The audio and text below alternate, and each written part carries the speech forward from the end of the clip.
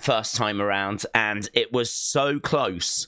There was so much controversy to it. Of course, Beterbiev getting the victory, but a lot of people feeling and thinking that Bivol actually was the one that got the victory there and should have had his hand raised. I genuinely, I've watched it a couple of times now, and I think it's really close. I can see why they went with Beterbiev. He ended the fight better. I think Bivol started really, really well and had really built up a hell of a lead, but Beterbiev just kind of really came back. So I think there's going to be a change in strategy here from both guys. I think it'll largely be the same sort of fight, but Beterbiev cannot leave it as late this time. So Beterbiev, I'm really expecting to see him going earlier, and I'm really expecting another absolutely incredible fight in our main event there. So we've had the weigh-ins. Beterbiev has come in at 175 pounds. Bivol has come in at 174.1. So Beterbiev coming in right on the line. Yeah, that should be an amazing main event. As well as that, we've got ADAMES taking on Sheeraz. That's for the WBC middleweight title. This whole thing is so stacked. Like, we've got title matches all kind of down the cards. So ADAMES against Sheeraz for the WBC middleweight title. I mean, this is going to be such a great fight. Both of them are big punchers, and so we should be seeing something quite special there. I think what makes this card so special is that really any of these could be headlining. There's so many different fights here that could be the top end of the card. So ADAMES against Sheeraz, really looking forward to that. Bivol against Beterbiev, the rematch. The whole world's looking forward to that. Zhang, I always enjoy watching Zhang because you never quite know what you're going to get. I mean, he's big, he's lumbering, but he's got a hell of a shot on him. He has got devastating power. 27 wins, 22 knockouts. This should be really fun because there's a lot of hype around Kabayel.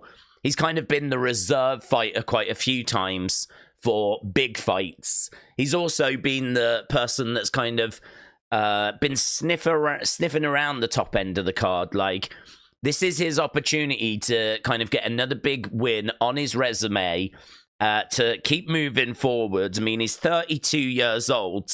He's 25-0. He's undefeated. Like, this is going to be a real eye-opening fight. Like, if he can get past Zhang, who's not easy to get past, he really does put himself kind of up at that top table. So, big fight there. Zhang versus Kabayel. That could really shake up the heavyweight division.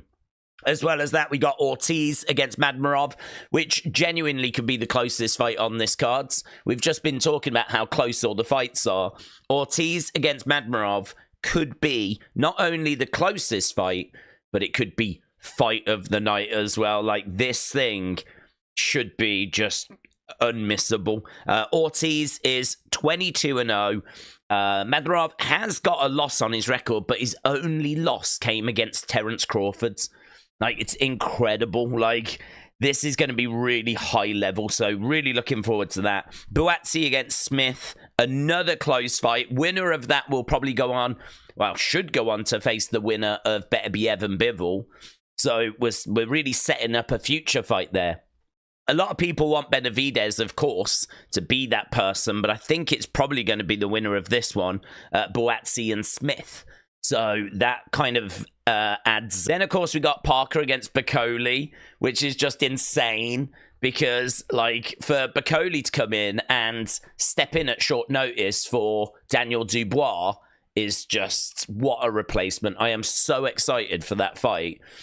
It's such a shame, actually, that he's had such little time to prepare. I mean, he's literally got off a flight yesterday. And so, you know, Martin Bakole was literally sat on his sofa. So I think he's not going to be ready for this. He's going to be a bit out of shape.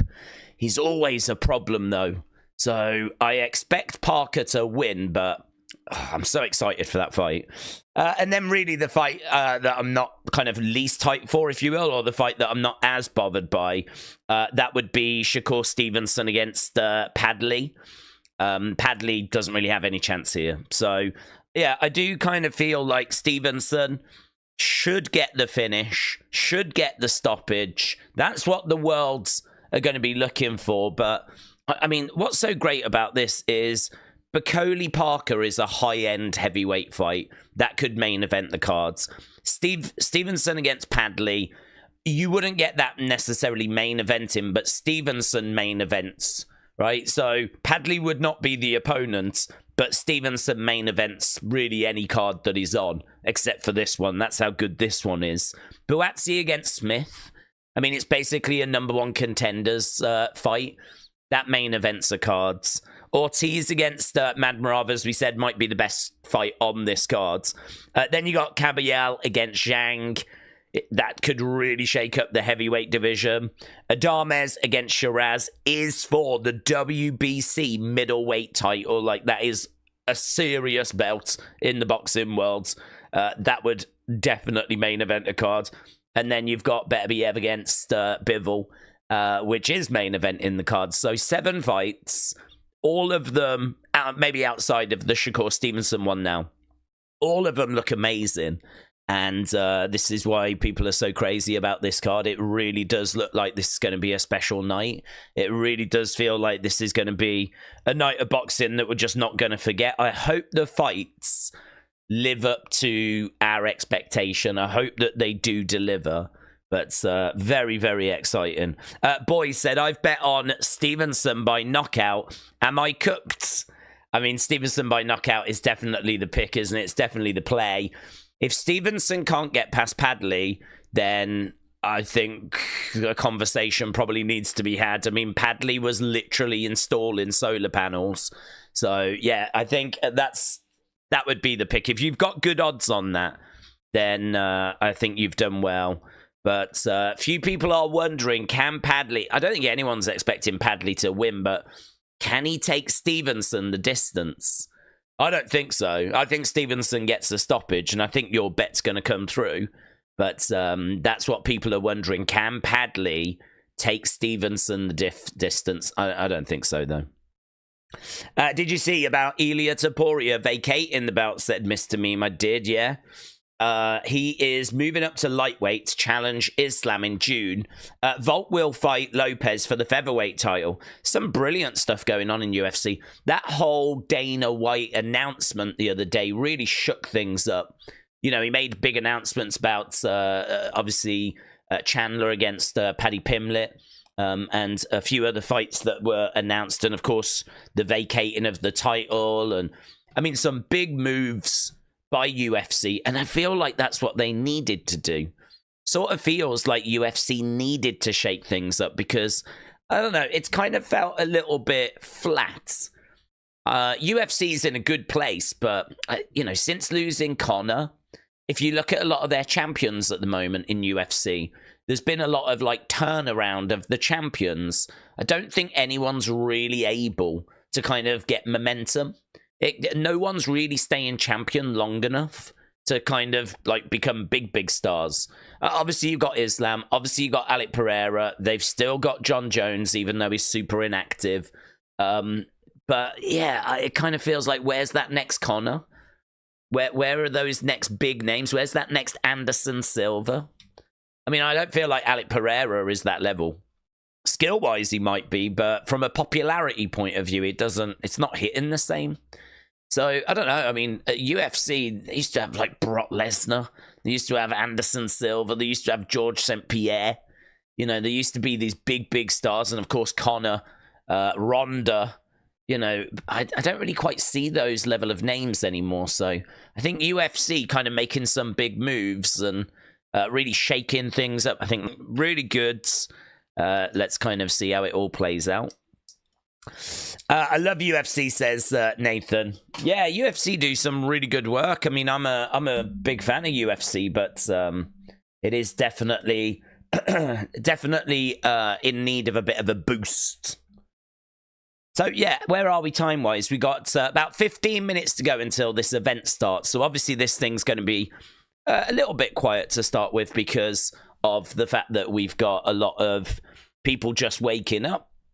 Over in America, it is probably coming up to about 11 o'clock, so people will be around. But this is definitely an event that if you're a boxing fan, you don't want to miss this.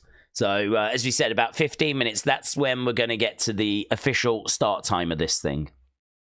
GM Haunts said it's so strange seeing a day's live stream bright and early in the morning after a SmackDown last night. Yeah, I didn't get a chance to kind of stick around all that much before I had to like go to bed, get a few hours sleep, get up, and now here we are again. So these early streams can be a little bit of a challenge, but you know, very excited for this one. And just listening to the commentators and just seeing inside the arena as well. I mean, it's not a very big arena. The problem with Saudi Arabia is that obviously there's not loads of fans that travel over there. But so this arena is, I don't know how many this can hold, but it is certainly smaller than some of the other arenas that we've had stuff in. But sometimes those arenas, they're loads of empty seats. So this might have a better atmosphere, actually. I think they said Benavidez will be in the crowd to build the fight with Beterbiev, says Raul. Yeah, I believe he is going to be there. I mean, it would be brilliant if they do put him next, because to be honest with you, that is the fight to make. But this fight that we've got on this card, which is Buatsi against Smith, that is for the interim title. So it does make them like mandatory. It does make them arguably next in line. But as we know, Turki Al-Sheikh can do whatever he wants, really. Like, he has got the money, and he can do what he wants. So fingers crossed that he does put Benavidez next, because that is very much the fight people want. Whoever wins that, Beterbiev and Bivol, put Benavidez in there. But yeah, Buatsi Smith, that is, you know, they're putting themselves right into that conversation. Technically, they should be next, but we'll see if it goes that way. You are correct. Days, I want your soul, says Azzy. I don't have one, but I don't have one. Days, hope you're doing well. Hope you have a great day. SmackDown was a bit boring. It was. And the Cody segment confused me, but I enjoyed Unseen. I can't wait for John Cena next Saturday. Should be good. There's so much stuff going on at the moment. Like, wrestling's obviously got a lot happening. Boxing's going crazy. We've just been talking about UFC, so there's a lot going on at the moment. Ninja said, I'm up late watching the United game. It's almost 2 a.m. here in Brisbane. Nice that you're doing a watch-along for this event, though, says Ninja. Ninja, shout out to you, buds. Yeah, we was never going to miss this. The only way that we would have missed this is if there was any sort of massive WWE event, but I would have been gutted. And to be honest, I mean, I don't think really WWE would do anything at this time. So maybe if they were in Saudi Arabia, but this is in Saudi Arabia, so we're doing this obviously instead. And yeah, I'm so pleased, because this is an event I was hoping we'd be able to catch. And it is stacked from top to bottom. What's your Rock compete radar? Is it high? Not for me, says Ninja. It dropped a little, but it's still higher than it was kind of 72 hours ago. If you'd have asked me 72 hours ago, I would have gave it a very, very small chance. But I think it's a bit higher now. I mean, it went up, and then we got the segment we got. But, I mean, he basically said, like, either turn heel or, and we don't know what the or is. So, you know, obviously Cody's got to make that decision. And if he says no, what does The Rock do then? So clearly this is the start of a bigger story. Clearly there is going to be more here. Clearly it can't just be Elimination Chamber and that's it. So I don't really know what he's committed to. I don't really know what he said he's gonna... I don't know where it's building to. I mean, I think it dropped a little bit. I mean, he was talking about how it doesn't have to be a fight and all of that stuff. But the point I made in the videos was, well, that he's saying that because, of course, he's expecting Cody to say yes. So what happens if Cody says no? So it's still higher than it was 72 hours ago. Finley said, I woke up today, checked social media, and I can confirm that Rock Cody segment was real. Dro said the Rock Cody segment was fantastic. But if the corporation is back, it's not off to a great start, says Nathan. Liam, hello, my friends. Hope you're doing well. Days, hope you enjoyed today and make sure everyone keeps their soul, says Kabayel. Yeah, guys, look after your souls. There are people out there trying to grab them. Andy, hello. Shout out to you. I hope you're doing well. A. Jobson said that he was watching Salvage Hunters there in Ostwick. It's beautiful. Well, thank you for that update, my friends. I can give you an update of my own. We are 8 minutes away from the start of this event. They have just got one of the early prelim fights on at the moment. I'm just kind of got an eye on it, but it's really about the 7 fights that we've got on the main cards.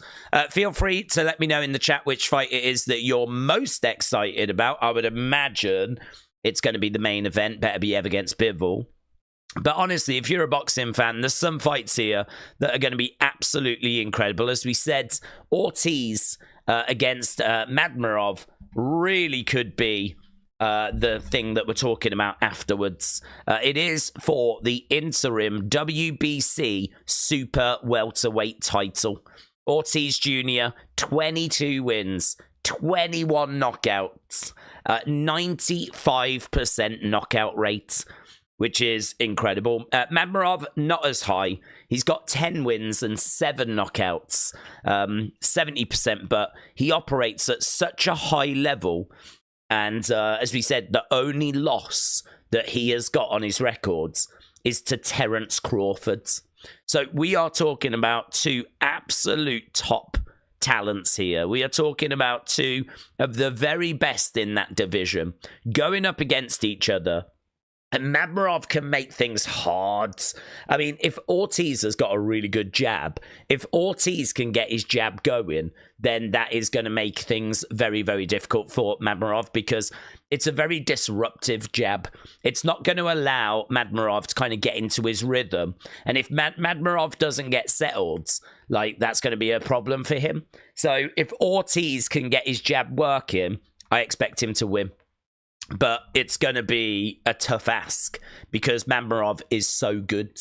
And Madrimov could absolutely kind of stamp his authority on this fight and could absolutely go on to get the win. So it's really, really difficult. I mean, Madrimov's that fight against Crawford, I think, has really kind of brought everything together for Madrimov. He was always like this work in progress. And I feel like that fight is going to bring out the best in him now because he's been in there against, well, the world's greatest, arguably. So I think that that is really going to be something which helps his development and helps him to kind of put the pieces together. And it's one of those where it's really close, but it might not be close because Madrimov might go in there and just look absolutely amazing. But then saying that, Ortiz, if he gets his jab going, he might go in there and frustrate. I can tell you on Tapology, it's 60-40 in favor of Ortiz. 60% of people think that Ortiz is going to get the victory. 40% think it's going to be Madrimov. And it's just going to be such a great fight. So that's the fight that, from an enjoyment point of view, I'm most looking forward to outside of the main event. But as we said, this whole flipping thing. I mean, I can't wait to see Martin Bakole. I love watching Martin Bakole fight. He's just like a flipping wrecking ball. And it's so, I don't know if exciting is the word, but when you want to talk about who the most dangerous men are on the planet, I mean, if you was to say Martin Bakole, I don't think it's that bad of a shout, to be honest. I don't think it's that bad of a shout. It's like if some people were to say Francis Ngannou, I'd be like, yeah, I can sort of see that. Or some people might say Tom Aspinall. I'd be like, yeah, I can sort of see that. Martin Bakole is absolutely one of those names, and he's on this card, taking on an incredible challenge in Joseph Parker, but not just any Joseph Parker, a Joseph Parker that is fight ready when Martin Bakole is not. So, oh my God, that heavyweight fight. I'm so looking forward to that as well. I think arguably a better fight than Parker against Dubois, which also would have been amazing. But obviously Dubois having to pull out. Reese said, buzzing for the boxing. Kyle said, do we think WWE will do a show in Ireland? If they do, would you like to see it? I'd like Ireland to get a show, yes. Do I think they'll do one? Almost certainly. But it's hard to say when, because a lot of countries seem to be clamoring for shows. I think WWE have kind of opened up to going international more. They're doing Ireland, aren't they, in regards to, is it like a Raw, like they're going to Dublin? I think, isn't there a Raw or something, a SmackDown that's going to be in Dublin? I thought one of them was. So I think there is a show in that regard. But from a PLE point of view, yeah, almost certainly. But it's hard to say when. But there's plenty of talent that come from Ireland. It's got to have been discussed. Top man, Liam, I'm a Brighton fan, says Reese. Days, do we think... Oh, we read that one about Ireland. Frankie, hello. Shout out to you. Rock cuts a promo following SmackDown and says, Cody, you have to go through the chamber to win night one, and then the winner faces me, says Ninja. What if Cody was to say no and The Rock beats him down and he says he's going to take everything from him, including his title? Rock books a match with him. Cody for night two. I can explain, says Ninja. I think the truth is it can go in a number of directions. That's my honest answer. I mean, it's hard to sit here and go, yeah, that's what's going to happen. I can't say that because, honestly, I just don't know where it's going. There are, I mean, hundreds of different directions the story can go. Because there is a theory out there that The Rock could go and get someone to be his guy. You know, he could go and get Drew. He could go and get CM Punk. You know, imagine CM Punk selling his soul to The Rock to be The Rock's guy. Imagine that swerve. And it turns out then that it's going to be Punk versus Cody. But Punk is a heel that's going to be working for The Rock. I mean, they don't really need Punk as a face. They don't need it. They've got Jay. They've got Cody. They actually do need another heel. So what if rather than The Rock fighting, someone fights for him? But once you open that door, all of a sudden it might not be Punk, it could be Drew.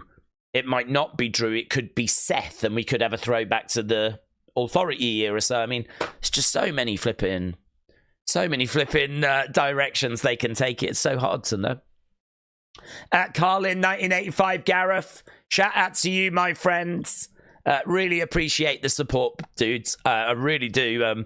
It's great to see so many people around for this boxing stream. And as we said, the prelims should be coming to an end real soon. So, Carlin, 1985, Gareth, really appreciate the support. He says, Days, I hope you have a great stream. Thank you, buds. Really appreciate that. And as I said, it's great to see so many people around us. We're just kind of starting up early on a Saturday morning, and we should be going over to this boxing event very, very soon. But I'm still confused about Rock, says Lance, but it was definitely interesting. I think there's not loads to be confused by. I think once you get past the whole "I want your soul" line, it is basically, you know, come and work for me. Come and be my right-hand man. Which, you know, basically turn heel, you know. That's the decision Cody's got to make, and in return for that, he's going to get everything his heart desires, everything his family's hearts desire, you know. So, yeah, I think it does make sense. I just think it was delivered badly. If Cena wins and we get Cody versus Cena night one, then whoever wins faces Rock at night two. That could bring the magic from last year. Maybe even Punk gets added to the match. That's how I would book it, says Ninja. I've got TNT Sports on, said A. Jobson. I think this is on DAZN, isn't it? I think this is a DAZN event. I don't think this one is on TNT Sports. I don't know if it's DAZN exclusive, but I've got it on DAZN in front of me right now. But no confusion. Sit down, shut up, enjoy the ride, says Kapata. It was definitely interesting. I agree with that. I don't watch boxing, but I love Dave. Frankie, shout out to you, my friends. Yeah, I hope you're doing well. So, right, we are done with this prelim fight. And as we said, this card's, I believe officially was meant to be starting around this time. So this prelim fight is done. And I'm not sure what the first fight is. You know, I actually don't know what fight opens the cards. I would probably open with Stevenson against Padley, because Stevenson is a really well-known fighter. And I think that it's kind of late enough in America where you can open up. A lot of America will want to see Stevenson. But that's a fight that doesn't really have much peril. Like, Stevenson should not struggle against Padley. So I think I would get that out the way, because I think all the other fights are quite close. Obviously, Beterbiev Bivol is going to close the show. Is Parker Bakole co-main? It might be. I know that Parker Dubois was co-main. I don't know about Parker Bakole, but I'm guessing they just keep it co-main. Unless maybe they open with that. Maybe they open with that rather than having Bakole sitting around. Just get him out there. Poor guy, man. He's had no time to prep whatsoever. I do feel sorry for him. But maybe I'm desperate for The Rock to wrestle at Mania. It's hard to forget last year and the magic we had. Maybe we can replicate it, said Ninja. Oh, well, I think there's definitely a chance, buds. I think there's a chance that he does, but as I said, I think there's lots of kind of directions that it can go, and I don't think they're going to do a winner of night 1 goes to night 2. The reason why I say that is because I think there's just too many people that need to be in that sort of main event position, you know? So I don't think they're going to want to kind of take up main event with just certain names. So I think that they'll have 2 proper standalone main events. But you just can't rule anything out, can you? I mean, it seems like plans are changing, cards evolving. It's very exciting. Very exciting. Whatever people thought about last night's show, they've definitely got an opinion on it. They've definitely got thoughts on it. So that's great. I mean, that's what you want at this time of year. So it was bonkers. And we've done a separate video on it to kind of get all of our thoughts in there. And everyone's got their thoughts on it. But I mean, in a way, it is the kind of thing you want to see, really. A big bonkers segment where everyone loses them. I would love to see Drew get involved with The Rock story, said Lance. Hello, Edwards. Days, I've got Parker beating Daniel, but I have Bakole murdering Parker. Bakole is a beast. He's the only fight that I don't want AJ to take, says Edward. That's interesting. How do you feel, Edward? Because I know that you know your boxing. You're a boxer yourself. How do you feel about Bakole literally being in the Congo? I think he might have been overseeing like some construction thing, because on his Instagram, he was showing like a building being erected. I don't think he was building it, but he was overseeing it, and he was kind of not... I think he might have been doing some light training. I think he had a fight scheduled for May, but he was not in any kind of camp. He's literally got on a plane from the Congo, landed yesterday, and now is on the verge of having to step in there with a fully trained, fully camped up Joseph Parker. Like, Bakole's a beast, but I don't know, man. I don't know that if he can go in there and shut Parker down early, that will be amazing. That will be amazing if he can do that. That'll be amazing. I've got Parker winning. I just think Parker's going to have to weather a bit of a storm in the early stages. I think he will. And then I think Parker will come through in the later stages. I think Bakole or gas, because he's had no time. And the thing with Bakole is we know when he isn't fighting, he can get out of shape. He can really get out of shape. So I've not seen his weigh-in. He wasn't at the weigh-ins. He hadn't landed. He wasn't there. So he wasn't at the weigh-ins. I didn't see what he's actually weighed in at, but some people are thinking he could be weighing in at around the 300-pound mark. I don't know if that's not been announced, actually.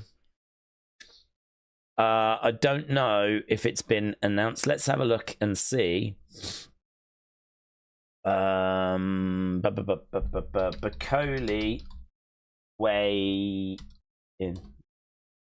Martin Bakole, Jesus, 4 hours ago.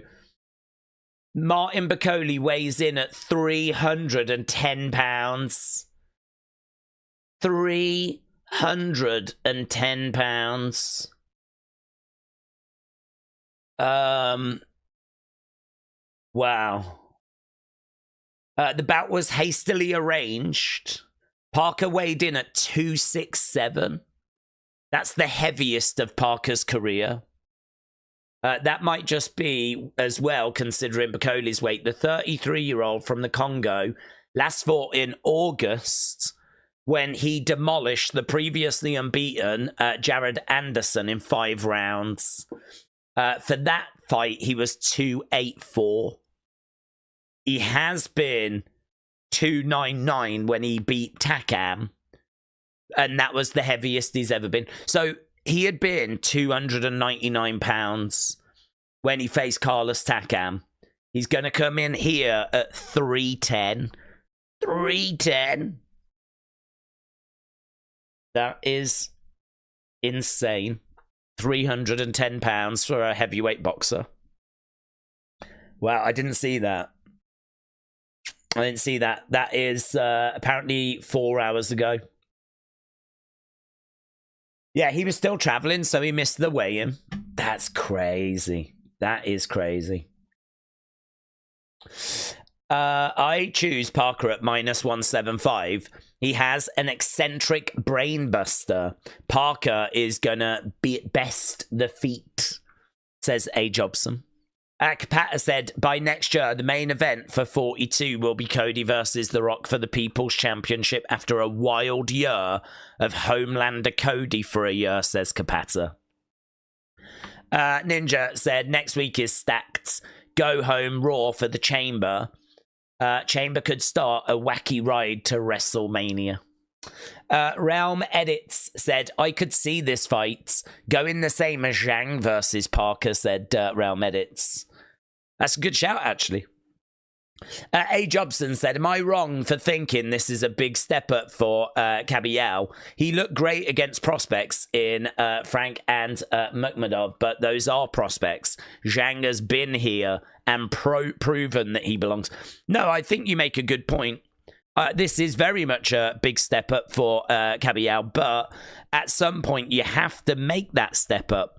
At some point you've got to get to this sort of level, and the question is, at the age of 32, with a record of 25-0, with 17 knockouts, is he ready for this level?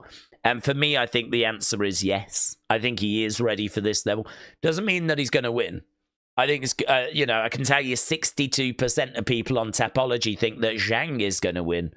So it's hard to know which way it's going to go in the fight, because it could go either way. You're absolutely right. Zhang could really use that experience. And he's coming in 9 years older as well. But then equally, I don't know that Zhang is quite the fighter that he was in the past. Zhang's just had a few wobbles recently, like that loss against Daniel Dubois, which, there's no shame in losing to Daniel Dubois, but I don't know. I thought that was going to be a real test for Daniel. I didn't think he was going to get past him, and he did.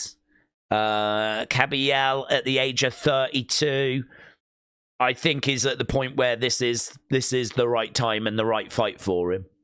So, yeah, this is going to be really good. I can't wait for it. But you make a really good point of Has he fought anyone of this caliber? And I would say no. I'd say this is going to be his toughest fight. Days, looking at the fight this way, Ruiz Joshua, one fight, Parker prepared for Daniel. I think it could go the same way, but anything is possible, and especially in the heavyweight division. Yeah, I mean, Martin Bakole is a real dangerous fighter. Martin Bakole can turn anyone's lights off. I mean, as we said, you could make an argument that he's one of the baddest men on the planet. At the age of 31, 310 pounds. He's got devastating power. Although, saying that, 21 wins and he has got 16 knockouts. Like, there are 5 people that have managed to go the distance against him. And he does have a loss on his record as well. So, I don't think it's quite right to make out that he's like this complete unstoppable force. He is someone that is beatable. Joseph Parker is one of the best in the division.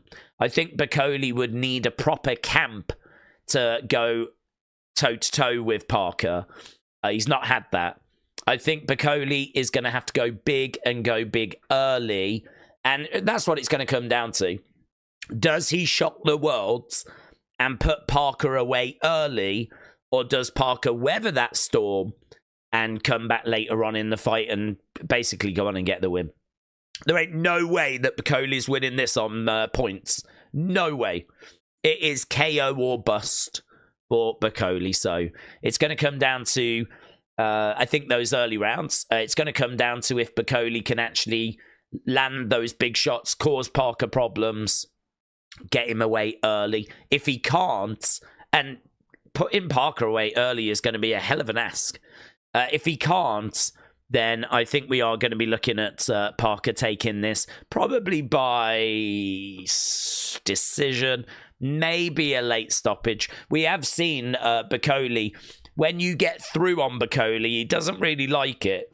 When you make him uncomfortable and you're swarming him, he doesn't really like it.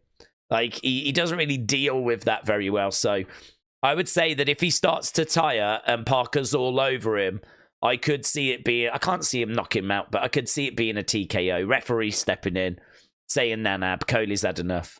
There's just not enough in the gas tank, you know? Because the thing with Bakole, as we said, is that he's just not had any time to prepare for this. But, I mean, he's a problem. He is a problem. So, I'm personally going to go Parker. But, oh, God, I can't wait for that fight. I've got Kabayel at -160. He's got a formal jab. Kabayel isn't about to hamper the octagon, says A. Jobson. Weighed in this morning, 85 kilos, says Kapata. Parker Bakole is very intriguing in the ring and outside. How ready is Bakole, and what shape will he be in? And will the jet lag affect him from a long flight? Do you know what? I actually don't know how jet lag kind of affects a fighter when it comes to the bell ringing. I mean, if you're tired, then obviously it's going to affect you. But I don't know. Equally, when you're in there and you're in a fight and someone's trying to take your head off, I would imagine adrenaline kicks in. I don't know that I've ever really heard anyone complain about jet lag as an excuse, but I'm sure it's been used. I will be very surprised if Bakole loses and he uses jet lag as his excuse. I think I think he can turn around and go, I had no camp. I had no time to prepare. But it is true, though. I mean, going from the Congo to Saudi Arabia, that's not a short flight. So, I mean, it absolutely could be a factor. I'm just trying to think if I've ever heard it before, and I can't remember hearing someone blame it. So, I think he would probably just say, look, I took it on short notice. I gave the best account that I could. Hopefully, people are going to recognize that, and hopefully I get another opportunity, but one where I've had proper time to prepare. I'd imagine something like that would be said afterwards. But because when they got banned, they changed one letter and they come back, says Kabata. What with these accounts, these spam accounts? Yeah, they are annoying. I mean, they're gonna be around all night, aren't they? I mean, it's just going to be a case of shooting them down as they appear. I don't really get them either, to be honest. I don't really understand, because they don't even share links or anything. Are you meant to, like, click on the name or something? I don't even know what they're there for. I don't really know. Are they just meant to be, like, adverts or so? I don't know. Wrestle with Andy, hello. Said, are you doing your dong tonight? Sadly not. I'd love to. I'd love to do your dong tonight, Wrestle with Andy, but because you know me. But no, everything this week went into getting ready for this, so I haven't even had a chance to look at UFC. Plus also, to be honest with you, I mean, I've had a few hours sleep between SmackDown and this one, but not enough to really keep going all the way through and do UFC as well. So I might, after this event, try and get a couple of hours more sleep, then get up and then obviously try and see what's been happening in the wrestling world after the bombshell that went off last night. So it's just there's just so much going on at the moment. It really is. I haven't even had a chance to do the review. I ran out of time. I really was struggling with that, so I didn't get a chance to do that. So I'm going to have to see if I can do something over there with that as well. So, but that's by the by. We're obviously dialed into this. We haven't gone to our first fight yet. We've just got the pundits. They're just talking amongst themselves. So we are still waiting for the first fight. I actually don't know what the first fight's going to be, but the pundits are kind of talking amongst themselves at the moment. Edward said, I think now Daniel will fight Usyk. Parker wins. I've got him fighting AJ in a final elimination for the winner of the fight. What? Hang on, you've lost me. I agree. I think Parker will go on to fight Usyk. I agree with you on that. If Parker wins, have him fight AJ. Yeah, something like that. I mean, I think that Daniel goes on to fight Usyk. I think that's going to be a shame, actually, for Daniel. Because I think he won't have had, like... I think he would have really benefited from fighting Parker. And I think then he would have been able to have had some real momentum. This illness means that he's probably going to have to go into a fight against Usyk pretty cold. Like, not with a great deal of... I know he's just coming off some good wins, but obviously they're going to have been a little while ago. Like, this illness is a real problem. I mean, I think Parker was going to be a hell of a test for Daniel. I think Parker was going to be really difficult. I hadn't quite made my pick as to who was going to win, to be honest with you. But I really thought that this was going to be a problem for him. And, now he's been robbed of... what he would have hoped would have been a victory. And then, of course, going on to face Usyk. So I think that he skips that now. And I think he goes on to face Usyk. I think Usyk will win that. I don't know where that's going to leave Daniel. And then, of course, AJ... Will AJ fight the winner of this? You know, if Bakole wins here, will it be AJ next? I mean, if Parker wins here... It's a bit harsh, isn't it? Because Parker was meant to be fighting for Dubois' championship. So it's a bit harsh on Parker for him to now be fighting Bakole for... No, I don't know if this is an interim belt, but it's not a real world title. And then if he wins, he's going to fight AJ. Again, for no real world title. No, there's no world title there at all. So, I don't know, man. I feel a bit sorry if Parker wins this. I feel like Parker's been screwed here. Because rather than fighting Dubois for a world title, he's now got to find himself in a fight with Bakole. A fight that no one wants. He's going to be fighting Bakole tonight. And then if he wins, what's his prize? AJ. I mean, AJ's a good payday. But I don't know that Parker's motivated so much by that. I think he wants to be a world champion again. So, really, it should be that it's the winner of this fight's Usyk, or it should be the winner of this fight's Daniel Dubois, the fight that Parker was meant to be having. I do feel a bit sorry for Parker if he wins this and his prize is someone that's not a world champion.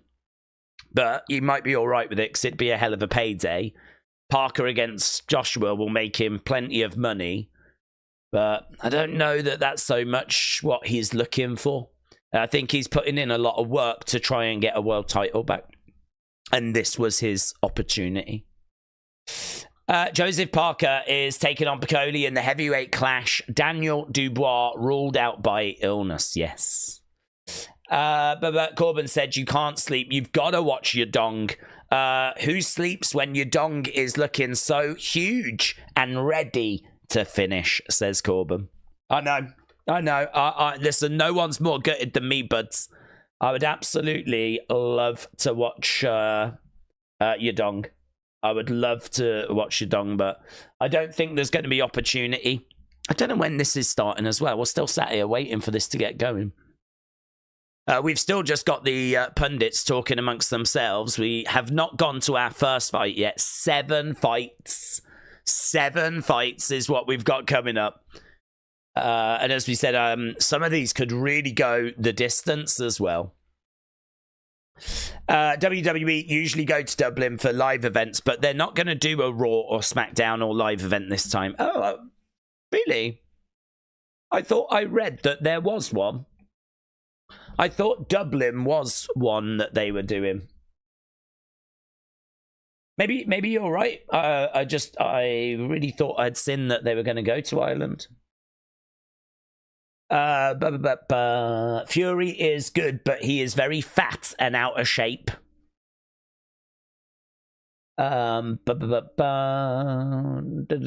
Fury is trash. Oh, I don't know where Fury. I don't know what's happening with Fury, to be honest. Oh, they're doing Belfast, which is Northern Ireland. Perhaps I was looking at that. So, yeah, they're doing Belfast. I thought Dublin, to be honest, but they are going over to Ireland, Northern Ireland. Yeah, it was probably Belfast that I saw.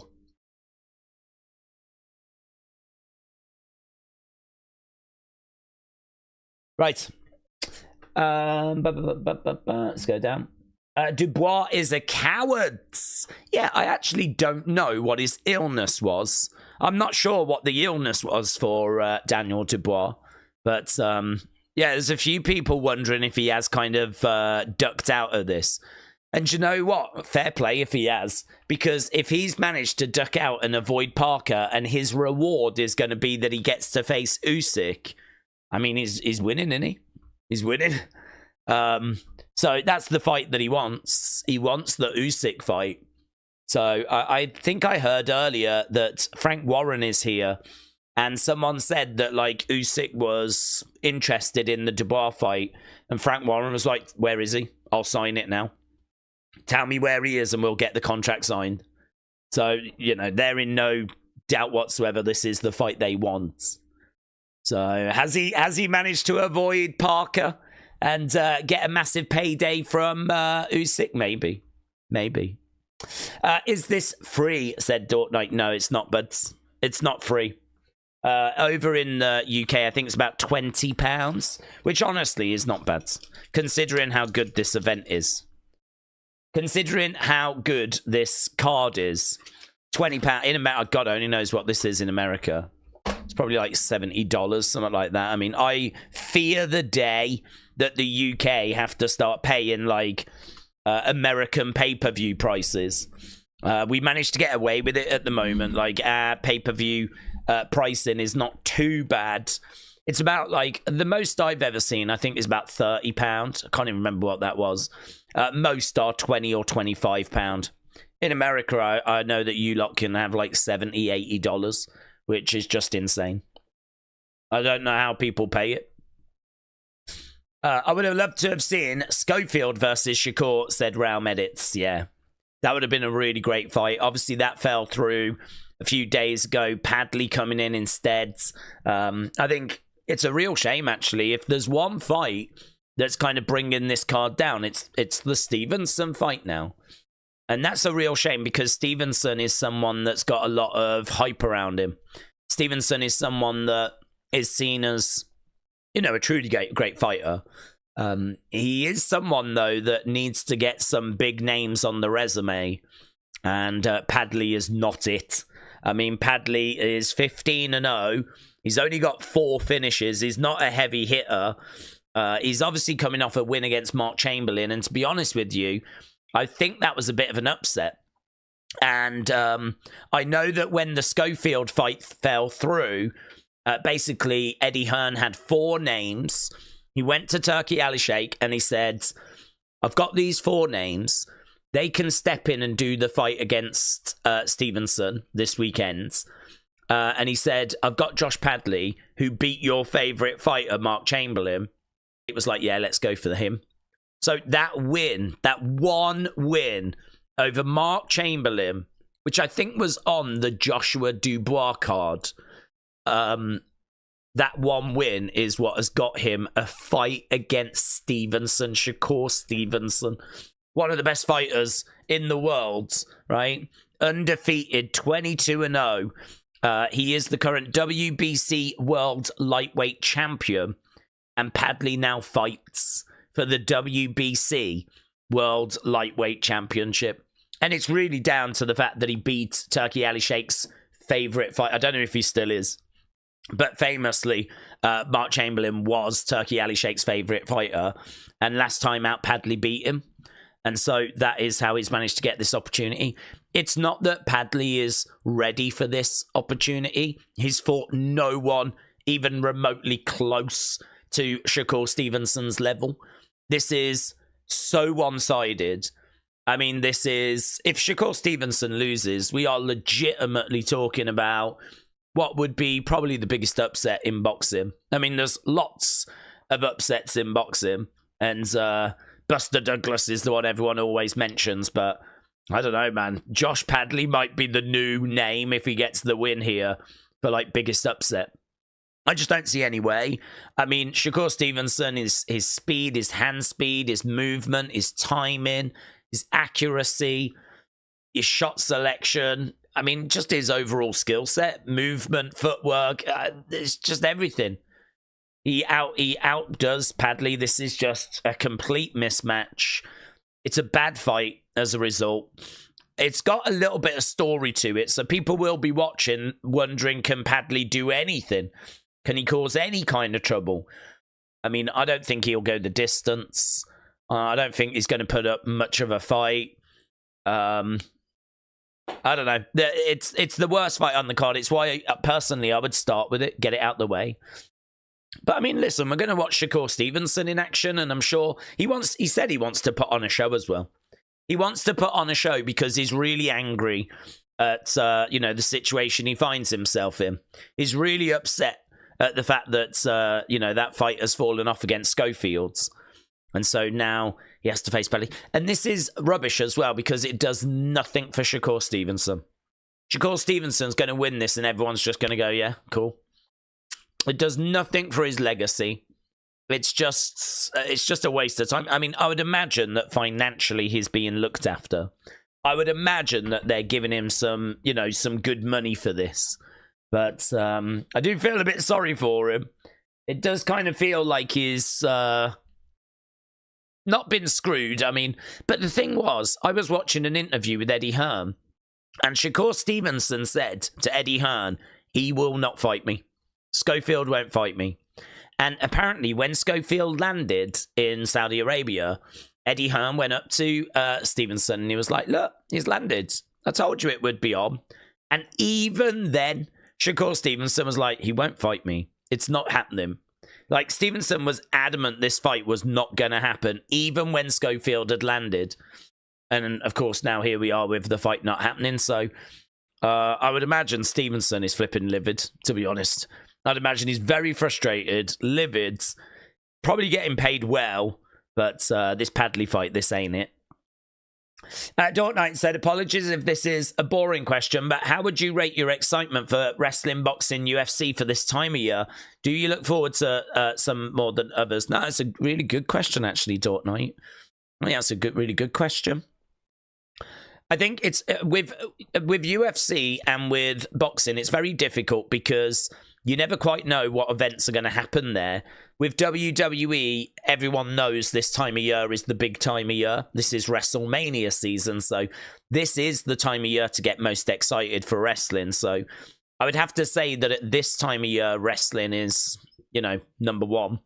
And to be honest, we're a wrestling channel, so wrestling's normally number one. But I mean, obviously, what's great about what we do is that wrestling doesn't take place every Saturday. In fact, you know, it only takes place on a Saturday a couple of times, well, once a month, really. So that leaves us plenty of time for boxing and UFC. And really, those cards can just drop at any time, you know. UFC do have a couple of big cards. They have one in, like, is it July or August, like International Fight Week. They go big for that. They go big for the Madison Square Garden card as well. So there's a couple there that they go big for. Like end of the year is normally a big card. There's normally a big card in the summer. So there's a couple of like windows where you know UFC are going to go big. There's a window where you know WWE are going to go big, which would be WrestleMania, SummerSlam. Boxing really is just any time. It's whenever they can make the fights, isn't it? There's not really so much a window there. It's really about when are the fighters available. So boxing is very unpredictable. So boxing, I can never say there's a certain time of the year that I'm most excited. It's just really about what fights are coming up. So I do feel a little bit deflated with boxing at the moment, only because I love the heavyweight division, right? I love watching all the different divisions, but I do love the heavyweight division. And I sort of feel like Usyk's cleaned it out. I sort of feel like, I don't know, there's big fights. There's always big fights, but who's going to stop Usyk? I mean, could Bakole be that guy? Could the size of Bakole, could he get the job done against Usyk? Like, I don't know. I would love to see Usyk lose. I really love Usyk. I'm a fan of Usyk, and I really love what he's been able to do. But I think he is a challenge, a puzzle that no one's been able to figure out. And I would really love to see someone figure it out. I would really love to see someone actually crack the code and to see what it would actually take. Because if he just retires unbeaten, then we never saw anyone beat him. And, I mean, like, that was it. No one could ever figure it out. But I would really love to see someone do it.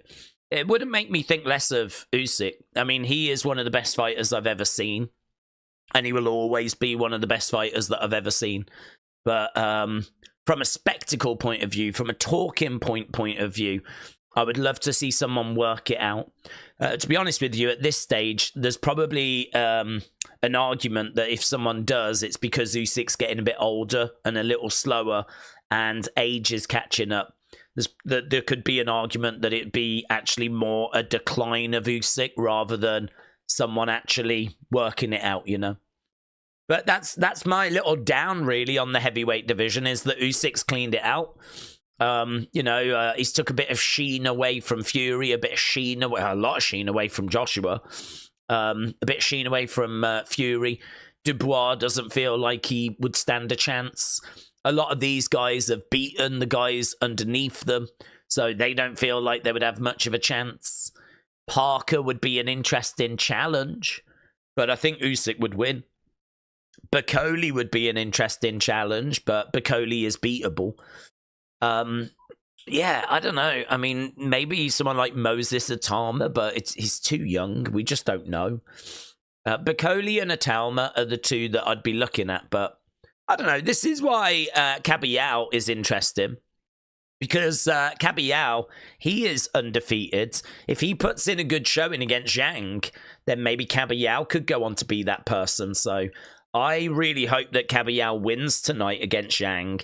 And I hope that he can, you know, go on, get a big fight, another win, and kind of work his way up. I'm looking for something to wake this division up.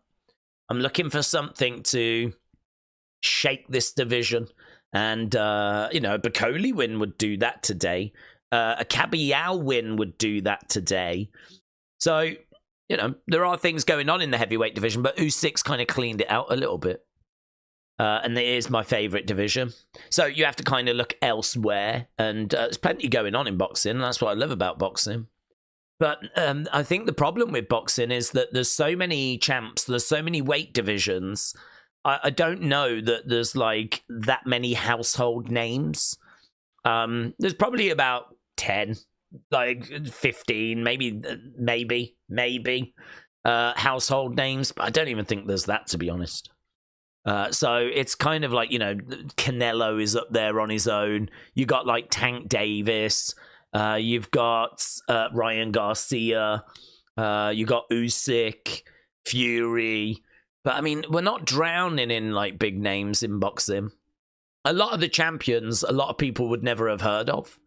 So it can make things a little bit tricky. It does feel like boxing needs shaking up. And I think that is happening. Because we know that TKO are going to start their own boxing league. That's going to be interesting. We know that the Saudis are continuing to put money into boxing and putting on these mega cards. I mean, this is a great way of showing off a load of names that people might not be familiar with. You know, your average boxing fan is probably not going to recognize a lot of the names on this card, to be honest with you. Is the average boxing fan going to recognize Buatsi? Or Madrimov? I mean, I don't think so. Or Bakole? Is the average boxing fan going to recognize Bakole? I mean, Bakole has not really fought big names. He's that killer that we all know is around, but everyone's avoided him. So he's not had that sort of big showcase fights. So I feel like there's a lot of names here. Kabayel, is the average boxing fan going to know Kabayel?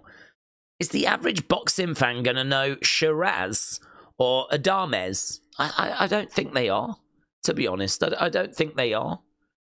So I sort of look at this and I'm like, it's a brilliant card. Loads of great fighters, loads of great fights.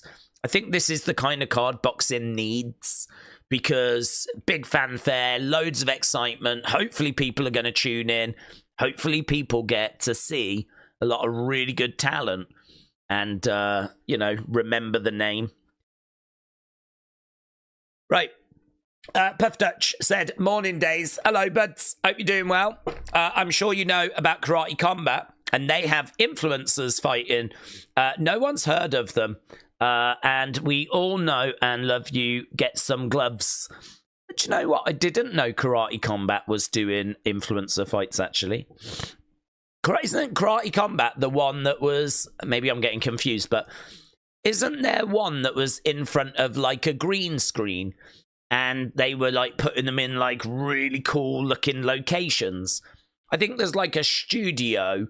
And I think it's like a big green screen studio. And then they would obviously make it look like they were in these really cool locations. If that's the one I'm thinking of, I've seen a few of their events. They look really, visually, they look amazing. I think that was Karate Combat. But I didn't know that they were having influencers fighting in that. So, yeah, that's not, as you can tell, not quite on my radar. But that sounds fun. I wish boxing had more love. It's definitely not where it was in the 90s. No stars really now, said Puff Dutch. Yeah, there does need to be some work done with that. I think we are seeing that work. As we said, Saudi Arabia are obviously pumping a lot of money into this, you know, into boxing. And TKO are going to start a boxing league. And we haven't had details of that revealed yet. So, very interested. Got another fight happening here that's a prelim fight. I thought this thing had started at 4, but it seems like they're just going through some prelim fights at the moment.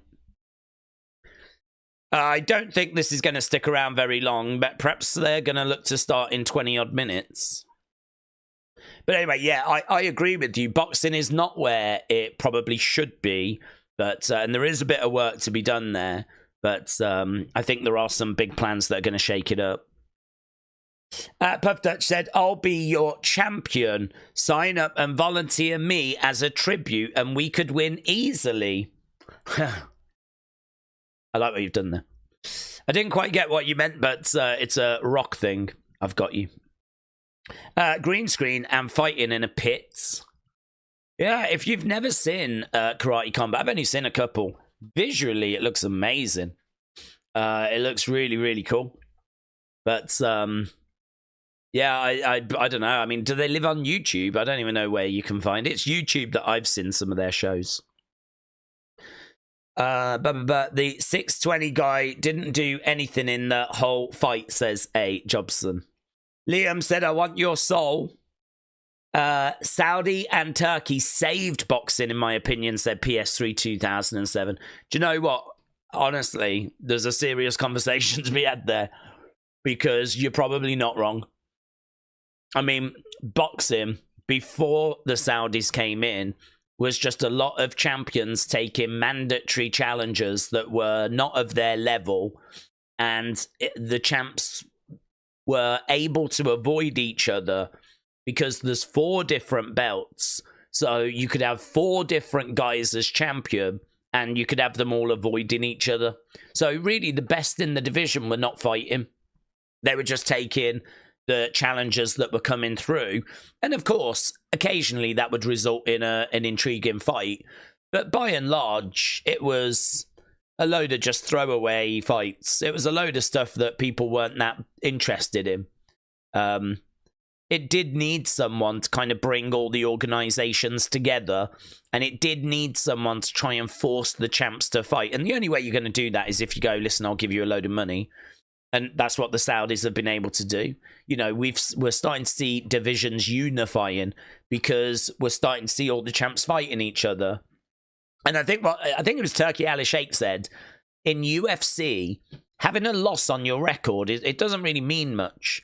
It means that you lost, but everyone loses. Everyone loses at some point.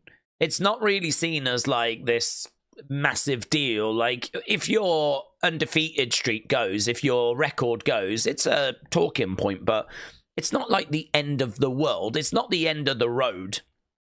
And I think very much Turki Ali Sheikh wants to get boxing into that mindset of like, don't just face a load of nobodies to get your record padded and then continue to just waste your career. Like, challenge yourself, take the big fights. Let's create events that people want to see. I can financially reward you for doing that and taking that risk. But it needed that money to come into the sport so that the boxers would have the confidence and the desire to actually do that. And so, yeah, I agree with you. I think there's a very serious conversation there about where would boxing be without this investment. You know, where would boxing be? I think it would be in a very sorry place, to be honest. In America, we only know Tyson, Floyd, Canelo, Manny, Garcia, and Tank. People learn boxing a lot here, but they don't follow the sport. Yeah, I agree. I mean, those are the kind of names that I would expect people to know. I think if you know your boxing, if you do really follow boxing, you're obviously that's going to open it out more. But your average boxing fan, probably like 15, 20 names, something like that. And if you think about the hundreds and hundreds and hundreds of boxers there are in every division, let alone like overall, just in every division alone. I mean, boxing is very different to UFC. UFC has obviously got a very limited roster. Whereas boxing is worldwide, loads of different promoters, boxing all over the world, and it's really bloated. It's really big, and it's like the Wild West in a lot of places. I mean, there's a lot of corruption. There's a lot of records being padded. I mean, there's just a lot about boxing that's unsavory. Which is why I think the Saudis coming in, certainly trying to look after the top end, I think is great. And, you know, giving us cards like this is brilliant because, well, I mean, this is what boxing fans deserve. They deserve these kinds of cards. And, yeah, I mean, I've got praise for what the Saudis are doing. You know, people might not agree with, you know, the human rights and all that. And I get, like, the whole uncomfortable and the sports washing argument. Like, I understand all of that, but putting all that to one side, I mean, what they've done for boxing has been a breath of fresh air. They have really kind of risen it from the ashes. And I think they care as well, because obviously they've restarted like Ring Magazine as well. I think Turki Ali Sheikh really knows like what's going on. It's not that they're hands off and they're just throwing money at it and they don't know what's happening. Like, you know, Turki Ali Sheikh's got an idea of who he wants. I mean, I heard a rumor, and I don't know if it's true, but as soon as Dubois was out, I heard a rumor that Turki Ali Sheikh was like, I want Martin Bakole. And he said, that's the fight I want. Go. And they had to logistically try and work it out, and obviously they did. But, you know, Turki Ali Sheikh knows the big players. He knows who deserves opportunities. I mean, he's in constant meetings with like Eddie Hearn and Frank Warren and the different promoters. Obviously, we're seeing more promoters coming over now. I think they're seeing what's happening. And we're really starting to see a lot more different promotions coming over to Saudi Arabia. So I think that this is, as we said, really good for boxing. How ready will Bakole be, said A. Jobson. I don't think he's going to be that ready. I mean, he's going to have to get the finish early. It's a fight I'm really looking forward to, because Martin Bakole is a big problem. Huge right hand, very dangerous, incredible power, very unorthodox, awkward, big, lumbering, but he does have high volume. I mean, for someone of that size, you would imagine that he would be slow and plodding and low volume, but he actually isn't. He's someone that's actually got really good volume, but I don't know, how good is his volume going to be when he's been sat on the sofa? How good is his volume going to be when he's not had a proper camp? So, you know, there are definitely concerns there when it comes to Martin Bakole. There are definitely concerns that he's not going to be able to put in the kind of performance that you would normally see from Martin Bakole. He really might have a few rounds to get Joseph out of there. He might have a few rounds to do it. And I just don't know that he's going to be able to be honest. I think Parker's going to be too switched on. I think he's going to be too agile, too mobile. He won't have prepared for Martin Bakole, but I don't think he needs to prepare too much here.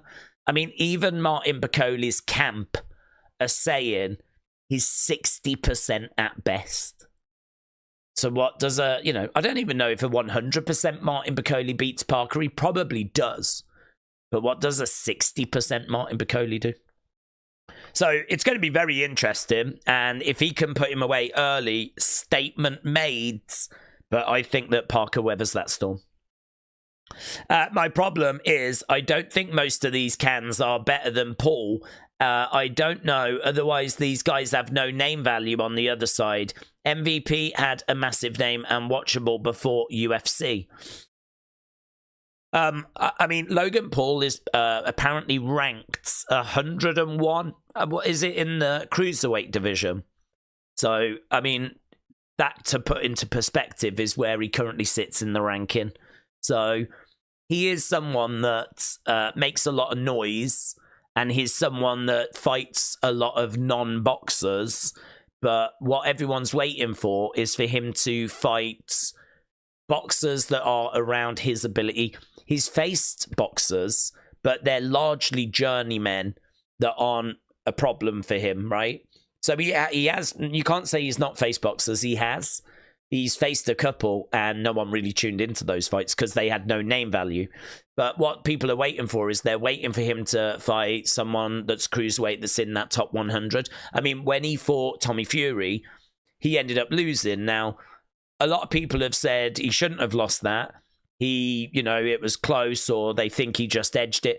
I don't think anyone would say that Jake Paul put on a masterclass, though, against Tommy Fury. I don't think anyone would say that Jake Paul completely destroyed him and, should have got his hand raised. Well, obviously, that was a little while ago now. And I think if you used to do the rematch now, it could be very interesting because I'm sure Jake has actually kicked on. I'm sure Jake is in a much better place now than he was then. But I don't think that we are talking about Jake Paul as being like a serious threat in any division to the real top end of boxing. I think that he is someone that could definitely get into the top 100. I think he's definitely someone that's... I don't know. I don't actually know where his ceiling is at. But what I do know is that he keeps wasting time. A fight against Mike Tyson did nothing for him. I mean, if he got anything out of it other than money, it would be to know that he can step in there with who was formerly the baddest man on the planet, right? But we all saw the Mike Tyson that he fought. You know, that was not a challenge. I mean, Jake will have had... every sparring session would have been more difficult than what he had from Mike Tyson. I mean, Mike Tyson is just in bad health, in bad shape. He's Mike Tyson in name, but he bears no resemblance to the fighter of... well, the fighter that retired, let alone the fighter from the 1980s. So I think that was a really bad look for Jake. I think a lot of people tuned into that, and I think that really hurt his stock, actually. I think that a lot... because the criticism of Jake is that he's a joke, he doesn't take serious fights, and all of this sort of stuff. And then, I don't know, was it 60 million, 100 million tuned in? And everything people said about him was true. Like, everything people said about how he is just fighting old people, and he's fighting old people that can't fight back, which, you know, is actually a bit cruel, because some of the people who've been fighting have been older, but they've still had fight in them, you know?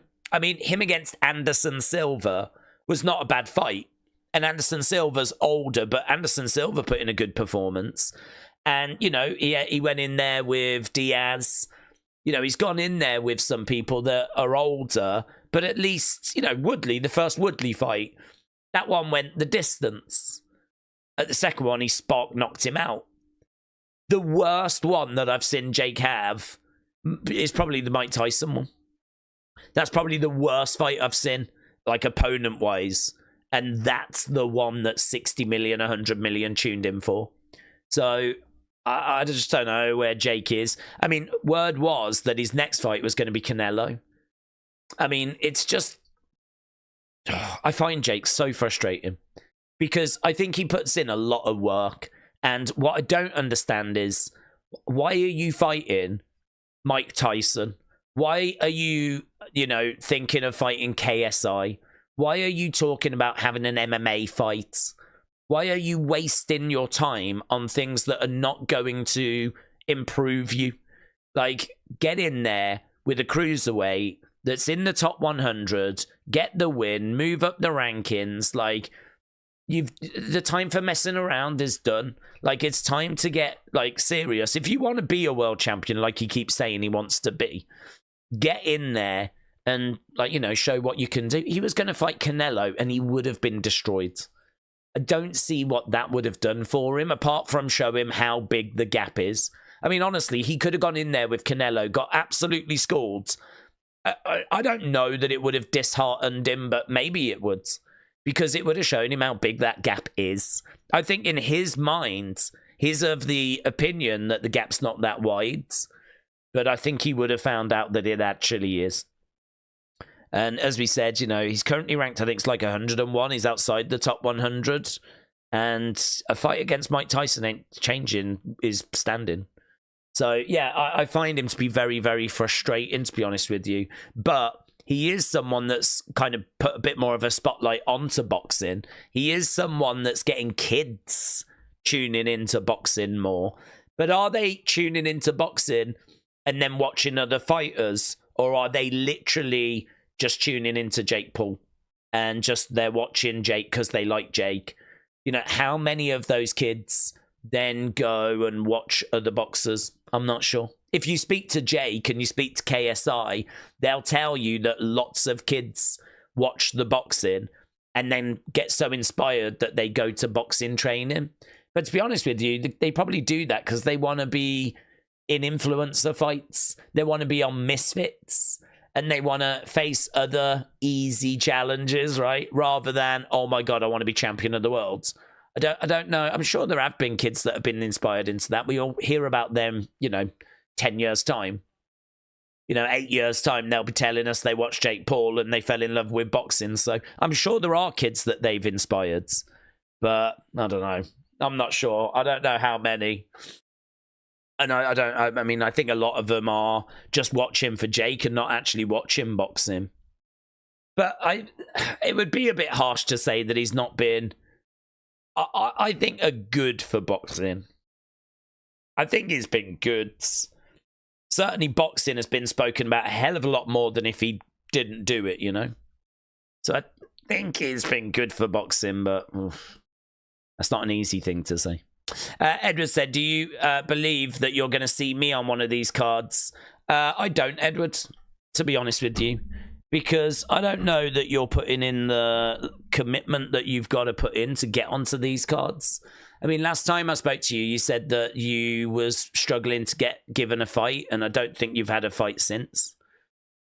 So, I mean, since I don't know when your last fight was, but, you know, you've got to move. Like, life is passing you by, and you'll turn around and you'll be at a point where it's just not possible anymore. Because you know what it's like in this game. You've got to be active all the time. There's people that are day in, day out in the gym, working towards their next fight, sharpening their skills.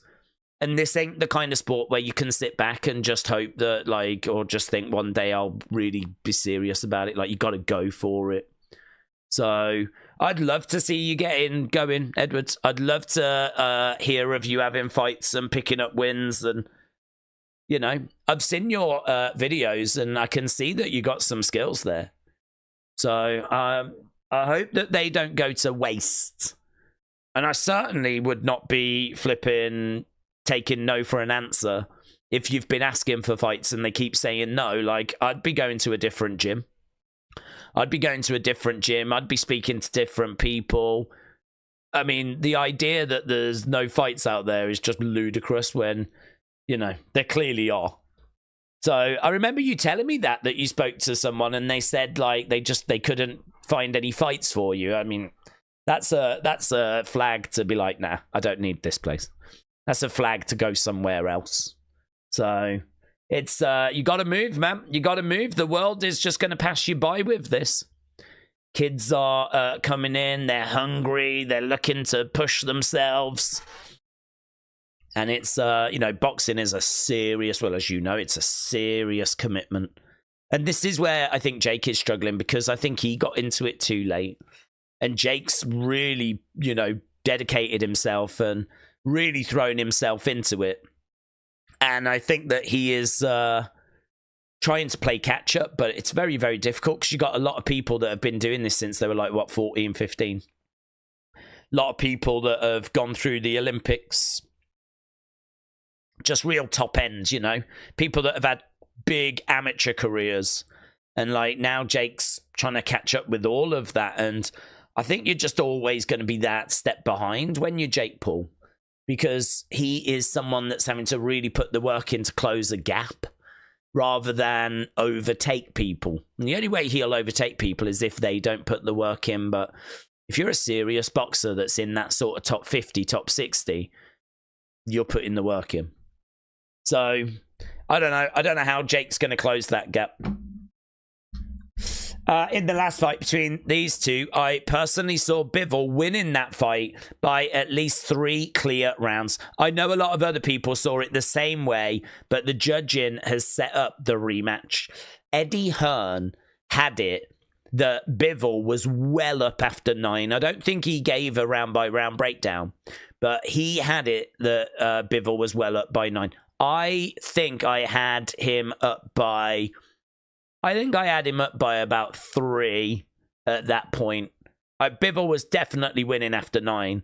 But then I agree, 10, 11, 12 go to Beterbiev. Beterbiev takes those final rounds that he needed to take. And so I think it was really close. A lot of people in the arena were like, I just don't know. Yeah, it was so close. I genuinely would not have minded the draw. But then you've got people that say Bivol definitely won. You've got others that say Beterbiev definitely won. I mean, I think you're right. At the end of the day, it's set up a massive rematch, hasn't it? It's set up a massive rematch. Edward said, Days, I'm not going to lie. I've not fought since 2015. I mean, that is 10 years, but that is 10 years. I'm 84 kg. I'm cutting down to 75. The best bet is probably on a small influencer card, said Edward. I think that you've got to get into a gym. You need to be working all the time. I mean, if it's one of those where you either do it or you don't do it. And if it's like a little hobby and it's something that you do on the sides, you're going to struggle to get onto an influencer card because, I mean, I know that you've got like not a bad TikTok following there actually, but you know the sort of numbers that those influencer cards are looking for. I mean, those influencer cards, they're really after people that are in the millions when it comes to subscribers, and maybe you can get away if you've got flipping 800,000 or something like that. But you know, those influencer cards, the reason for them is because they want the followers of the influencers to tune into the event. That's the whole point of it, isn't it? Like, we don't have big names in regards to boxing names, but what we do have is we've got such and such that's got 1.2 million YouTube followers, or we got such and such that's got 1 million Instagram followers. So I mean, when it comes to influencer cards, like, you need those sorts of numbers, and getting that is a challenge. I kind of feel like when it comes to influencer boxing, you sort of don't do boxing, you build your online following, and then what you do is once that's been built, then you start doing boxing training. But this is why influencer boxing is a low level, because these are not people that have been boxing the whole lives. They've pretty much spent their lives building their online presence. Bottom line is, if you want to get into boxing, you have to be dedicated to something, like all day, every day. Like, if you want to get into influencer boxing, you got to build your brand. You've got to build your following. You've got to become a bigger name so that you can then get onto those cards. And if you're not doing that, then you need to be doing boxing, and you need to be dedicating yourself to that so that you can go through the traditional way of getting onto boxing cards. I mean, people always are looking for boxers, you know. I mean, you don't want to fall into that kind of journeyman type category, but there's always opportunity. There's always opportunity. I mean, I don't think the only option is a low influence card for you. I think, you know, if you put that work in and, like, you know, start turning some heads, I mean, I can't see why you can't get onto just cards. I mean, boxing gyms must be able to get you in on cards, but that's a whole conversation that you need to have with them, really. And if you've not been able to get a fight for like 10 years, I mean, that's before this channel started. This channel started in 2016. So, I mean, I would say you've got a long way to go, buds. But Edward, you are still young. If you just start at local shows and then maybe influencer boxing if you gain a following. I'm currently at a gym. I'm just starting to cut down in weight. I'm dying for a fight. It's been ages, says Edwards. Yeah, listen, I would love nothing more than for you to, you know, get into that rhythm and start getting fights, buds. But it's one of those where, like, you gotta stand up for yourself. You've got to make it happen. Like, you can't accept them saying we don't have anything for you, or not giving you the time of day that you need or whatever. Like, you gotta make it work. Otherwise, you know, the years will go by. I agree, though. I mean, I think, was it Jake just said you're still, you know, what, 21? I mean, you're still at a point where you can make that decision and get going. But it is kind of a now or never situation, isn't it? Because you don't want to turn around and see that you're 23, 24, 25. You don't want to find yourself, because it's over then. It's over. I mean, all of a sudden, then you're taking on people that have got crazy amateur careers that have been very active, and you're in that situation where you're playing catch up. So,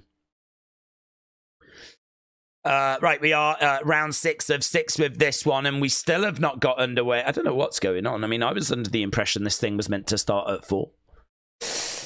I think both are more prepared and healthy for this rematch. Beterbiev will be seeking the knockout this time. Bivol is a very smart boxer, and I think he's figured things out even more this time. I think that, I think that it's going to be a better fight this time. I think that Beterbiev is going to not leave it as late. I think Bivol is going to not give away rounds as big as what he did. I mean, I think that he really got himself into trouble towards the end of the fight. But a lot of people still had him winning. So I think you're right. Both are going to be better prepared. I do think that Beterbiev is going to be looking more for that knockout. That could work in Bivol's favor. I do think Beterbiev's going to start earlier than he did.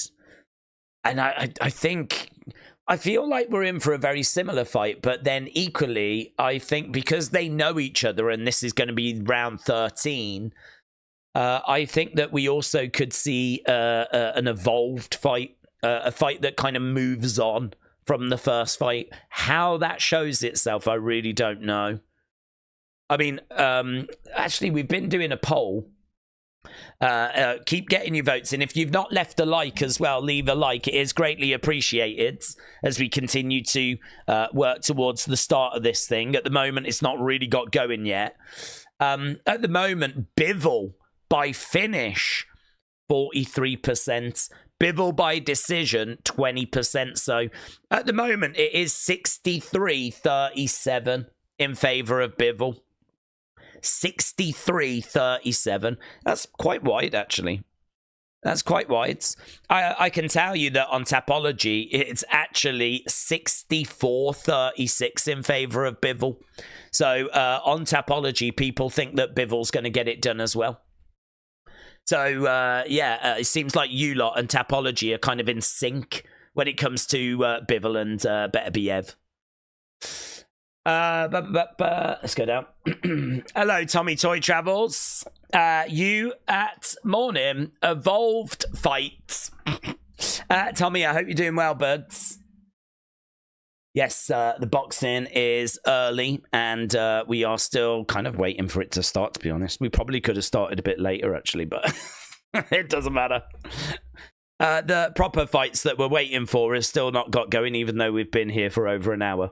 But that's okay. Jake said, no worries, Edward. Hope you get a fight soon, and hopefully I get to see you on the TV in future. James, hello. Hope you're doing well. Welcome. I think you've come in at a good time, actually, James. We've just been watching these kind of prelim fights, not really paying them much attention.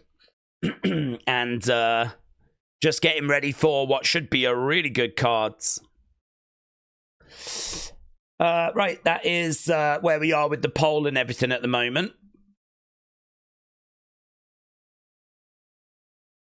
Canelo is fighting in May. Who's Canelo fighting? Who's Canelo fighting? Canelo boxing is fighting in May, is he?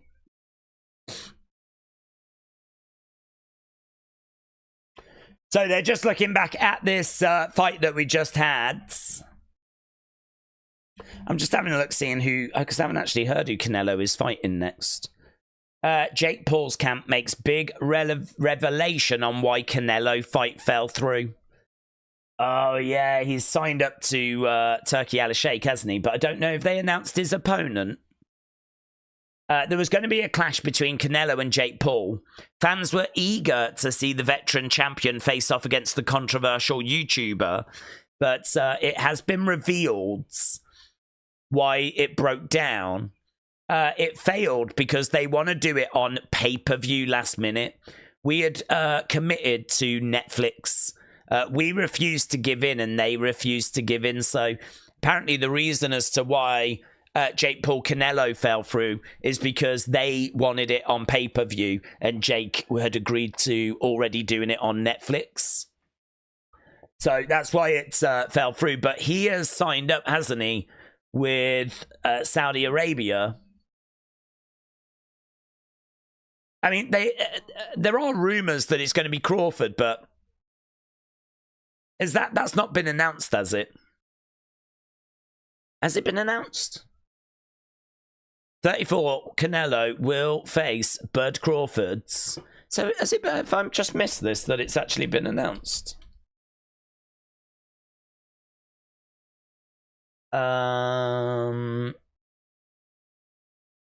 Is Canelo Crawford happening? Has it been announced? I still don't know. Is agreed a 4-fight deal with Riyadh season, which is set to set up the fight with Crawford, but I've just not seen an announcement for that fight. Okay, well, May is when we're going to see him. William, hello. Hope you're doing well, buds. The names have triggered memory. Carla, shout out to you. Gutted, would have loved to have seen Canelo knock out Jake, said Brian. Do you know, I saw a clip of Logan on Impulsive, and they were talking about Jake's next fight, and they were like, you're not going to believe it. This is way bigger than Mike Tyson. And, like, you know, they were really bigging it up. And obviously rumors were circulating about Canelo. So it is interesting to see Jake's camp now kind of confirming that was the name. And that I just read there as to why it fell through. Canelo's camp wanted it to be on pay-per-view. Jake said, no, it's got to be Netflix. I've already agreed to that. And so it fell through. But to be honest, I mean, Canelo would have only been taking that for the money. I mean, that does not do anything for Canelo. So, I mean, a load of people would love him more if he knocked Jake out. That, you know, that would have done something, but really he's doing it for the money, isn't he? So I think the Saudis coming in going, yeah, don't do that. Do this instead. Let's do you and Crawford, and, you know, maybe let's do you and Bivol. I mean, that's obviously another fight that we need to see. So, yeah, there's plenty of great fights for Canelo. Him going over to Saudi is going to be, it's going to make things even bigger, to be honest with you. Because they're not going to settle for him just facing, like, mandatory challenges. They're going to put him in the biggest fights. So, a 4-fight deal with Saudi, those fights are going to be huge. So, I think they just said his next fight is going to be in May. We're here for that. We're so here for that. Realm Edit said, do you think if Bivol wins, he should have a trilogy with Beterbiev? Yeah, definitely. Definitely. If he wins, then he should definitely face Beterbiev again. I mean, honestly, the first fight was incredible. The second fight, obviously, we're just waiting for that right now. If he gets the victory, I mean, the trilogy's right there, isn't it? A lot of people will want to see Benavidez getting his chance, but to be honest, if Beterbiev won the first, Bivol wins the second, who does Benavidez face? I mean, it would be Bivol, but I think, yeah, you do the third to get this figured once and for all. And what a trilogy that would be, you know. Because I think this fight tonight is going to be amazing. I can't see any reason why it wouldn't. The first one was so close. I can't see why this one won't be the same. William said, I'm going to bring some full auto guns and we can hang out at an outdoor shooting range. Sounds fun. Hope you're well, William. Jake Paul against Roman. The fights will be in Saudi. They will, yeah. So, but they'll make sure that it works for the American audience, of course. Tommy, shout out to you. I hope you have a good day, buds.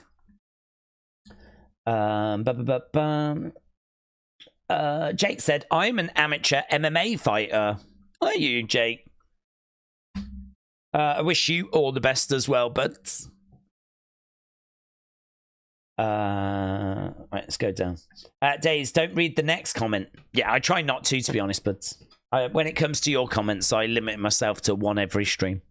So that's me done. That's me. I'm all William Hensid out there, so. Right. Where are we? Where are we going with this flipping card? I really thought it was meant to start at 4, like the main fights. We're here at 5:15 and we still have not got going. We got 7 fights to get through. This is gonna go some distance, isn't it, tonight? Everything sounds good. I'm gonna rent a tank, says Tony McCann, not like us. Shout out to you. Right, we've still got these flipping bots coming in, but William's shooting them down. Right, lovely. So, what fight is it that people are most excited for? Pop it in the chat. Is it the main event? Is it Bakole? Is there another fight on the card that you're looking forward to? I'd imagine not too many people are hyped for Stevenson against Padley. That's probably the weakest fight on the cards. But ADAMES against Sheeraz, that should be a lot of fun. Zhang against Kabayel, that should be interesting. Bout against Smith. As we said, the winner's surely going to put themselves into that title contention. This is for an interim title. So the winner of that will surely be in the conversation for Bivol, Beterbiev. Obviously, as we said, Benavidez is around as well. So there's quite a bit going on in that light heavyweight division. Parker Bakole, amazing. And the fight that's so easy to look past, because honestly, I don't think the name value is there. I don't think the name recognition is there. Is Ortiz Jr. and Madrimov. I mean, Ortiz Jr. has got a great record of 22-0, 21 wins. This is the interim WBC Super-Welterweight title. Bit wordy, but yeah, 2 really great fighters, really close, and that could be fight of the night. So I know we keep saying it's stacked. It's just absolutely stacked. This card is just absolutely incredible. Adam said, I've heard a rumor that Bakole knocked me out in sparring, says Adam. Bakole is a real deal, isn't he? The only problem is coming in off the sofa. How ready is he going to be? I'm ready for Ortiz against Madrimov, said Realm Edits. Yeah, I mean, what a fight, man. What a fight that is going to be. I mean, Madrimov is 4 years older. He doesn't carry the power of Ortiz. Or at least it's not showing itself in his knockouts. But he is highly technical. He uses brilliant different angles to kind of get his shots through. He's got great movement. He's very versatile. Brilliant footwork. He is someone that lacks, as we said, that one-punch power. But his movement is just so impressive. I mean, he really does have a lot. Outside of the power, I feel like he's pretty much got everything going for him. And it was not a bad performance in there against Crawford. The only loss is against Terence Crawford, and there is absolutely no shame in that. So he's taken on Ortiz Jr. Ortiz Jr., as we said, devastating power, lots of aggression. He's someone that can impose himself physically on a fight. The key to this one is going to be the jab of Ortiz.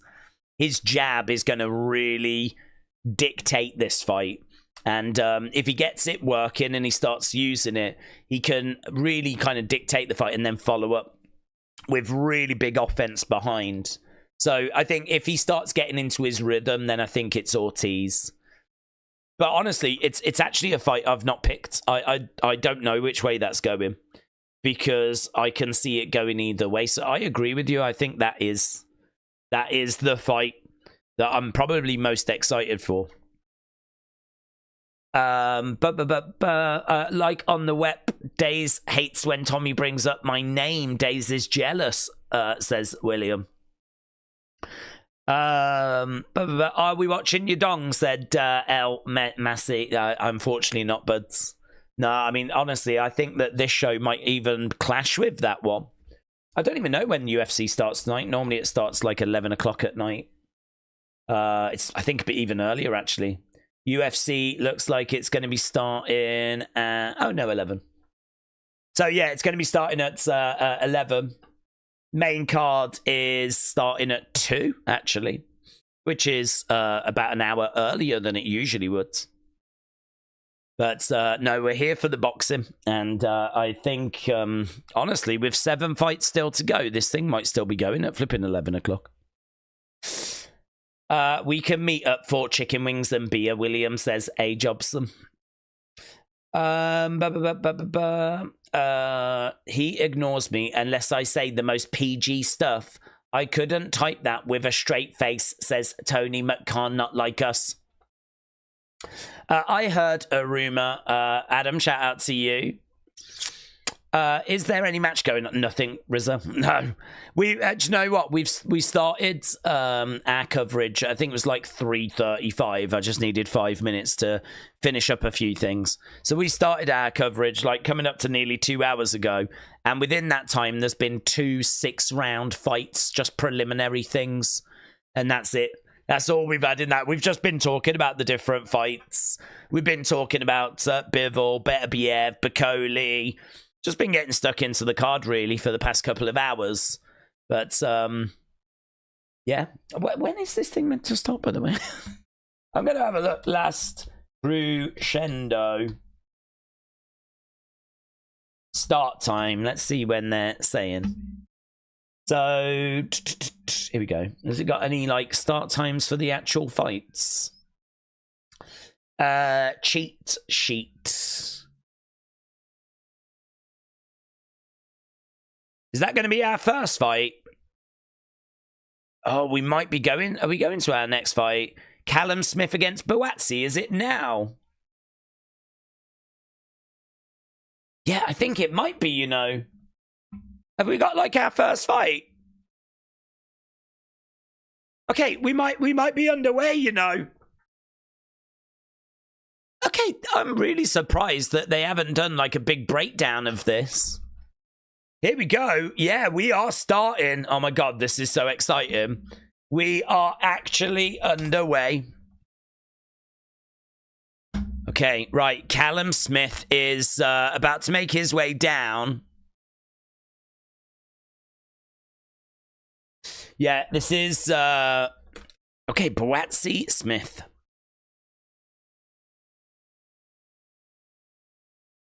Okay, so what we were saying about this fight...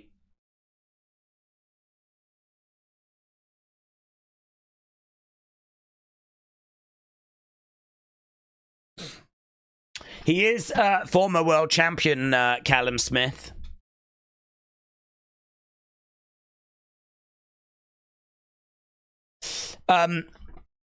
So this is the fight where the winner is going to be in the conversation for Beterbiev and Bivol. This is the fight where, like, someone will become the interim WBO World Lightweight Champion.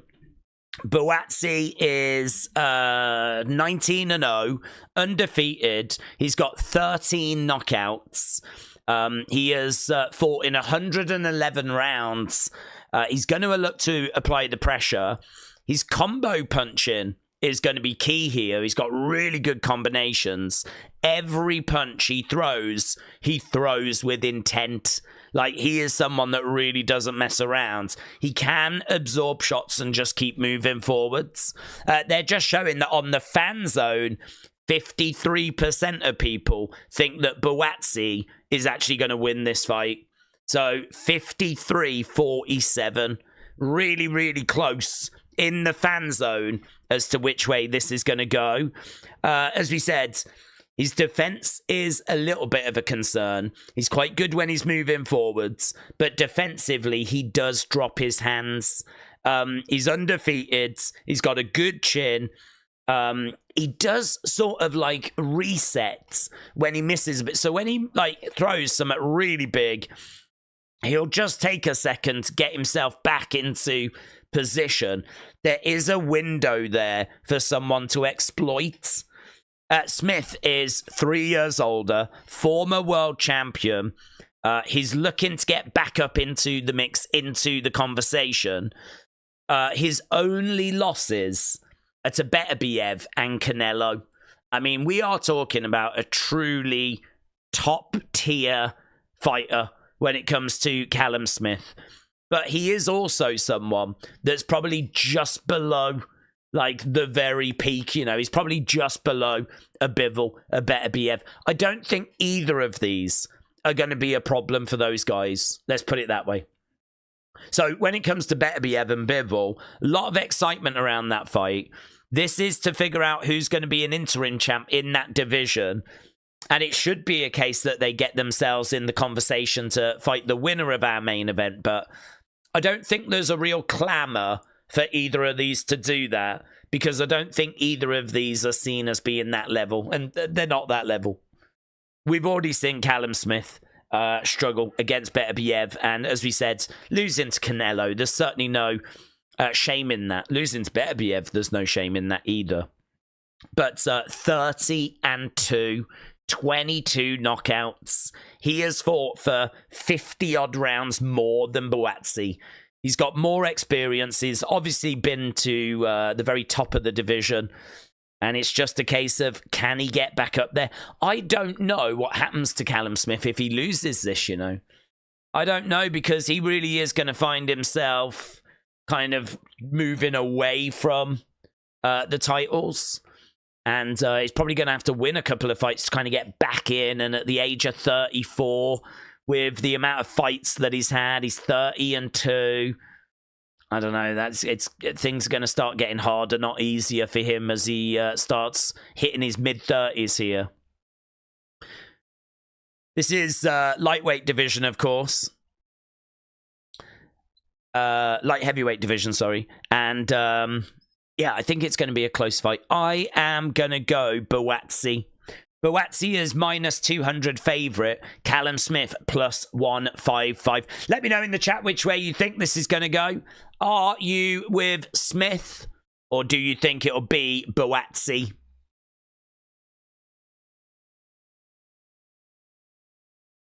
So, Buatsi just getting his intro right now.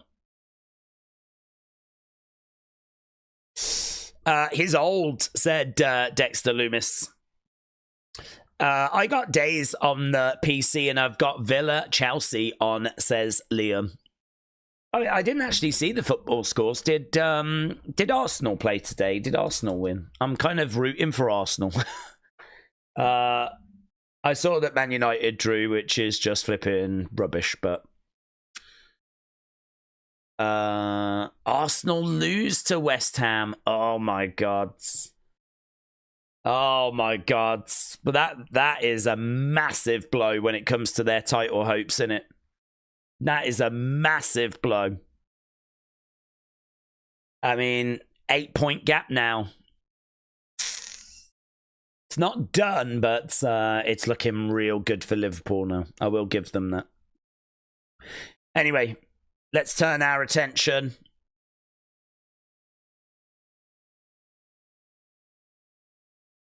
Yeah, this is going to be good.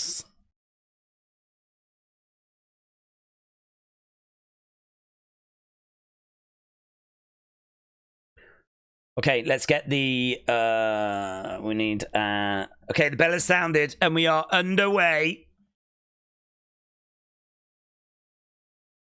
So immediately Buatsi comes out, throws out a couple of jabs. We got Buatsi in white and green. We got Smith in black and white. And Callum Smith has been there. He knows. Little dig coming into the body there by Callum Smith. Shots coming in there by Buatsi. Again, little uppercuts coming in. Nice close range work there by Buatsi. We're over against the ropes. Callum Smith trying to drive Buatsi back. But what I like about Buatsi there is he's not settling. He's moving forwards. He's driving Smith back. Smith trying to get a little uppercut coming through there as Buatsi continues to push him back against the ropes. Nice little dig coming into the body. Callum Smith covering up, but yeah, this is a good start here by Buatsi. So we saw Buatsi getting backed up, and he was able to throw, he was able to work as he was being backed up. Here we're seeing Callum Smith covering up a little bit more. This can go 12 rounds. And honestly, it might go 12 rounds. I think it's going to be really hard for Buatsi to put Callum Smith away. Callum Smith might have a bit more of a chance of putting Buatsi away, but I don't know. I think this is going to be a really close fight. I think Buatsi, by decision, is probably what most people have gone with here. So I think a lot of people are expecting this to go the distance. Shot coming back there by Callum Smith. Some lovely fast hands here. Buatsi getting backed up, though, against the ropes, and he moves Callum Smith back. Little dig to the side of the body. And again, shots coming in. Callum Smith goes down, but it was a trip. Referee not counting. He just kind of stumbled over Buatsi's legs. Smith in the middle. Lovely right hand. Jab straight down the middle. Body shot as well. Really love that by Smith. Mixing up the levels there. Into a clinch. Referee having a little look. Having a word. Both guys separate. Jabs coming in there by Smith. Going straight down the middle. Buatsi keeping his guard up quite high. Jab coming into the body there by Smith. Shot coming back as well. And, oh, little dig to the body. Trying to go upstairs. Lovely little hook shot there by Smith. We got Buatsi coming back with some body shots of his own as Smith is backing up against the ropes. I feel like this might be a Buatsi round. Again, little hook shot to the side. Digging into the body as well. Referee coming in, having a word. And they're right back into the middle. Smith has definitely had his moments. I feel like Buatsi has put in more work, though. So, yeah, let me know who do you think takes that first round? Which way do you think that went? I think that Buatsi was throwing more. I think that there was not loads in it, but there was times there where Callum Smith was just trying to cover up. Buatsi going into the body. Even when Buatsi was getting backed up, he was still like throwing into the body. But yeah, let us know. Which way do you think that went? Let's pop this out. There we go. So when we have a look at our main poll, we have got 42% for Bivol by finish, 20% Bivol by decision. So when it comes to our main fights, you lot are still riding with Bivol. Right. Round one, Buatsi says Tony Khan, not like us. Pretty insane Smith Buatsi first fight on the card, said A. Jobson. Yeah, I mean, this is for an interim title. It is insane. Again, little digs coming into the body there by Smith. We've got lovely shot coming into the side of the head. Little uppercut coming in there by Smith. Buatsi driving Smith back against the ropes. And referee coming in, looking to separate both fighters. Lovely quick hands there by Callum Smith. I mean, he really, when he throws, you can tell he's planted his feet and it's boom. Oh, big shot coming back by Buatsi. Buatsi driving Smith back against the ropes. Referee coming in, separating both guys. Smith moving side to side, jab into the body. Backing up a little bit. Jab coming in there by Smith. Buatsi going to the body. Letting his hands go a little bit there, Buatsi. Smith coming back with some lovely shots upstairs. Buatsi. It's got like a Philly shell defense there. A couple of jabs coming in there by Smith as well. Buatsi just not getting stuck into his rhythm like he was in the first. We're seeing Smith kind of just growing into the fight a bit better here. Nice shot coming into the side of the body there by Buatsi. Referee comes in, has a words. Into a clinch at the moment. Referee circling round as we've got Smith backing up Buatsi in the center.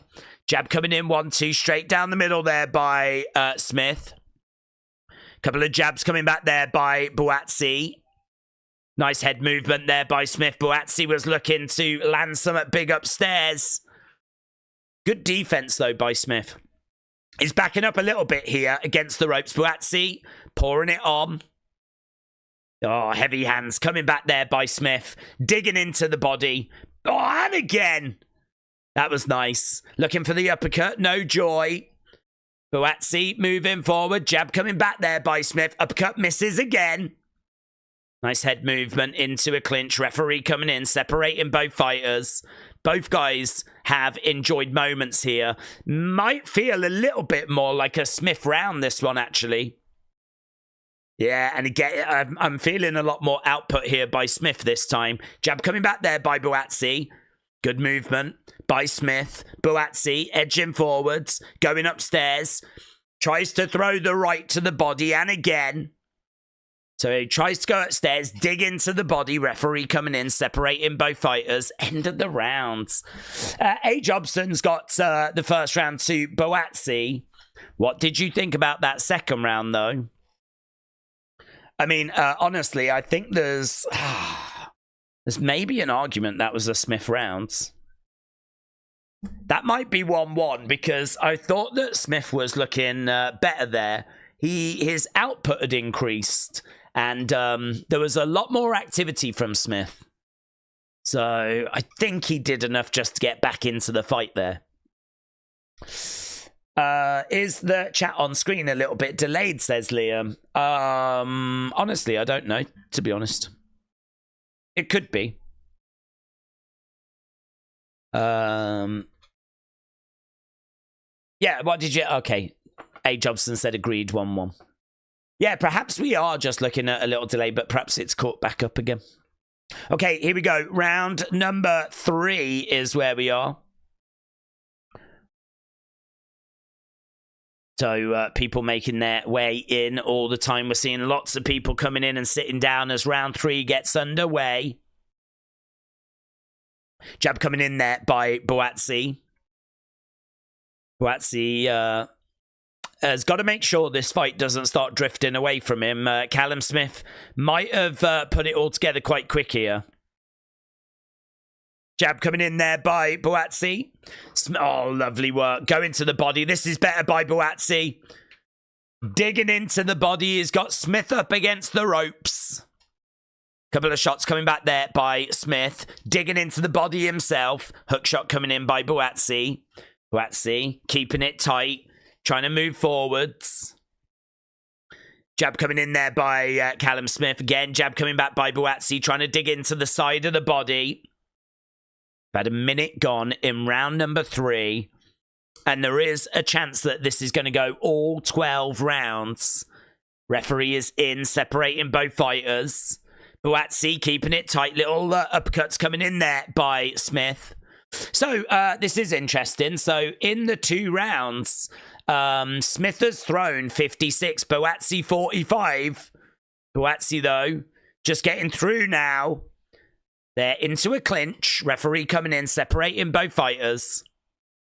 So Smith really coming back into this. We saw that in the second round.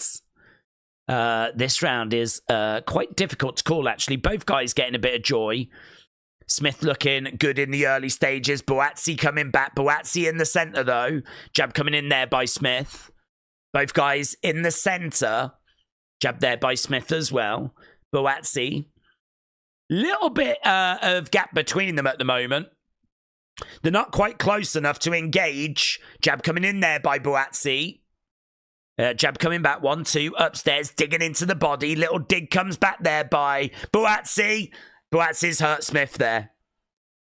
Yeah, that one hurt Smith. There was looks like a body shot there that hurt him. Jab's coming back there by Smith.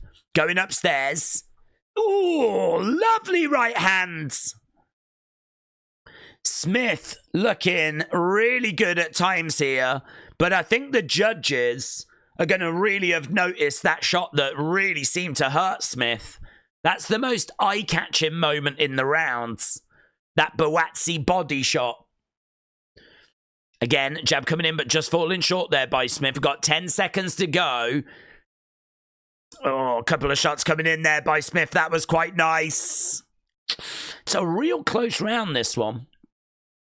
And there we go. End of the fight. Is that Joshua at ringsides? Anthony Joshua might be at ringsides. Yeah, what do you think on that one? A. Jobson said agreed, 1-1. In progress, Joshua, Buatsi, Callum Smith.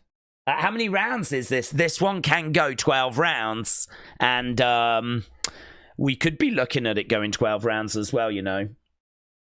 Goats, James said, what's the score? Well, we've had 3 rounds. It was 1-1, I think, after 2. I think it's really hard after 3. I think it's really difficult. There was definitely a body shot in there that really hurt Callum Smith. I think it was the most eye-catching moment, probably of the fight so far. I think I would be leaning Buatsi. I think I'd be leaning Buatsi, but Smith definitely had moments in that round as well. Very close. I think I would be looking 2-1 Buatsi. But if someone wanted to argue that it was 2-1 Smith, I mean, there wouldn't be much of an argument. Oh, lovely shot there by Smith. Actually, the commentators have got it 2-1 to Smith, but amazingly, they gave that last round to Buatsi. So they actually think Smith took rounds 1 and 2, but I think Buatsi took round 1. So I think it's 2-1 Buatsi. Some people might have it 2-1 Smith.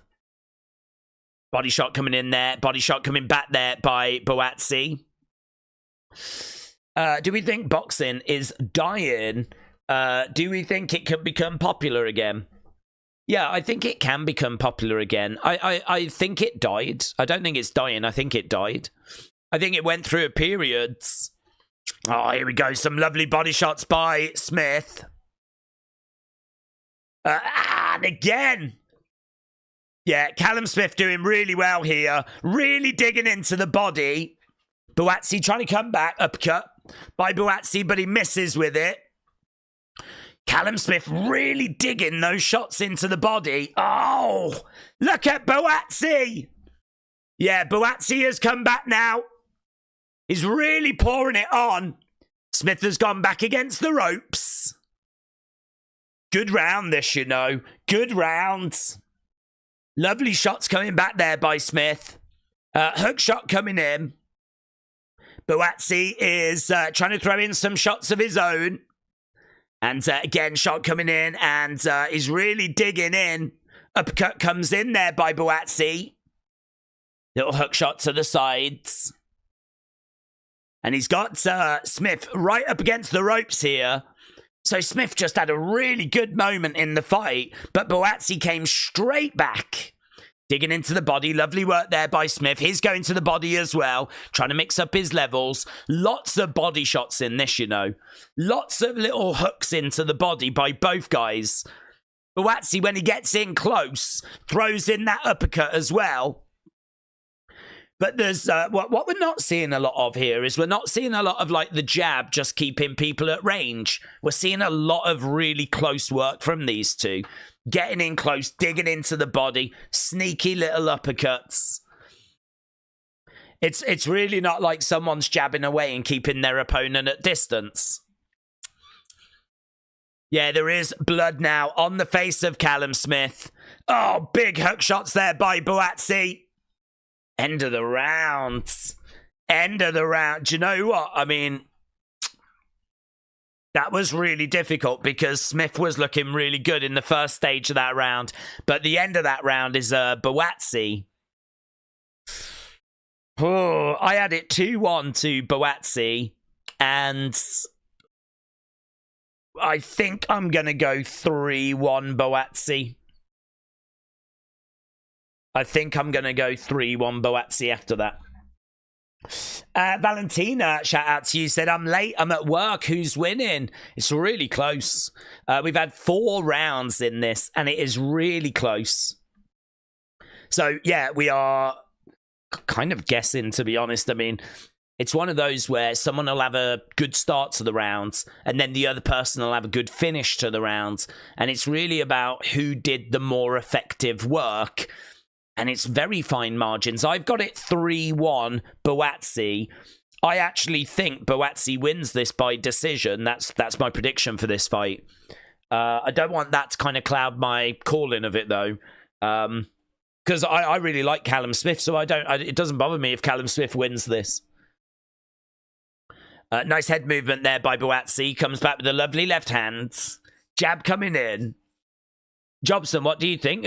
You had it 2-1. Where are we now? Do you think it's 3-1 Buatsi? Tony McCann thinks Buatsi took it by a hair.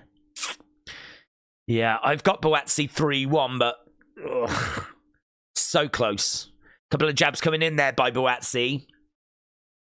Lovely fight, though. Really good stuff. I mean, these two are really going toe-to-toe. They're not standing off each other. Lots of close work. We're in a clinch again, over by the side of the ropes. Referee coming in, separating both fighters. Nice hook shot there by Smith, trying to go for a straight left as well. Jab coming in there by Buatsi. Nice work, digging into the body there by Smith. Oh, he's really trying to get through now. Yeah, he's trying to get these shots off, but Buatsi's doing well at getting out the way. He's kind of like driving Smith back with his shoulder, really. But it's Smith that's doing the work. Smith is the one that's throwing. Yeah, he is covering up well. I don't think these shots are getting through. Oh, lovely body shot. And again, Smith looking good. Smith looking good. Smith putting the work in now. Buatsi just had a period there where he did nothing but kind of really shell up and just sort of like move forward like this. But it was Smith that was letting his hands go. How much was getting through, I really don't know. But this has got to be a Smith round. Buatsi there just really not offering much. Smith was the one that was kind of getting through. And even if only a couple of shots got through. And again, look, right back at it. I think these shots are hurting Buatsi, you know. I think there's some big body shots here that are hurting. Buatsi covering up, uppercut coming in. Digging to the body, going upstairs. Smith by the ropes. Both guys clinching. Referee coming in, separating both fighters. Body shot coming in. He's going upstairs again. Smith backing up. Buatsi keeping the pressure on. We knew this fight would be good.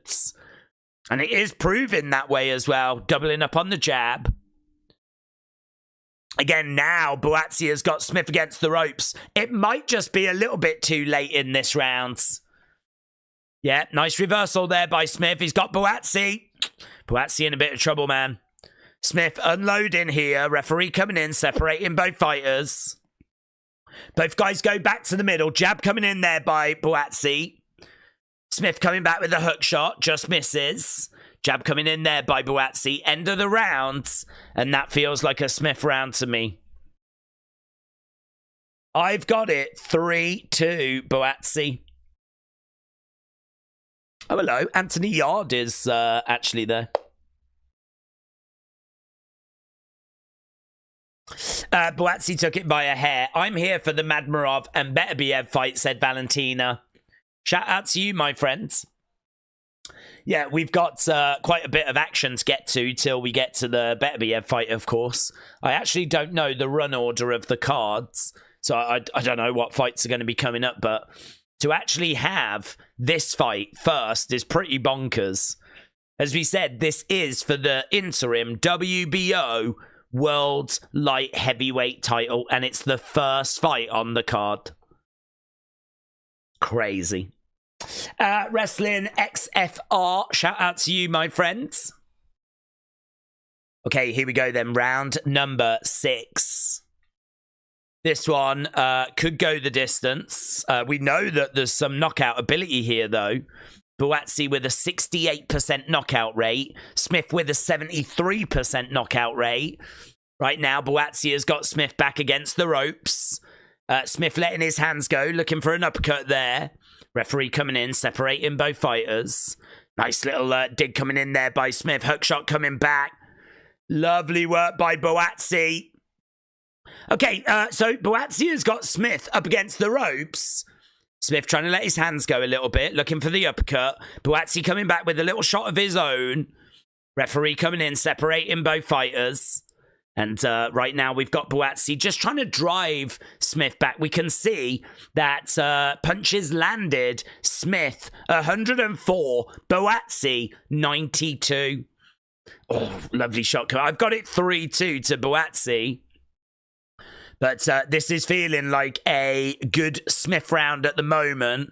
Minute gone. Lovely little hook shot there. And again, he's getting through with those left hook shots. Little dig to the body. And he's so good at putting those combos together. Bang, bang.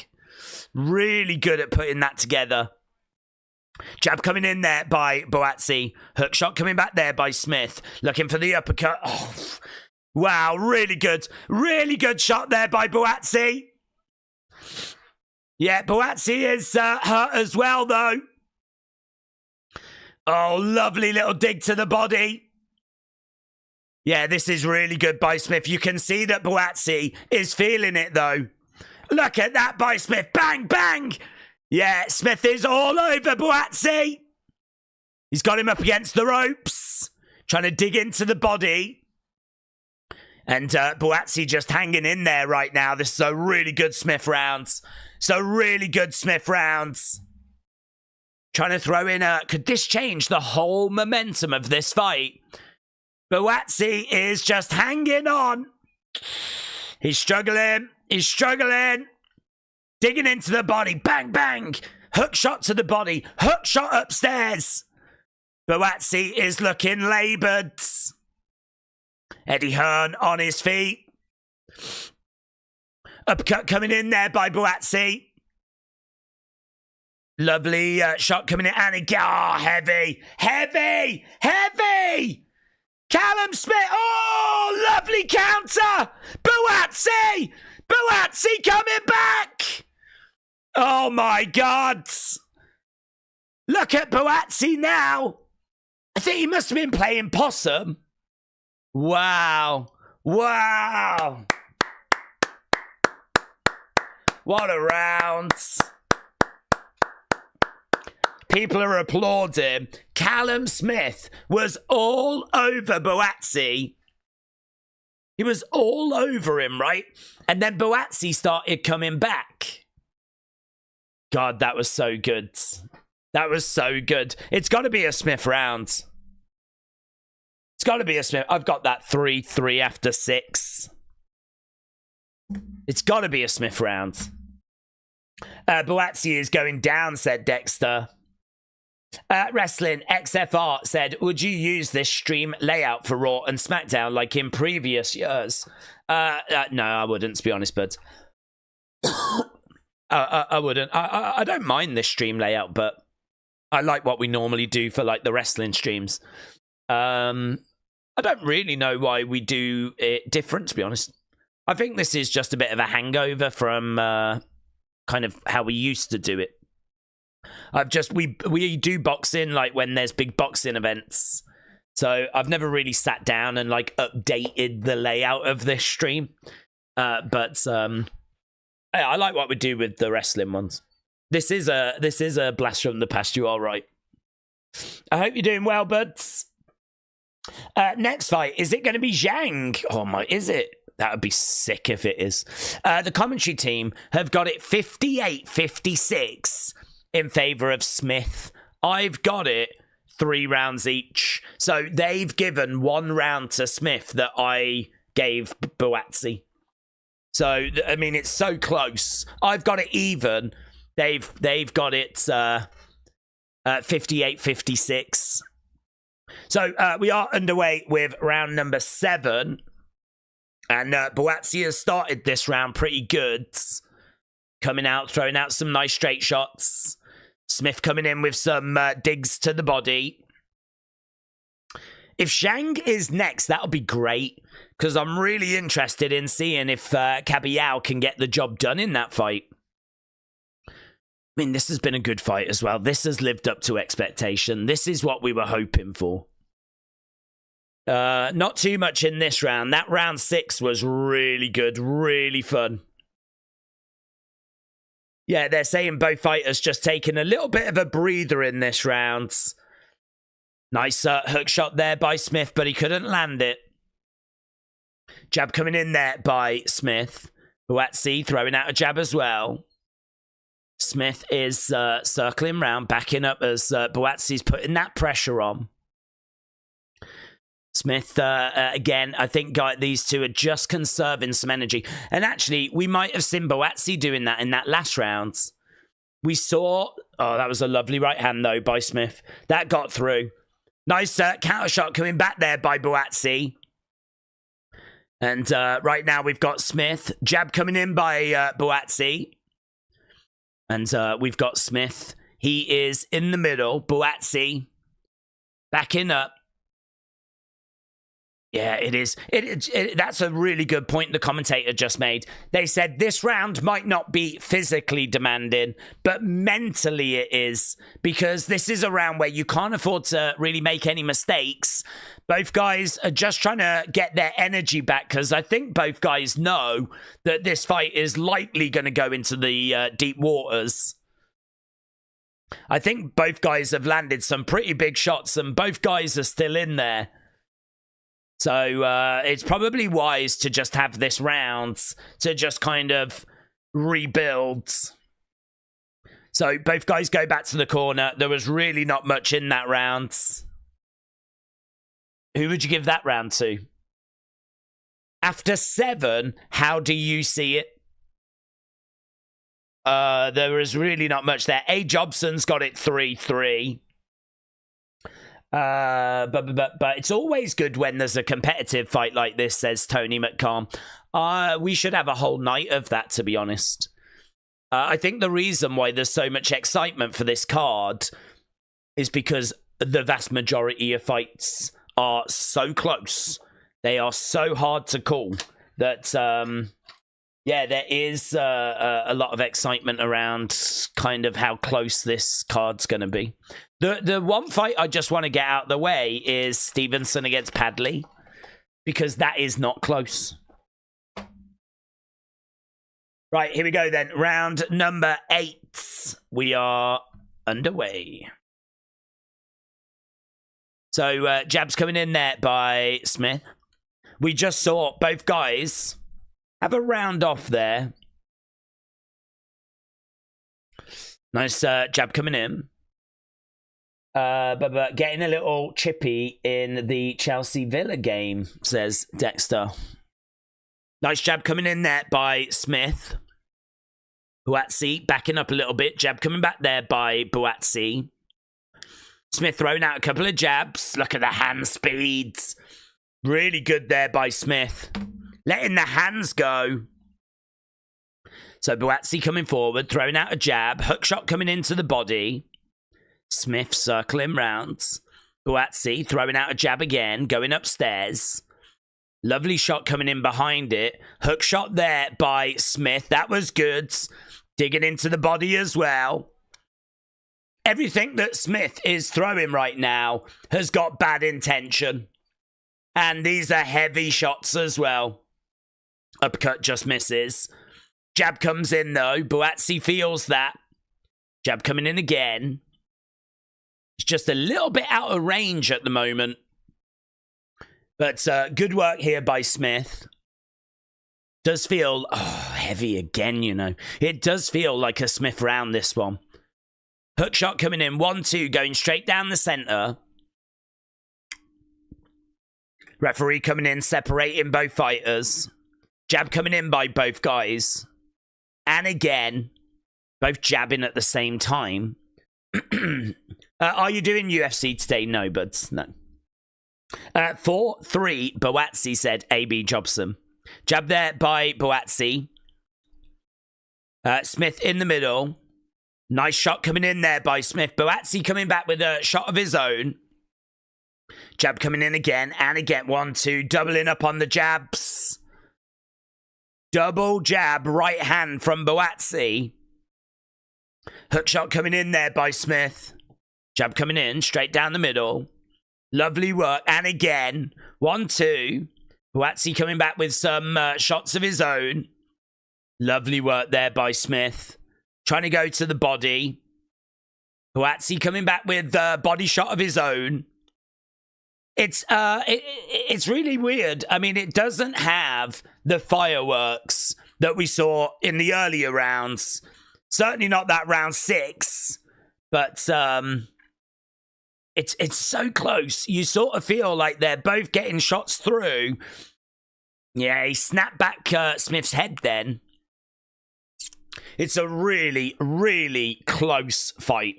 It's a really close fight. Maybe could make an argument that that is a Buatsi round. I mean, honestly, I might be looking at 4-4 after 8, you know. I think it's really close. I think it's really close. Right, let's go down. They're taking a few rounds off to save some energy, said Dexter Loomis. Yeah, they certainly took that last round off. Like round 7. Round 8 had a little more to it. But, yeah, I think you're right. We're not seeing the same fireworks that we saw a few rounds ago. That round 6 was so impressive. Really fun. Okay, here we go. Round 9. Things getting serious now. The round's really going by. I know that the commentator's scorecard had Smith just ahead. I think this is really close. I mean, I've got this 4-4, but I would not argue if someone had Smith ahead. I think if anyone's winning, it's probably Smith. Jab coming into the body there by Smith, and he's trying to follow it in with the right hand behind. Nice little dig coming into the body. Really good work here by Smith. Really good work. Yeah, nice shot coming in there. Left hook coming in. Body shot coming in there by Smith. Yeah, he's just really letting the hands go now. Smith looking nice and fluid. I think they're not taking the rounds off anymore. Jab coming in there by Smith. We've got Buatsi circling round Smith, throwing in a jab, uppercut. Shot coming back there by Buatsi. Smith throwing in a shot to the body. And hook shot coming in there by Smith. Little dig coming in there by Smith. Lovely hook shot, though, by Buatsi. And again, Smith pop, straight down the middle. Oh, digging in with a hook. That was good. In quite close range, Buatsi pushing Smith back. Oh, lovely right hands. Jab coming in. Good work by Smith. Again, Buatsi letting the hands go. Buatsi is right there with Smith. Just when it looks like Smith might pull ahead, Buatsi comes back with a real flurry of his own. Like, neither guy can really get going, really pull ahead. Oh, lovely right hand by Smith. That was good. Yeah, he got a really big right hand in, but he couldn't follow it with anything. Jab coming in there by Buatsi. Yeah, lovely work. Lovely work by both. It's worth remembering, Buatsi is undefeated, 19-0. But this is a real test. Jab coming in, 1-2 down the middle there by Buatsi. Callum Smith again getting in close. Got such heart. So tough. Yeah, it's a brilliant fight, this. And this feels like a Smith round again. He's had the bigger moments. Jab coming back there by Buatsi. Callum Smith backing up, though. Uppercut. Hook shot. Swing and a miss by Callum. Yeah, I feel like that's a Smith round. I think that's a Smith round. Buatsi had a little flurry at the end, but it was too late. I think it's 5-4 Smith, but it could be a bit wider. A. Jobson said, I agree, 4-4. Tony McCann thinks 4-4. Lee thinks it's 4-4. I think that's a Smith round. So I think it's 5-4 to Smith. Yeah, so good though. So really, we were hoping for a great fight, and that is exactly what we've got here. Buatsi has got a hell of a chin, said Lee. When is Bivol Beterbiev? Well, it's our main event, buds. So we're still quite a distance away from it. We've got another, is it 5 fights after this? I mean, I don't know that Stevenson against Padley is going to take that long. And honestly, I don't even know if Bakole against Parker is going to take that long. Okay, here we go. We are back underway. Shot coming in there by Smith. Round number 10. Jab coming in by both guys. Uppercut coming in there by Smith.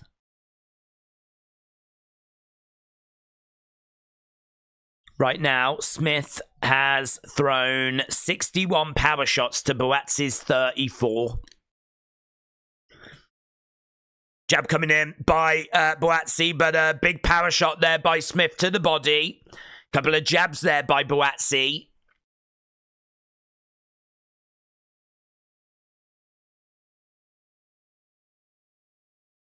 Yeah, the commentator's making a really good point. Like, Buatsi is quite inactive, and when he gets like an opening, he will throw a couple of shots, but there's not like loads of output coming from Buatsi. Nice jab coming in there by Buatsi. Yeah, he's managed to get him back against the ropes. Yeah, and he's driving him back there at the moment. Buatsi coming forwards, digging into the body. He's over against the ropes. Again, big shots coming in. Lovely work there by Buatsi. That's better. That's what he needs to do. He's got Smith over by the ropes again. Jab coming in there by Buatsi. Yeah, this is better. This is what he needs. And he needs to capitalize on this. He could really do with landing. Oh, look, now Smith comes back. Now Smith comes back. Smith letting his hands go. Jab there by Buatsi. Smith is over by the ropes. Oh, lovely shot coming in there by Buatsi. Side of the heads. We got about 50-odd seconds left in this round. Digging into the body. Both guys are really tired. You can see how tired they are. We got Buatsi coming forward. Couple of shots coming back there by Smith. Throwing in some shots to the side of the head. And again. Body shots coming in. Buatsi is tired. The arms are heavy. Couple of jabs coming in. I really feel like no one can maximize the full round. Oh, hook shot there by Buatsi. Smith is busted as Buatsi continues moving forwards. And we got Smith coming back with some shots of his own. Hook shot coming in there. Buatsi letting his hands go. Oh, heavy shot at the end. 5-4. Smith, says A. Jobson. Okay, I think Buatsi had some real moments in that round. We could be looking at 5-5 after 10, you know.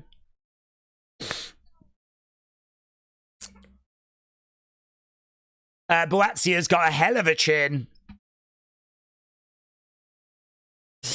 This is a great fight, but it's a disgrace that it's happening in a 3/4 empty arena. Imagine if this was at the O2, said Brian. That's a really good point, buds. But, you know, the Saudis have got the money, haven't they? So, I mean, we wouldn't be getting this card if it wasn't for the Saudi investment. But I don't know. Is this a fight that should have been sponsored by Riyadh Season and be taking place in London? Because I think that's a really good point. I mean, there's people in there. It's actually a smaller arena than kind of where they've been doing these events. Certainly, it's pretty full around the ringside area. Wow, the commentators have got it a draw. So right now, the commentators have got it 95-95. I've got it 5-5. I would guess a lot of people have got it 5-5. Although, Sam has got it 6-4 to Smith. Okay, big final 2 rounds here in this one as Smith is getting a couple of jabs through. Circling back on the outsides. And obviously, we saw these two kind of take a couple of rounds off. And those rounds were really hard to score. I mean, I really don't know what the judge is going to say on this one. Nice little dig to the body there by Smith. Trying to go upstairs. Lovely couple of shots as well. Buatsi coming back with a few shots of his own. And Smith has had blood coming down the side of his face from pretty much like round 2, round 3. That's cut as... Oh, man. Buatsi just snaps Smith's head back there. Buatsi has got Smith up against the ropes. Hook shot coming back there by Smith. And again, lovely work by Buatsi. Oh, great work by Buatsi. Great work. This is good by Buatsi. Yeah, I think that's the back of the heads. Back of the heads. Referee is straight in there. Having a word with Buatsi. Smith could have done with that little break as well, so that will benefit him, but this is a Buatsi round. Can Smith do... That cut looks like it has actually got worse now, you know. That right eye of Callum Smith definitely looks like it's got worse. This is a Buatsi round. Can Smith do anything in the final 40-odd seconds to try and make sure that this is not a Buatsi round? Yeah, right now, Smith has got Buatsi back against the ropes. And again, lovely work there by Smith. And again, hook shot coming in. They are working hard, but this is definitely a Buatsi round. Right now, 15 seconds left to go. Smith has got to get something going here. Nah, he's missed. Jab coming in. Buatsi. Yep, okay. 6-5, Buatsi. So, end of the rounds. For me, I think the past couple of rounds have been Buatsi rounds. So, yeah, I think we are looking very much here at Callum Smith needing to get this round to potentially draw the fight. It's just 3 minutes. Can you give me 3 minutes? That's what they just said to Smith, who I think is absolutely gassed. Really, what a great fight. A. Jobson had it 5-5. Brian said, I fear for Smith. If it goes to the judges, they'll cook it in favour of Buatsi. Okay, here we go. Seconds out, final rounds. Here we go.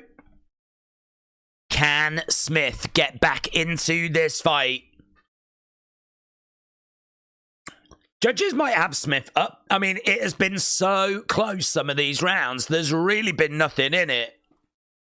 Buatsi, though, is just letting his hands go here. Imagine if Smith gets a knockdown in this round. Like, that would really shake everything up. Hookshot misses there by Buatsi. Lovely work here by Smith. Oh, digging into the body. You could see that Buatsi felt that. Yeah, lovely start by Buatsi. Very busy. Total punches thrown. 6-5-4 for Smith. 5-6-9 for Buatsi. That is a lot of output. That is a lot of output. Lovely work there by Smith. That was good. Oh, and again. Yes. Okay, Buatsi grabs him into a clinch. Just a couple of lovely shots there. Eddie Hearn's on his feet. Eddie Hearn's up. Shouting away. Oh, lovely shot coming in there by Smith. Buatsi coming forwards. Couple of jabs coming in there by Smith. It's back in the corner, digging into the side. Oh, lovely work there by Buatsi. Digging into the side of the body. Referee comes in, separates them. Smith backing up. Oh, lovely shot by Smith. Yeah, he has had the more eye-catching shots in this round. Lovely work. Little uppercut coming in. Smith's looking a bit spent now, said Brian. Well, he's had a couple of lovely shots in this round.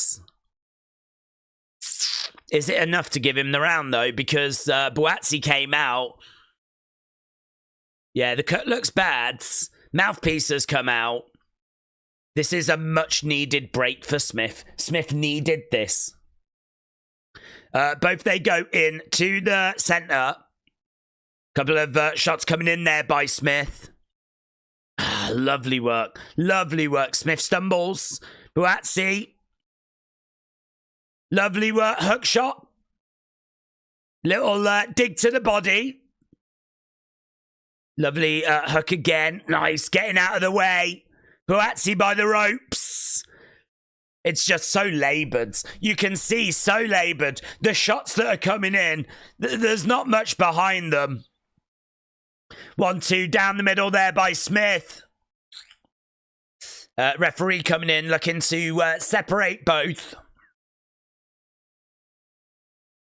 Yeah, it has. It really has been incredible. Referee again coming in, separating both. Oh, what a fight. What a fight. That last round, I really don't know. It's really, really close. I mean, you could really just score that 6-6. I think if that scored a draw, it wouldn't be unfair.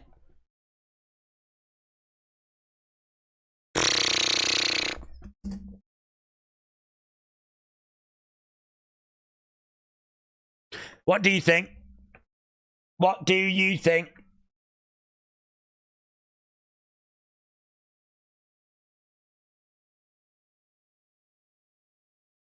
Brian.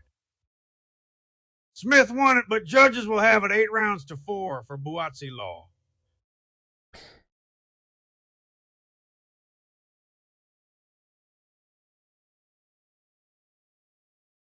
Lee Blackburn. Smith for me.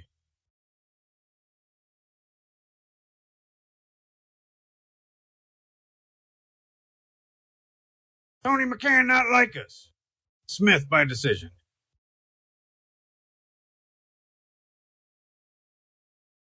James Chadwick.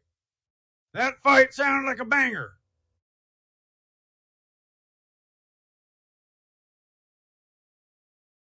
A Jobson. Ember. Banger.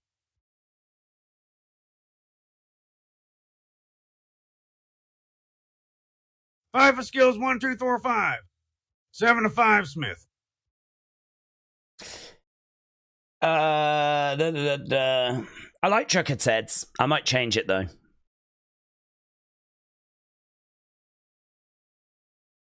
Get the I haven't got a Stone Cold. Where'd you get the Stone Cold voice from? Can you get a Stone Cold voice? It's Anarchics.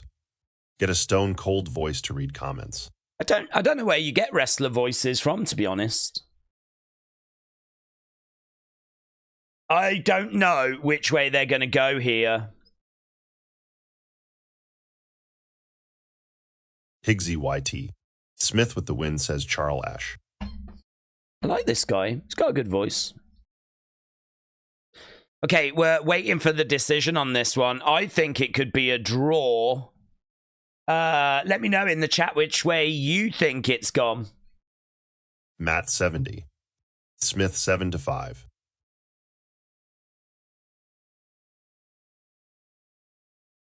Ernestin Purpose. This voice-o-phone reading all the comments is the best. Do you know, the commentator just said they think it's 7-5 Smith. They think Smith took it. Here we go. I just don't know. Here we go. Judges. 190. Huh? 115, 113, 119, 110, 116, 112. It's pretty unanimous. It's got to be Smith. It is Smith. Smith gets it. Wow. It's unanimous. And one judge had it 119, 110. Wow. Wow. I had it a draw. I had it really close. 119, 110 is insane.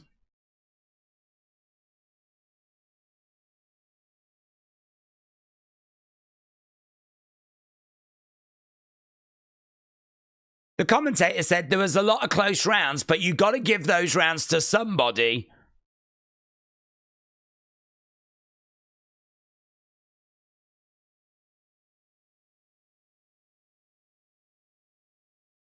I really don't get that. 119, 110 is mental to me. That is mental to me. Callum Smith winning, I have no problems with whatsoever. No problems with that. It was a really great fight. Is it Zhang Kabayel now? Jobson, member. Callum Smith versus Joshua Buatsi Instant Classic. Both leaving it all in the ring and so many swings of momentum. Respect. I agree. I thought that was really fun. Saudi judges, lol. Pranav, no, sadly we're not. We're just here for the boxing today. Get your thoughts in, guys.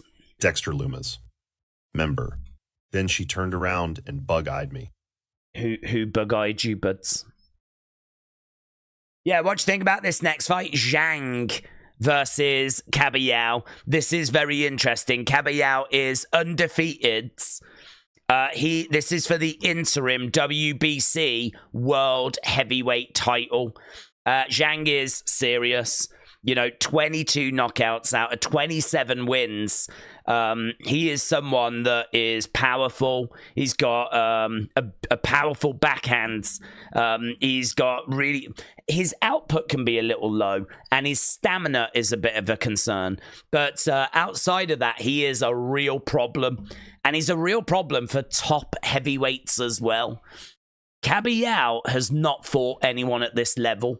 Kabayel is someone that is a little bit unproven, but is believed to be the real deal, is someone that is expected to be up and around the titles. Well, if you're going to do that, you've got to get past Zhang. So this next fight, Zhang versus Kabayel for the interim WBC World Heavyweight title, it's going to be a really good fight. Whoever wins this really puts themselves in the shop window, because they'll become an interim heavyweight world champion. And really, the next stop after that should be like one of the champs, really.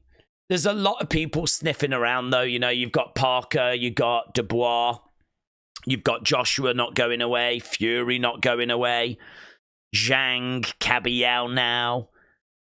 We know that Bakole's got a great opportunity today.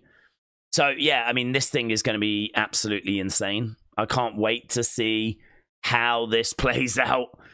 So, next one, Zhang Kabayel, but what do you think?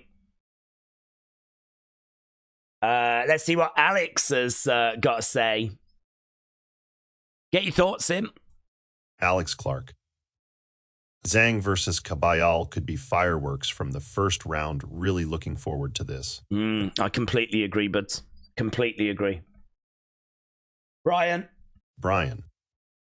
Zhang needs to KO Kabayel within the first 6 rounds.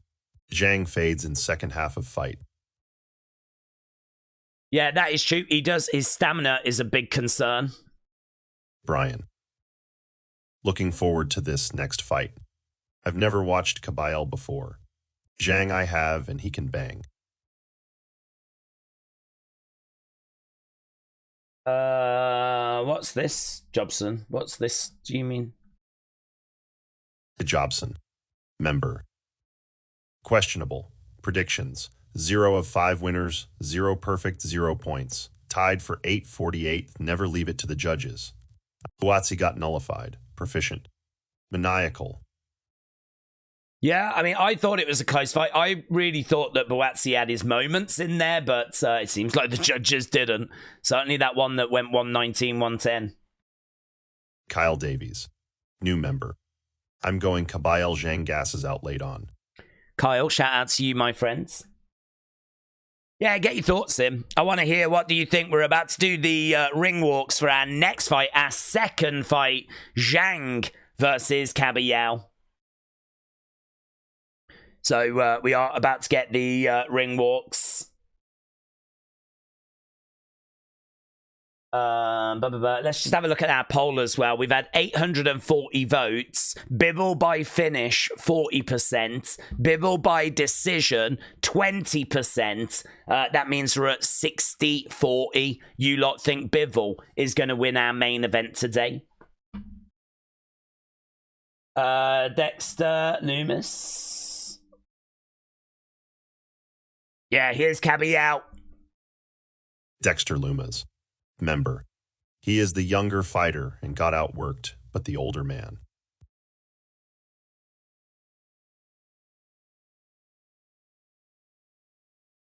Okay, Kabayel making his way down to the ring. Dork Knight. Member. Days get the speaker to say Peter.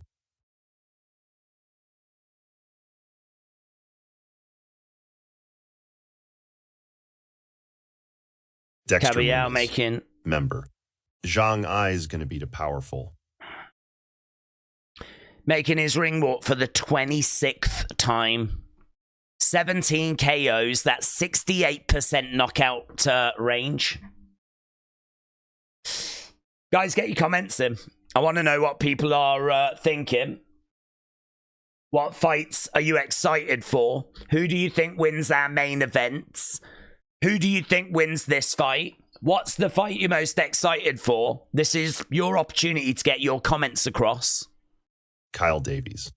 New member. Boxing this weekend, Elimination Chamber next weekend. Come on in.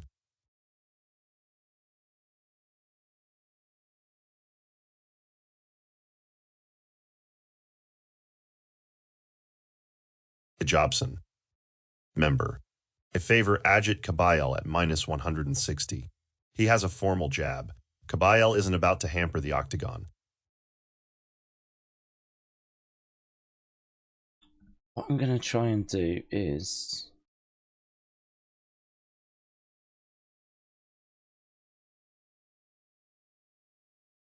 Okay, Zhang is getting his ring walk.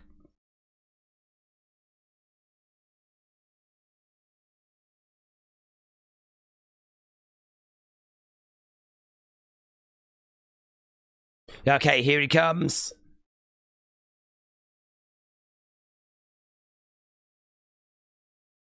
Fight Sport Talk. Got that pick so wrong.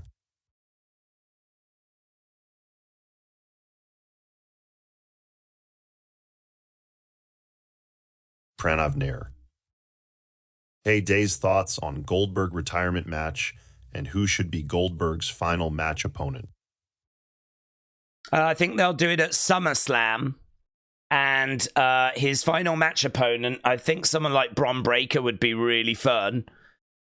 He might want a bigger name than that, but I don't know. Your final match, you know, Goldberg, Bron Breakker, I think could be a really fun matchup, to be honest.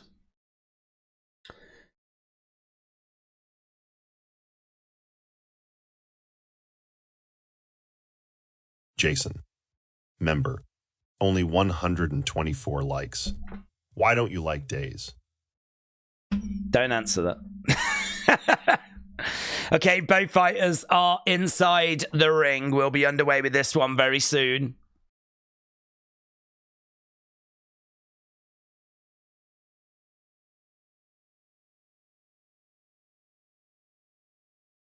Dexter Lumas. Member.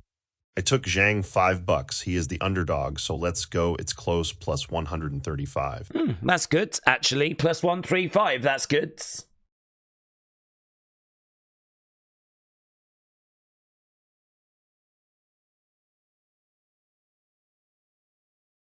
Lee Blackburn. Zhang should win. I wouldn't put money on it, though. I mean, the thing with Kabayel is he's just unproven at this level, so it's going to be very interesting to see what he can do.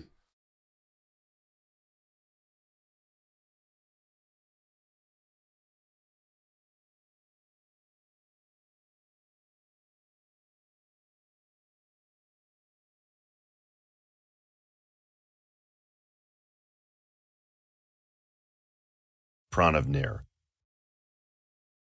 Hey, Days, were you a big fan of Goldberg in his prime in his WCW days, or even in his first run in WWE? Not massively, to be honest with you, but I didn't really watch WCW all that much. I kept an eye on it, but I was not an avid WCW viewer. I didn't really have time for it. I mean, I was a WWE fan, but I was obviously aware of what they were doing, and they were doing some good stuff. Goldberg was someone that I was aware of, and I kind of kept an eye on, but no, I wouldn't class myself as any sort of fan. When he came over to WWE, it was quite exciting. But I don't know. He's not someone that I've ever really vibed with. He's not someone that I've ever really had like an affection for. So doesn't really mean anything to me, to be honest. It's one that I think others are. Well, I don't even think that many people are excited anymore. I think he's kind of done his reputation a bit of damage in recent years. So, I don't know. I don't even know how people really feel about him anymore. I was never a massive fan, no.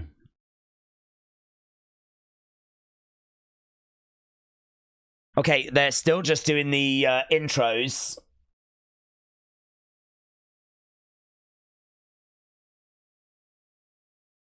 Dean, shout out to you, buds.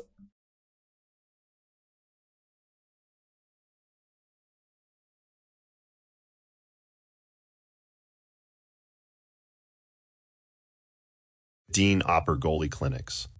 Kabayel all days. He won fights that he had no business winning, said Dexter. Right, we are going to be underway with this one very soon.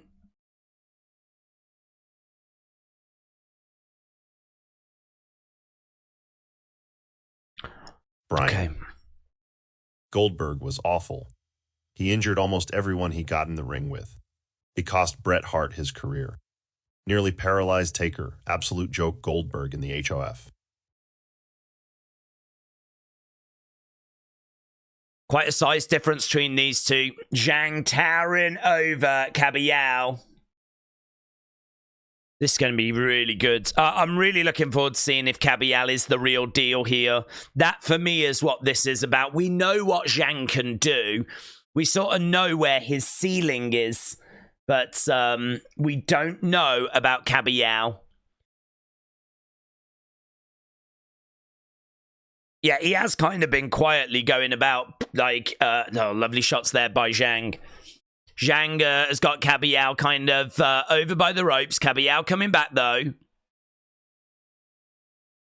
Yeah, he's a really skilled fighter. It's just, is he skilled enough to get past someone like Zhang? Zhang putting the pressure on. Big Bang Zhang has got Kabayel on the outsides. And we're seeing that Kabayel using that lateral movement. Circling round on the outside. This is not going to be a barn burner like that last fight. These are the heavyweights.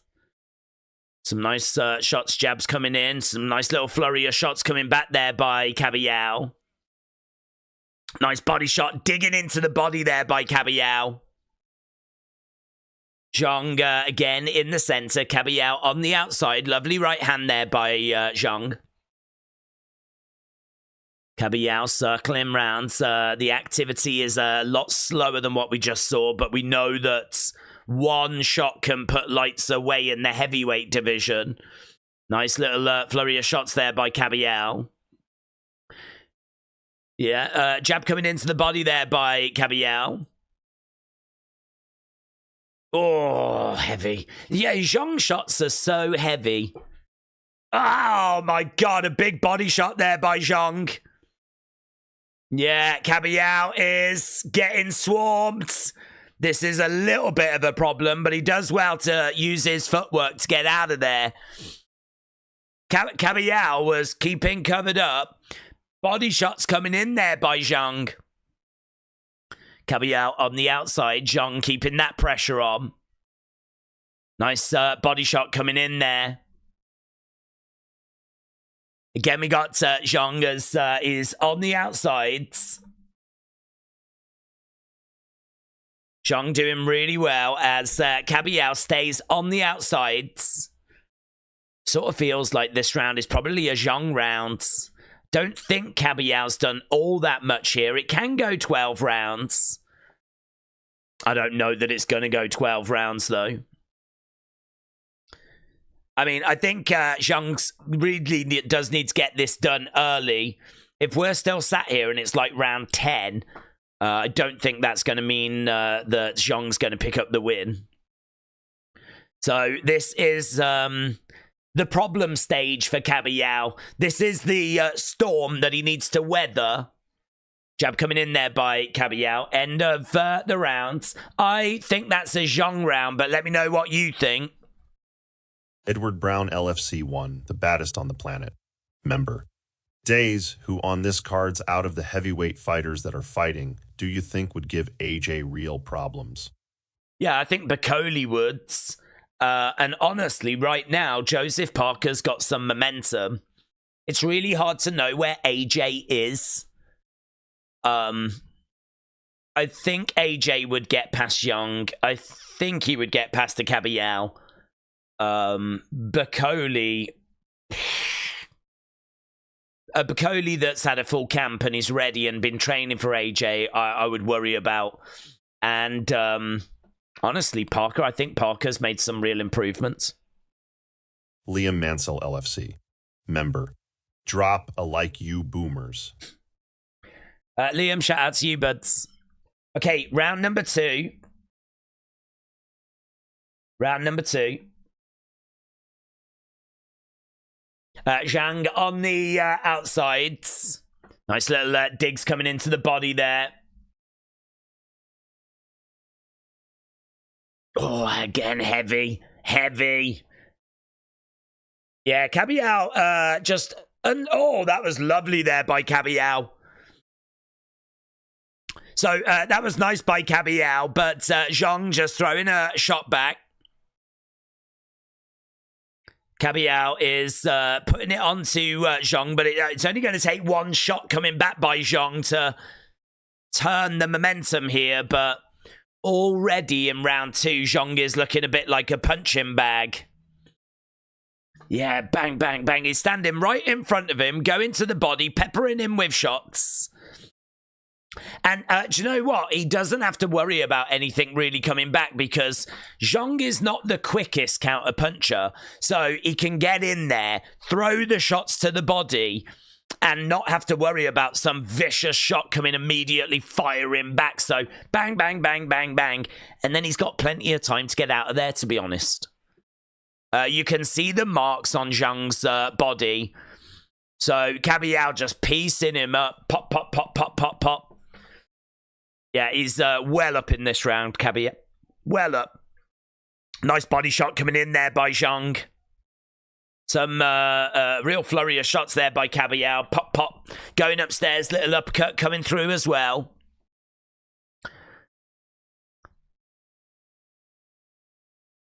Oh, that was a lovely little hook there by Zhang, though. I don't know why, but Zhang's shots don't seem to be troubling Kabayel. He's hitting with a few big shots here, and nothing's bothering him. Kabayel is just peppering him. If this keeps going this way, I could see the ref stepping in and stopping this. If this keeps going this way, because look how beat up Zhang's body is. His body is bright red. Nice shots coming in there by Zhang. Referee having a little look. Shots coming back, though. Zhang coming back with some big shots here. And again, little uppercut coming through. Is that Usyk? Is Usyk talking to Joshua on the outside? Who's talking to Joshua? Yeah, I think that might be Usyk, you know. Someone's talking to Joshua on the outside of the ring. And they're all smiles, having a good time. But that might be Usyk that's talking to Joshua. Shot coming back there by Zhang. So that was a Kabayel round, definitely. Pranav Nair. I think beating Fiend Bray Wyatt at Super Showdown 2020 was the beginning of the Goldberg hate started. I think, well, I think that added to it. I'm shocked how well Kaba is doing.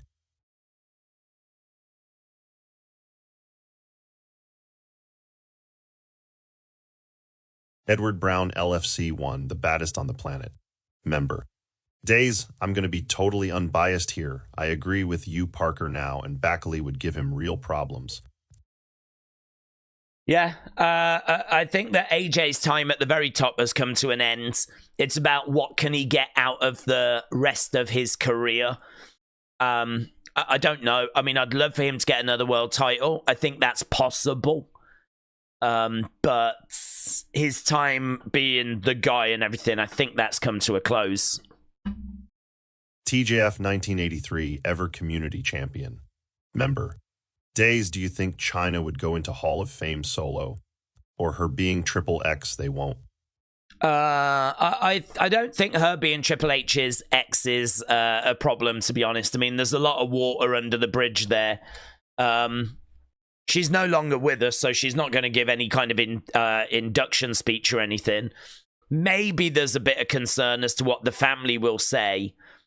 Maybe that's a bit of a barrier because they don't want the family going up and embarrassing Triple H or saying that she, you know, China was badly treated. You know, I think the way that her career came to an end was really unfortunate. And there's a lot of people thinking that the only reason that she ended up going from WWE was because they kind of forced her out. It was all a bit awkward. So maybe there's a little something with that, but I don't know. I mean, she should go in as a solo star. And I'd like to think that, you know, the family wouldn't put them in that sort of situation. I think it put her in and just celebrate her career, you know? It's not, I don't think it needs to be a time for, like, she deserved better and all that sort of stuff, you know? I think one of the reasons why she's not gone in is because of her adult career as well. WWE is a PG product, and people start Googling China, they're going to start seeing stuff that I think WWE doesn't really want to be associated with. It's really not in people's interest to kind of be doing adult films and stuff like that if you want to go into the Hall of Fame one day. So I sort of get it. I sort of get why she's not in. Kabayel doing more great work in round 3. Digging into the side of the body here. Zhang really not offering a great deal back. Zhang actually, I think, has really dropped off, you know? I think he's really dropped off. I think that Zhang that we saw a few years ago was a real problem. And I think we are seeing very much a decline now. Kabayel is just absolutely teeing off on Zhang. But to be honest, I don't really know what we can take from this. He is apparently ranked 5 in the Ring Magazine rankings. So he is ranked number 5. Yeah, Kabayel having a really good round here. And honestly, the Zhang kind of momentum might have already been done. We might have had one good round out of him. We might have had one good round.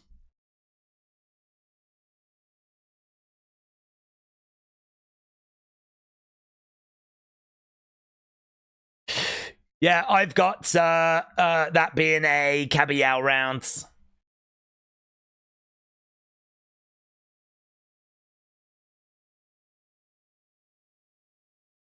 Right, get your thoughts in. Get your thoughts in.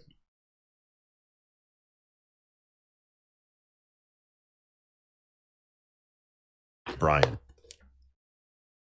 Goldberg should never have been allowed to defeat the Fiend, especially not for the belt. Goldberg wrestled 20-plus years on and off and never bothered to learn his trade. Okay, here we are, round 4. Amin Judy. Hello, Days. Did you see Real Madrid will face Atletico Madrid at March 4th? Yeah, I did. That's a good draw. That is in the Champions League. Okay, shots coming into the side of the heads by Kabayel again. If that is Usyk, and again, I think it is, but I just can't see. The ropes are in the way. But if that is Usyk, like, he is not paying attention to this fight whatsoever.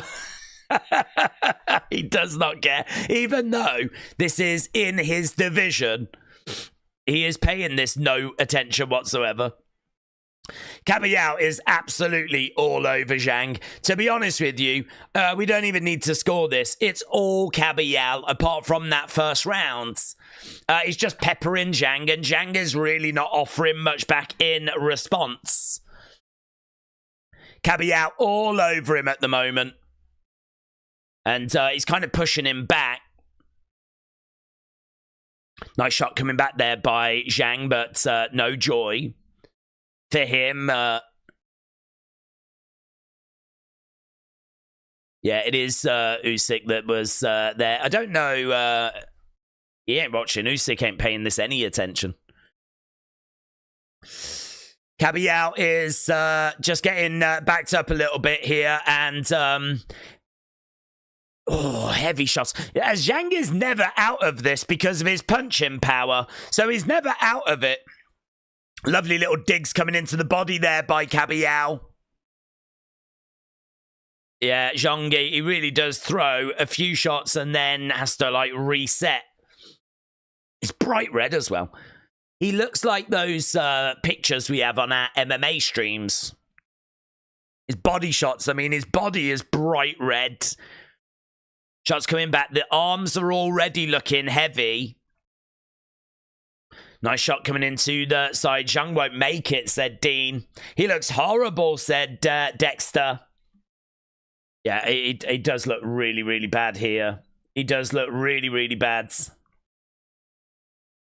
I think his time at the top is done as well, to be honest. At the very top. I mean, I think he can be a gatekeeper for the top 10. But he's never out of it. I mean, one big shot and he can get right back into this fight. He is in bother. Kabayel continuing to pour it on. And I don't even think Kabayel has looked all that good, you know. I don't think Kabayel has looked like this world beater. He's just done what he needed to do, really, is got right up to... look at his body, man. His body is flipping radiating. His body is giving off heat. Round 1. Who you got, Days Yadong versus Sejudo? I got Yadong. We love Yadong. It's Yadong's time. Yeah, I would probably be leaning Yadong. I haven't seen the odds on it. Cejudo, not quite looking like the fighter he was. Still a great challenge, though. It's going to be a big job for Yadong that tonight. So I'll be really interested to see who picks up the win.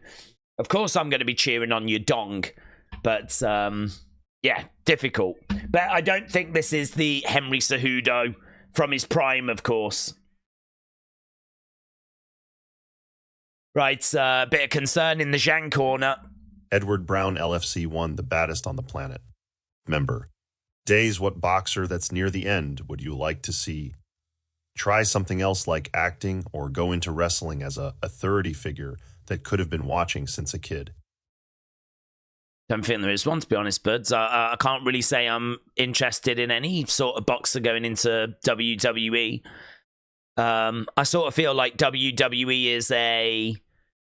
Oh, here we go. Look, Kabayel continuing to pour it on. Yeah, every round has been Kabayel except that first. Another shot coming in there by Kabayel. Is he going to stop Zhang? I mean, is the ref going to come in and just call this? Because this has been one-way traffic since round 1. And this ain't going to get easier. Oh, lovely shot by Zhang! Wow, Kabayel goes down. He's all right. He's right back up. I'd imagine he's very disappointed. As I said, this is not going to get easier for Zhang. But that's the thing, isn't it? It only takes one shot. Wow, what a moment. What a moment. That's woken this fight up. Yeah, so Kabayel goes down in the 5th. God, after all the work that Kabayel has been doing, and it's just one shot and down he goes. Yeah, he looks okay. He did get knocked. He's right back to working the body again. I can't believe that he just went down. It's just been absolute one-way traffic since round 1. So to see him going down is like, Jesus. I suppose that's what's great about heavyweight boxing, is it does just take one shot, doesn't it? Nice. Again, jab coming in there by Kabayel. Couple of shots coming back there by Zhang. Yeah, he has got some fast hand speed when he wants it. You can see his gas though, Zhang. He's taking some pretty deep breaths. Keeping covered up. Jabs coming in there by Kabayel. And again, a little dig coming into the body there by Zhang.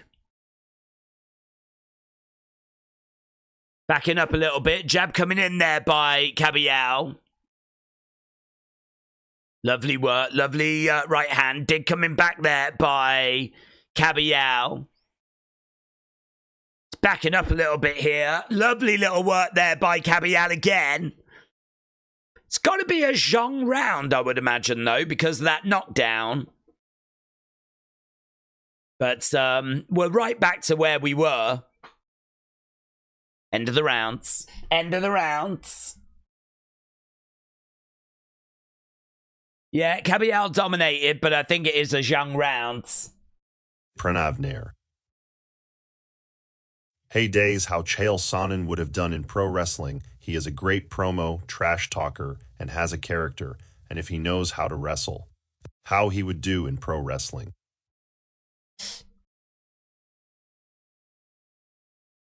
Dean Opper Goalie Clinics. Kabayel Days, you are dead wrong. Wrong on, what, Kabayel? I think that's, as I said, it's the joy of heavyweight boxing. Kabayel has dominated this. And then he flipping just gets one punch put down, doesn't he? So, I mean, he got back up. He looks okay. And he just went right back to where he was before. So, I don't know. This is going to be very interesting to see what happens here. I mean, Zhang's going to keep declining as the rounds keep going by. As literally as he got knocked down, I was like, this is not going to get easier for Zhang. I still stand by that. You know, as the rounds go by, Zhang's cardio, we know is an issue. But he does still have that ability, doesn't he? He does still have that ability. Total punches... 293 for Kabayel, 208 for Zhang. And we're just seeing Kabayel pop, pop, pop, pop, pop. I suppose the problem for Kabayel is that he's thrown a lot of shots, but nothing has come close to, like, causing Zhang, like, serious trouble.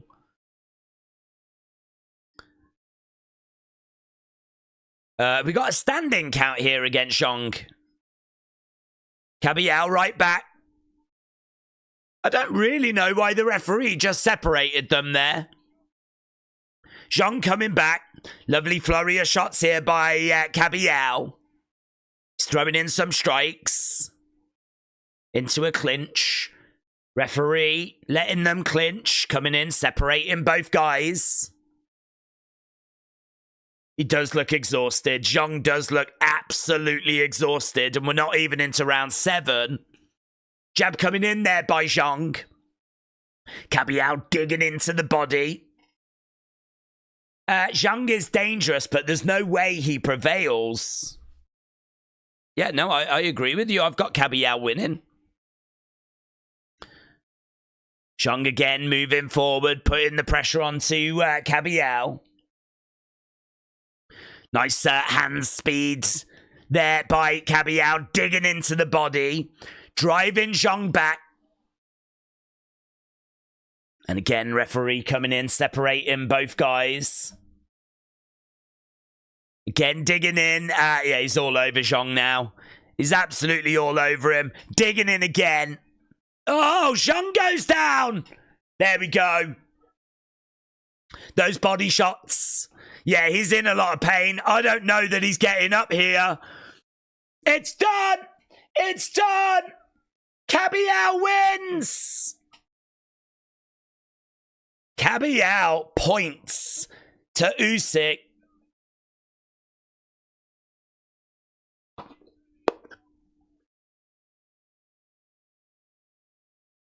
Kabayel beats Zhang. He did get put down in the 5th, but those body shots, they just added up, and Zhang had no answer. Had no answer whatsoever. Get your thoughts in. TJF 1983 Ever Community Champion. Member. Days I agreed China should go in Hav and leave past in the past. Bubba Dudley and Mickey James done adult content and come back. But thinker right, prob down the family words.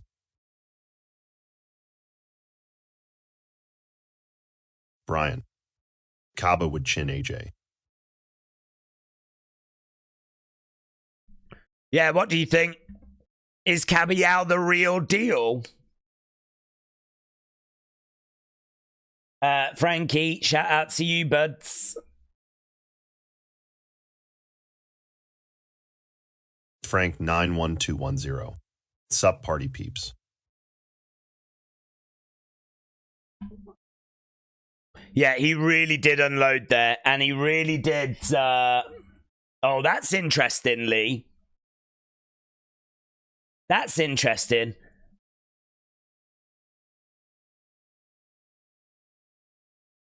Lee Blackburn.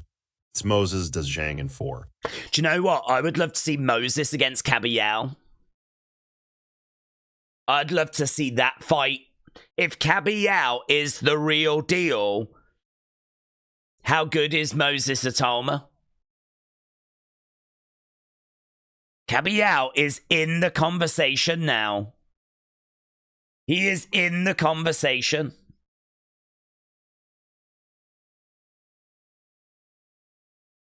Brian. Zhang looked old and tired from the start tonight. Yeah, I mean, he had that good first round, didn't he? He had that good first round, and he got the knockdown in the 5th, but that was literally it.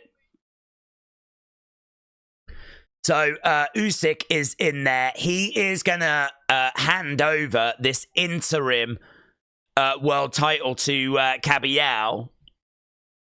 And listen, that's a fight that we could see in the future. Kabayel against Usyk. I don't know if Usyk's that bothered by it. I mean, I don't think Kabayel's much of a challenge for him. Amin Judy. Days W. Gullowy Elimination Chamber next weekend. Are you looking for it? Yeah, of course.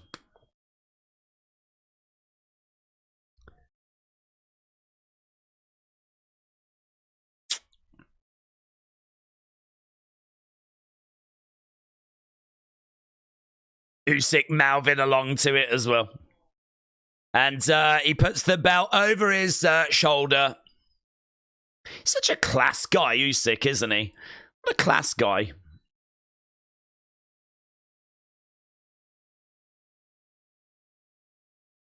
So he puts the belt over Kabayel's shoulder.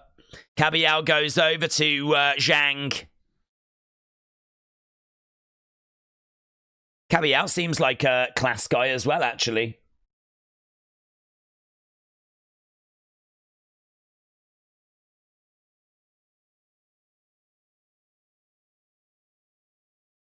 Jobson. Member. Bow down. Prediction. Correct Kabayel. Wrong decision. I am xenophobic. Agit Kabayel impaired his elevator hook sweep here. Automatic. Держи хвост пистолетом.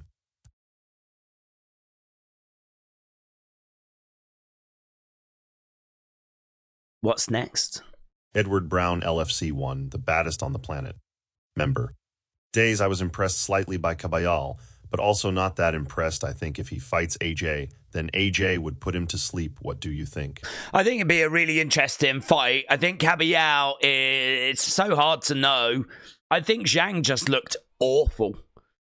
So I think it's really hard to know what we would get out of a fight there. I think Zhang just looked awful.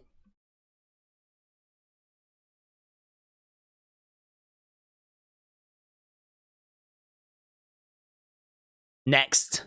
Muggsy. New member. Hey Days.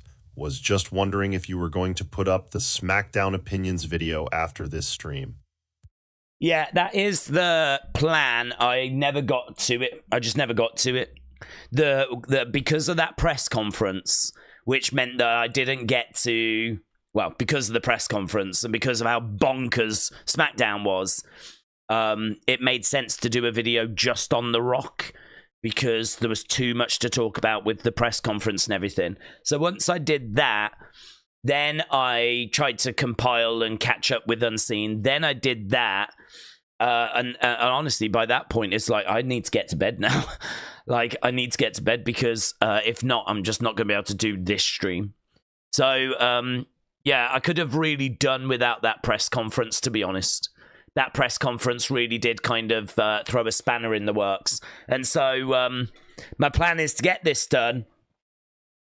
I don't know. I mean, I really don't know when this event's going to finish. So I'd ideally like to get like some of the SmackDown opinions and that sorted.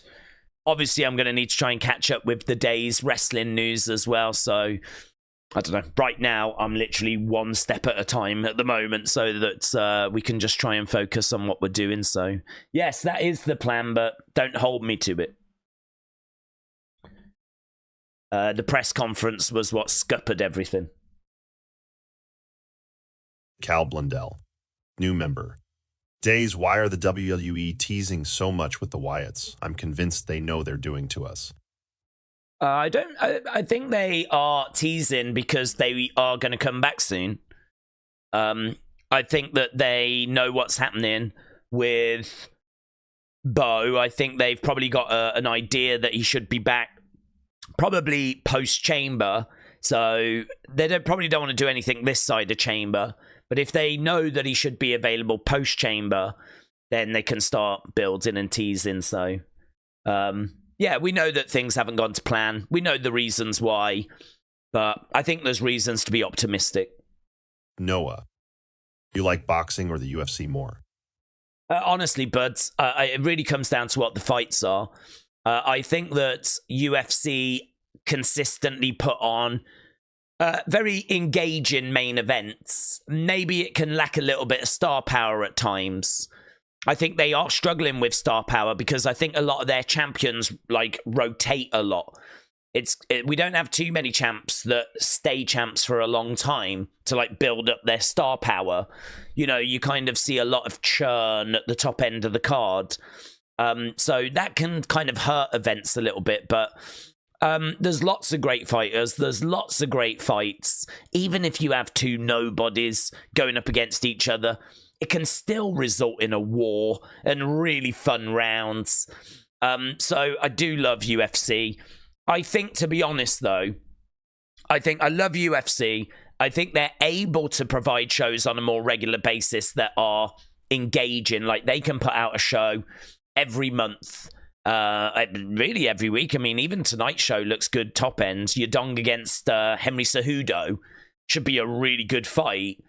And so they've got the ability to put out like really good stuff, but I don't think they've got the ability to put on fights of the magnitude of like a Fury Usyk.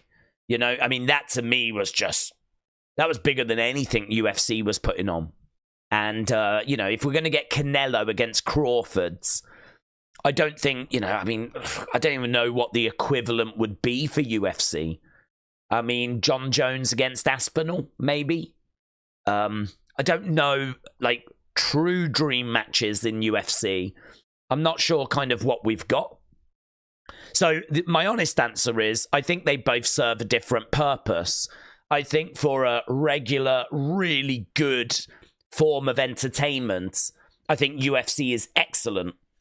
But I think if you want those kind of massive fights that really get the world watching, I think boxing does that. I think boxing does that better. So I think they both kind of serve a different purpose. So a bit of a cop-out answer is I sort of love them both for different reasons. Right, we are going to go to our next fight. Edward Brown LFC 1, what the a baddest fight on the planet. Member. Days I was impressed slightly by Kabayel, but also not that impressed. I think if he fights AJ, then AJ would put him to sleep. What do you think? Again, I think it's really hard to judge. I think that it's... from what we just saw, I think what we just saw is the end of Zhang at the top. That's what we just saw. But that makes it hard to know where is Kabayel in that list. A lot of people are saying this could be fight of the night. A lot of people are saying that this is really close. It's for the interim WBC Super-Welterweight title. Ortiz has got devastating power, very aggressive. He's got a really great engine, really good output.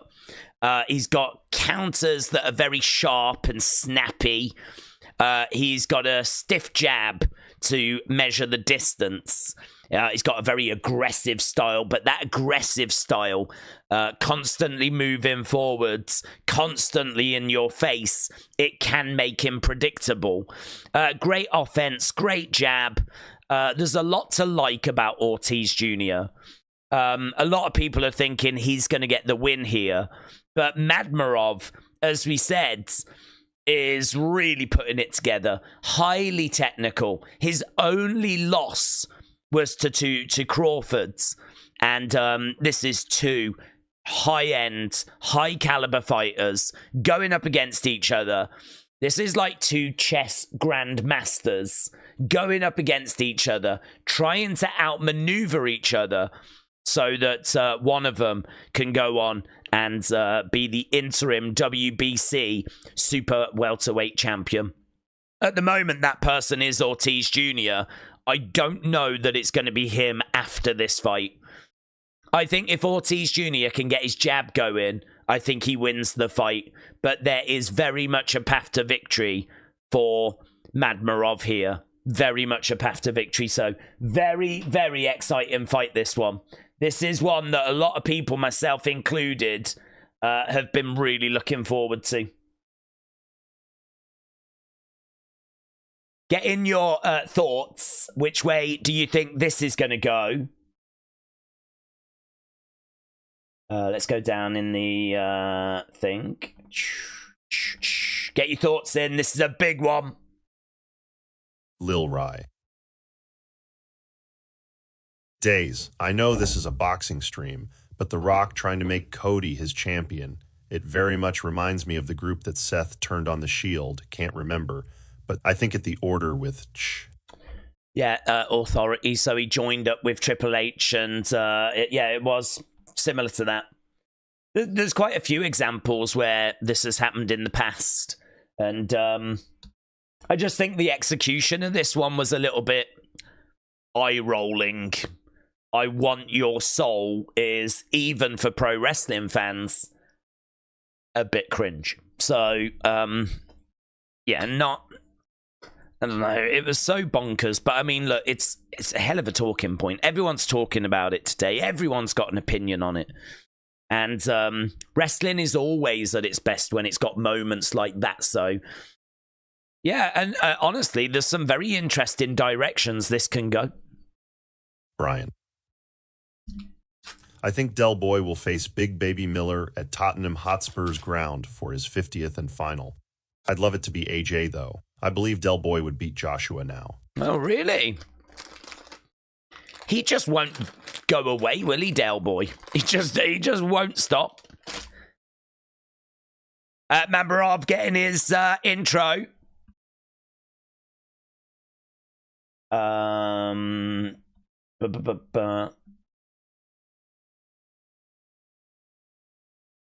Brian. I'm not bothered about this next fight. I don't know either fighter. Yeah, Brian, that's understandable, but it's going to be great, though. Edward Brown LFC won the baddest on the planet. Member. Days. Where does Derek Chisora go from beating Wallen? Do I think he gets a big fight with Wilder maybe, or AJ, or Takam again, or Zhang?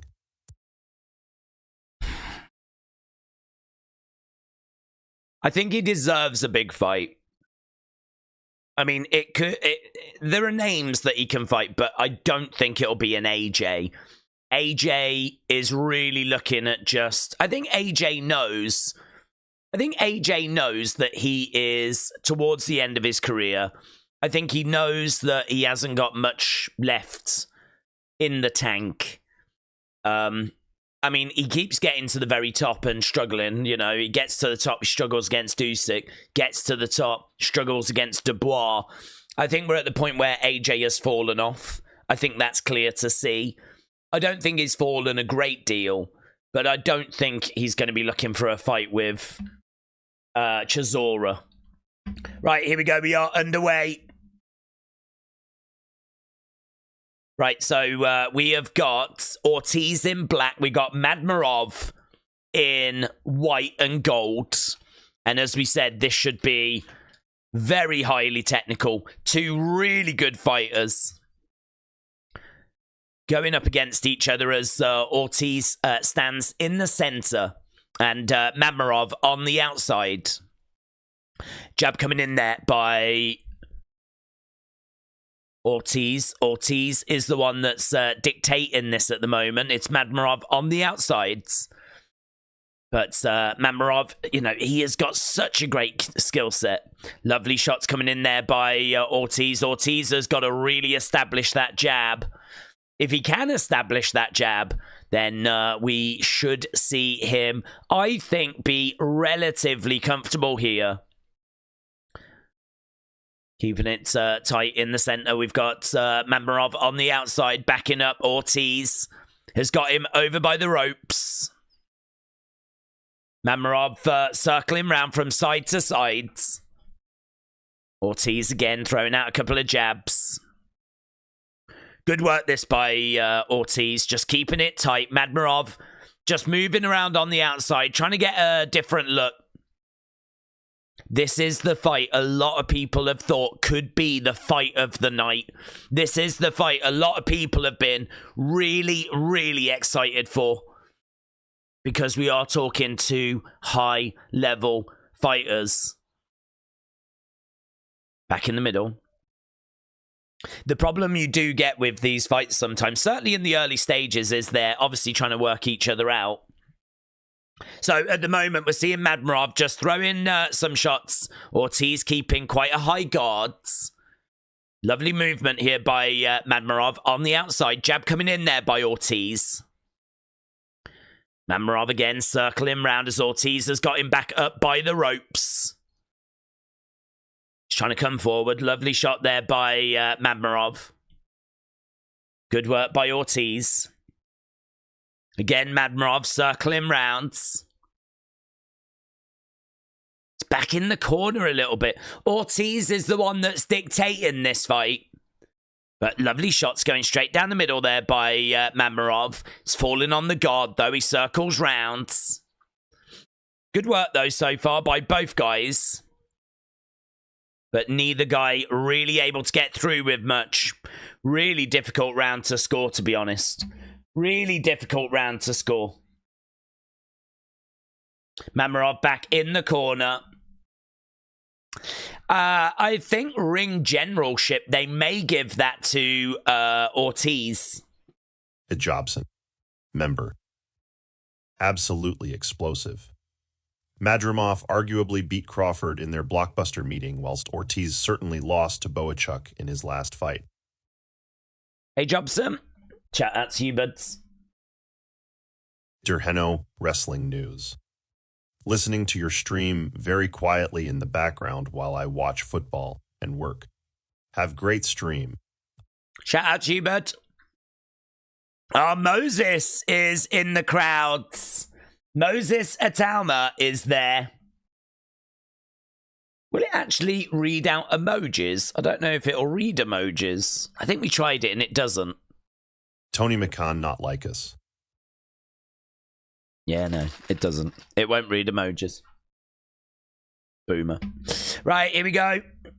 Round number 2. Very close round. I think they would go Ortiz. I don't think there was enough there for Madrimov to get given the nod. I think Ortiz is a bit too defensively irresponsible to be in with a killer like Madrimov, says A. Jobson. Could be right. Nice body shots there by Madrimov. Madrimov is bouncing around on the outsides. Good lateral movement. Ortiz coming in. Lovely work by Madrimov. This is much better. So he was on the outside, slipped underneath, got onto the inside, started doing a little bit of work there, Madrimov. Again, circling round as he's back in the corner. Hook shot coming in, and again, digging into the body there by Ortiz. Madrimov back against the ropes, tries to drive forwards. Jab coming in there by Ortiz. Ortiz in the center. I sort of feel like Madrimov may have just built up a little bit of a lead in this round, but still plenty of time to go here. Shot coming in there by Ortiz. Madrimov again backing up. Ortiz keeping that pressure on. Madrimov is over by the ropes, over by the other sides. Ortiz continuing to move forwards. Madrimov throwing out a jab, backing up a little bit, throwing out another body shot there by Madrimov. Ortiz moving forward as Madrimov circles round on the outsides. Lovely shot coming in again there by Madrimov, but he couldn't get much behind it. We got just over a minute left in this round. Nice head movement there, ducking underneath. And by Madrimov, not seeing much out of Ortiz here, to be honest. 50-odd seconds left to go. Jabs coming in, but they don't find their range. Lovely 1-2 coming back there by Madrimov. I feel like this is a Madrimov round. I think I would give the first to Ortiz.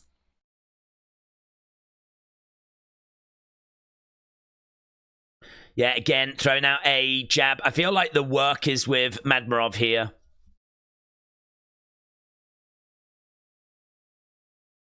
Yeah, commentators saying that Ortiz just can't land a blow at the moment. It is true. He can't get going. He can't get in on Madrimov. Madrimov is being lovely work, really putting it together. We did say that if he was going to win this, he was going to have to get his jab working. There's no sign of that in round number 2. That one very much feels like a Madrimov round. So, Madrimov, Ortiz. I'm going to give Ortiz the first. I'm going to give Madrimov the second. I think we're looking at about 1-1 here. Yeah, what are you seeing? What do you think? Edwards, I do like your longer comments. Edward Brown LFC won the baddest on the planet. Member. Days in September Canelo v. Crawford, who got winning. I love both fighters. I have Crawford winning, as I think his power at a heavier weight will be more impactful, and I genuinely think he's gonna win. Has that fight been announced? I mean, I know it's happening. I've seen all the rumors, but I've just not seen the official announcement yet. I mean, I think that Crawford wins that as well, personally. William Hensey, member. Days. With Trini going to Houston, Texas, and me meeting her there for sure, what are the chances I'm going to be jerking meat in my hotel room afterwards? Like, do you mean like beef jerky? I think the bigger question is, what are the chances that Trini will be there with you at the time? I think very high. I think very high. Okay, Madrimov on the outside. This is not round 4, it's round 3. Okay, Madrimov, can he deliver another round like that second round? Jab coming in there by Madrimov. And again, as Ortiz covers up. Lovely trying to throw back a nice body shot there, Ortiz. Madrimov is so bouncing around. He's so fluid.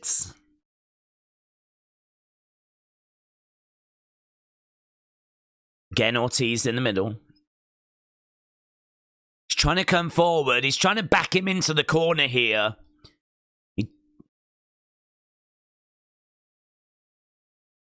Madrimov is again coming in, throwing out that straight lefts.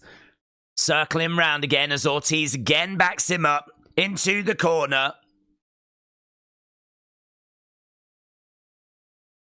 Lovely. Oh, lovely work there by Ortiz.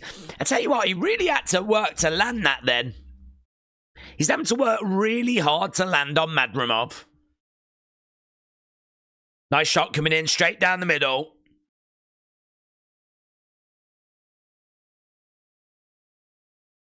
Again, Ortiz coming forwards. The activity is definitely with Madrimov. Ortiz again has got him. It's just a punching bag at the moment, Ortiz. Very frustrating if you had Ortiz for this one, you know. Very frustrating. Because at the moment, he's covering up. He's keeping it quite tight. He's moving forward. But it's Madrimov that is the one that's doing the more eye-catching work. He's got his hands down low as well, Madrimov. And if Ortiz can get through, I just don't think he's going to be able to land. I mean, Madrimov's so quick. Pop, pop. Yeah, wow. It's got to be a Madrimov round, hasn't it?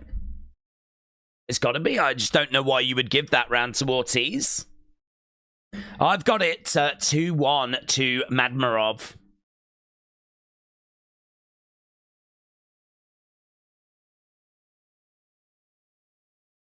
Brian.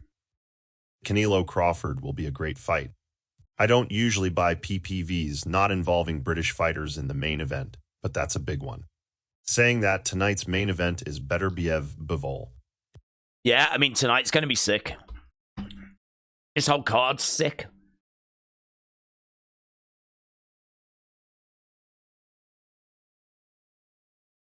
Edward Brown LFC 1, the baddest on the planet. Member. Day's quick question, is there a certain reason you like my longer comments, or is just because it speaks sense, as I already know I do? But thing is, I also like you just the way you are, cause you're amazing.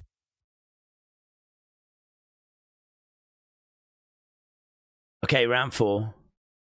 Yeah, I like your longer comments because I like to hear people's thoughts. So, you know, shorter comments just tend to be like, oh, this isn't very good, or Ortiz isn't looking very good, or do you know what I mean? Like, they're quite shorter comments tend to be little throwaway things.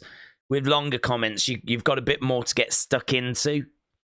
So I like longer comments for that reason. I like longer comments during wrestling streams because it normally gives us more to work with. But I don't always, obviously, you know me, I try to get to comments, but it's very difficult sometimes. Right, I've got this 2-1 to Madrimov, and so do the commentators. They've got it 2-1 as well. A couple of jabs coming in there by Ortiz. Again, standing in the center, Madrimov is on the outside. Circling round as tries to go into the body. Does look like he's struggling a little bit here, Madrimov, to just get through like what we had seen him do in those previous rounds. Again, circling about as shots coming in there by Ortiz. This fight not quite getting to the levels that we were hoping for, to be honest.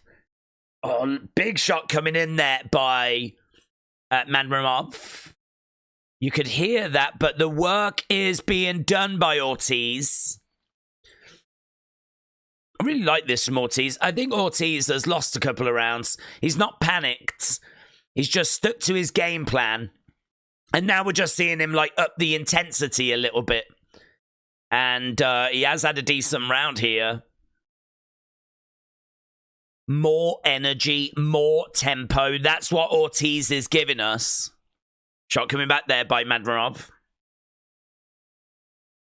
Is in the corner. This is a good opportunity for Ortiz. Not able to take it, though. 30-odd seconds left in this round. Ortiz keeping Madrimov up against the ropes. Circling back. Again, shot coming in there by Madrimov. Again, another shot coming in there by Ortiz. Couple of shots back, but not really much to them. I think this is an Ortiz round. Yeah, I'm going to have this 2-2 now after 4. I've got it 2-2 after 4. So, how are you lot seeing it at the moment? Puff Dutch.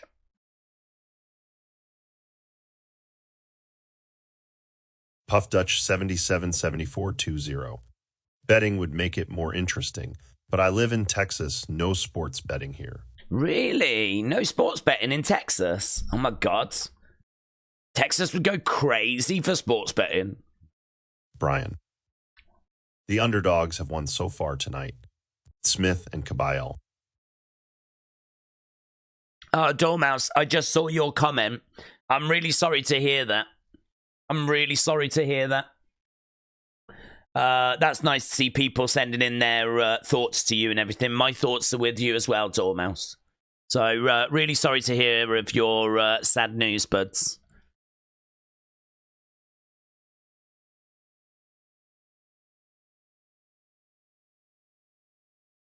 Okay, here we go then. Round number 5.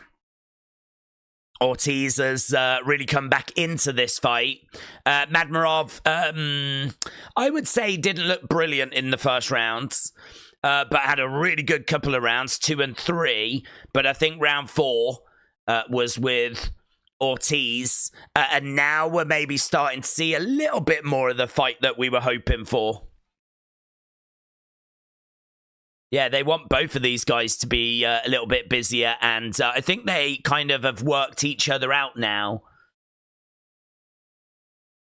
Right now, they've got to make sure the other person doesn't out-pressure them, so we're seeing both guys now being a little bit more on the front foot. It is driving Madrimov back a little bit. Nice little body shot there by Ortiz. Yeah, this is good. This is the fight people were hoping for. Lovely jab coming in there by Ortiz. Uppercut just misses. Jab coming in by Ortiz. Madrimov is over by the ropes. Misses with that shot. Again, Ortiz moving forwards. Keeping that pressure on. I think ring generalship's going to look really good for Ortiz here. But Madrimov is coming back. Ortiz has got a busted nose right now. Apparently there is a bit of blood coming from his nose. He's got Madrimov back in the corner. And oh, that was a lovely right hand by Ortiz. Really good. Jab coming in. Body shot there. And again going downstairs. Yeah, you can see there is a bit of damage on the face of Ortiz. Lovely work there by Madrimov. As he tries to go downstairs, but Ortiz is right there, right in front of him. Letting the hands go. Madrimov again, ducking down, trying to throw a shot in. I think this might be another Ortiz round, you know. I think it's another Ortiz round because he is the one that seems to be more active.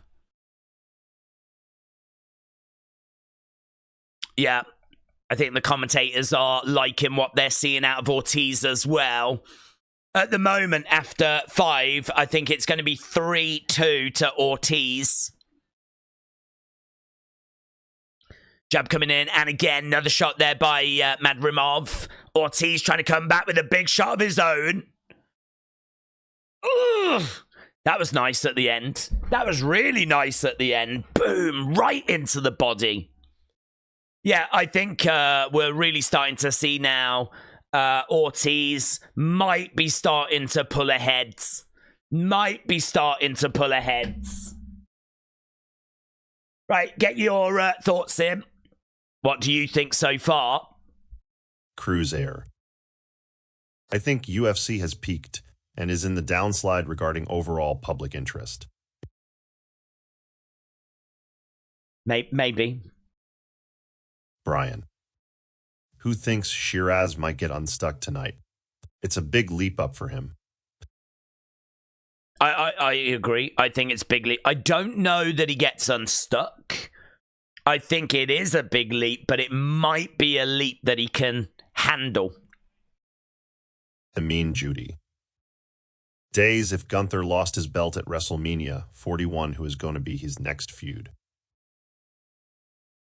If Gunther loses... Honestly, that's really hard to answer, because if he loses, it could be anyone, couldn't it?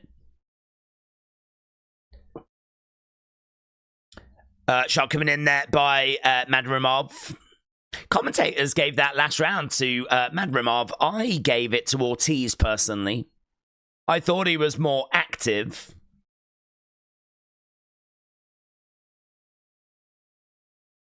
Dormouse 69.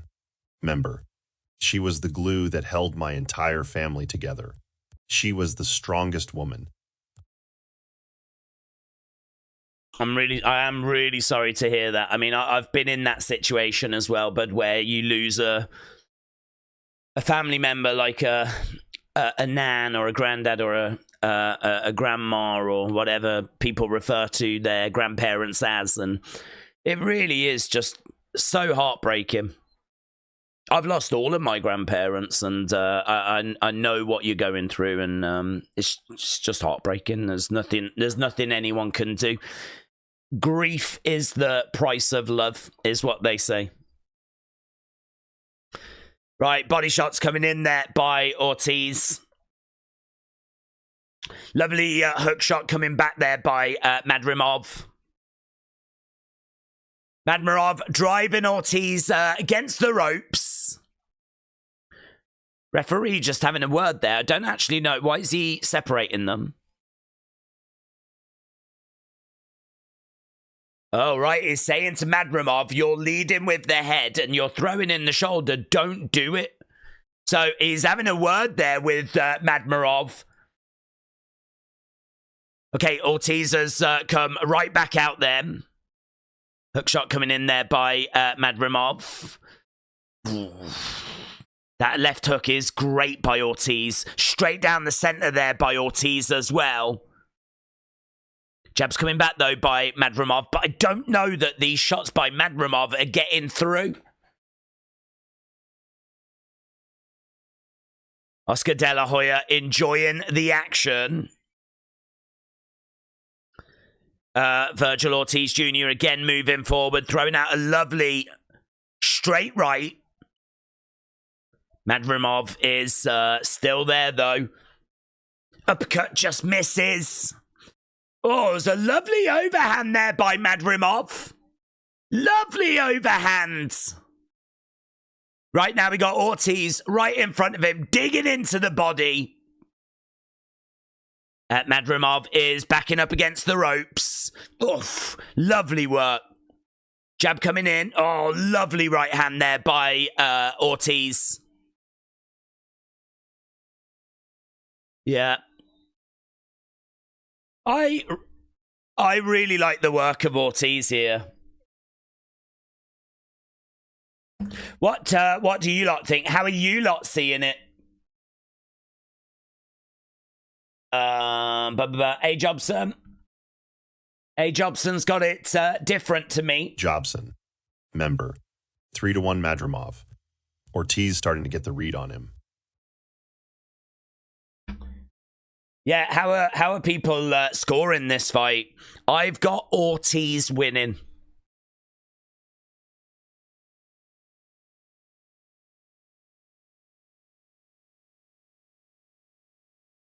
I just heard someone say drown his ass, but I couldn't figure out who was saying it.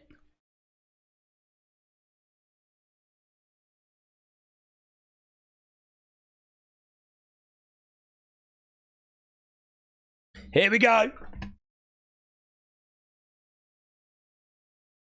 Yeah, they're just talking about how this fight has really come alive. Okay, Ortiz again, edging, moving forward. So, total punches thrown, 51 by Ortiz Jr., Madrimov, 37. Punches landed, 20 by Ortiz Jr., 5 by Madrimov. Jab coming in again there by Ortiz. I believe that was the stats for round 6.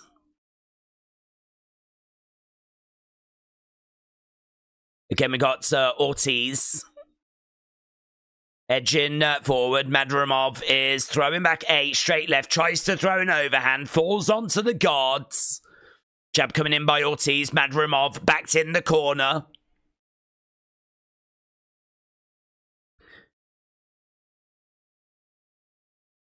Ortiz again moving forward. Ugh.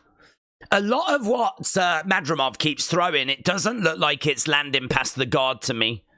That was a lovely body shot there by Madrimov, though.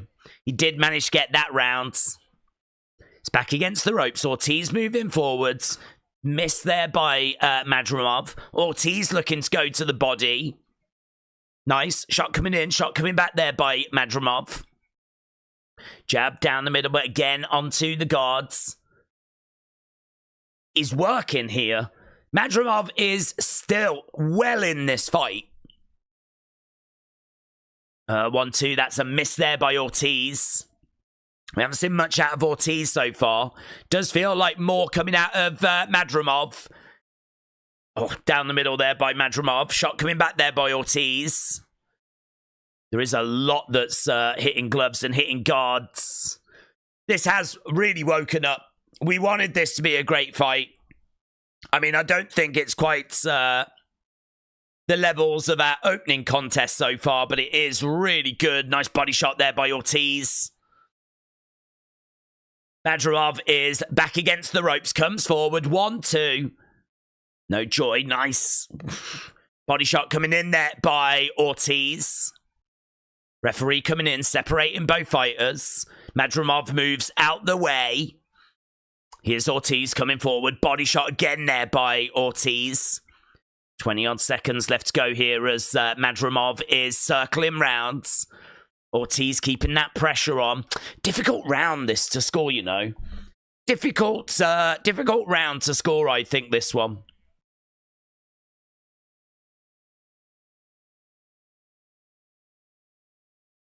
That one felt harder to score, to be honest. Jobson, member, the ref is bothering the out of me. He's running around all over the place, getting in the way of the boxers, and seems coked out. I'm not sure he is coked out, but I do understand your point. Reese Meredith. Days. What do I think about Bakole? How will he adjust to Saudi time after coming from Congo?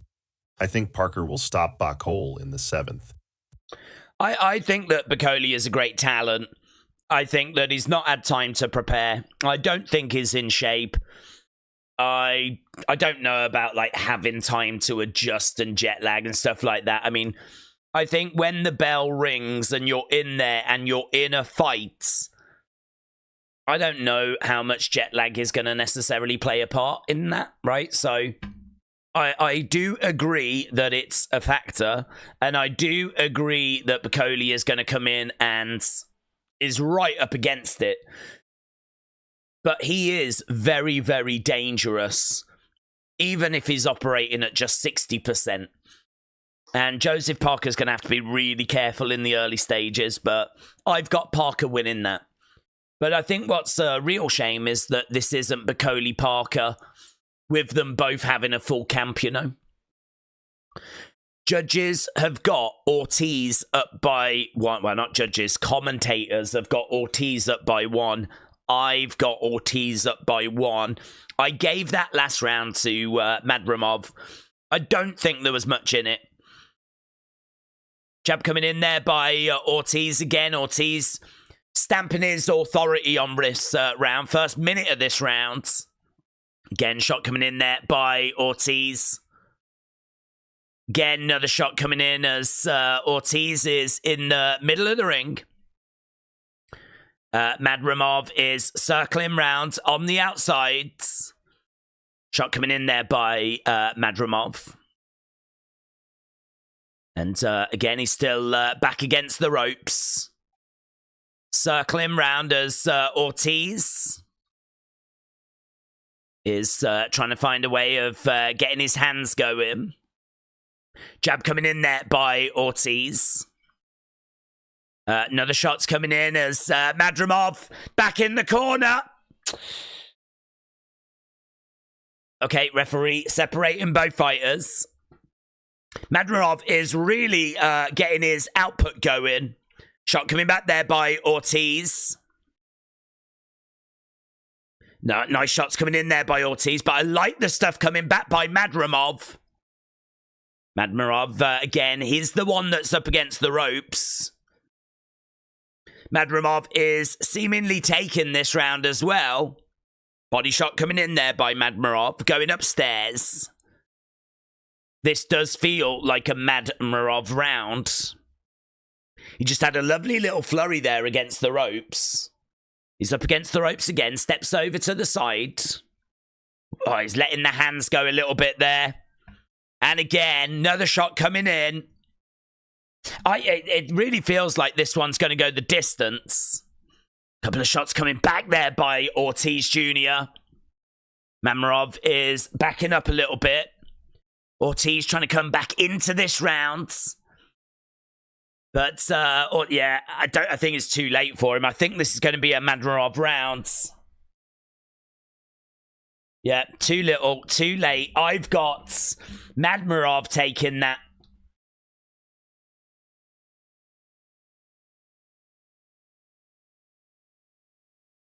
Riz Meredith.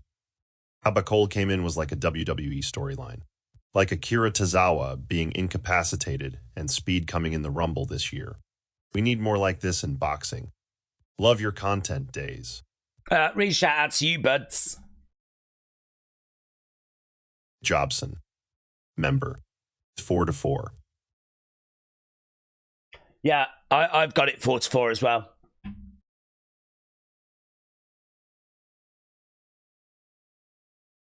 That is quite the front row, isn't it?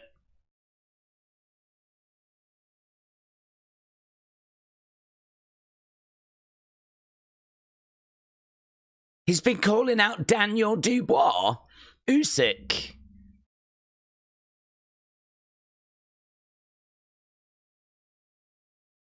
Okay, here we go. Okay, Madrimov again letting his hands go. Jab coming in there by Madrimov. Lovely. Really throwing in some lovely stuff here, Madrimov. We got Ortiz right in front of him. The commentators have got it all square. I've got it all square. A. Jobson has got it all square. Madrimov again on the outside. We're up to round 9. This is where we're really going to start separating the men from the boys. Ortiz letting the hands go. Madrimov again on the outsides. Madrimov has only lost to Terence Crawford. So he is a really high caliber fighter. And he has shown it in here as well. It's been a really good fight. Again, couple of shots coming in by Ortiz. I think Ortiz doing the better work here in this round at the moment. Couple of jabs coming in. Maybe Ortiz just took a couple of rounds off there. Again, letting the hands go, and he is peppering Madrimov. Again, he's backing him up against the ropes. Madrimov is circling rounds. Ortiz right in front of him. Madrimov steps over to the side. Jab coming in there by Ortiz. Madrimov is coming forwards. Nice little dig into the side of the body there by Ortiz. That looked like it was back of the head there. That looked like it was back of the head by Ortiz. Referee is in, separating both fighters. Lovely shots coming in there by Ortiz. This is one-way traffic, mate. One-way traffic with a minute left in this round. Madrimov is back in the corner. Ortiz again going for a hook shot. Big body. That was, I think that hurt. I think that hurt Madrimov. Big body shot there by Ortiz. Big body shot. Looked like he went for it again as well. Yeah, this one feels very much like an Ortiz round. Oh, really good. Really good.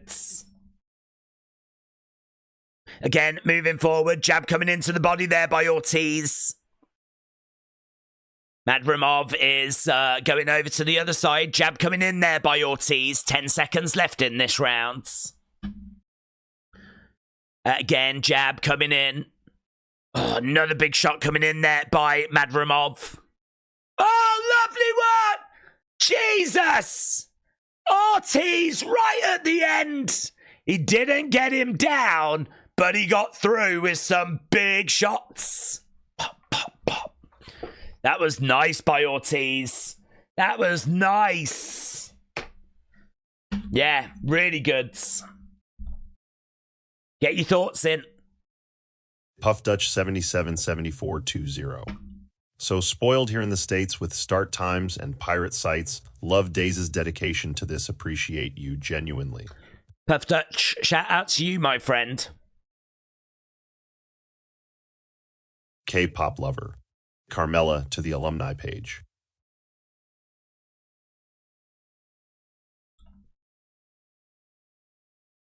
Jobson. Member. Ortiz 5-4. Yeah, I agree. I agree. Here we go.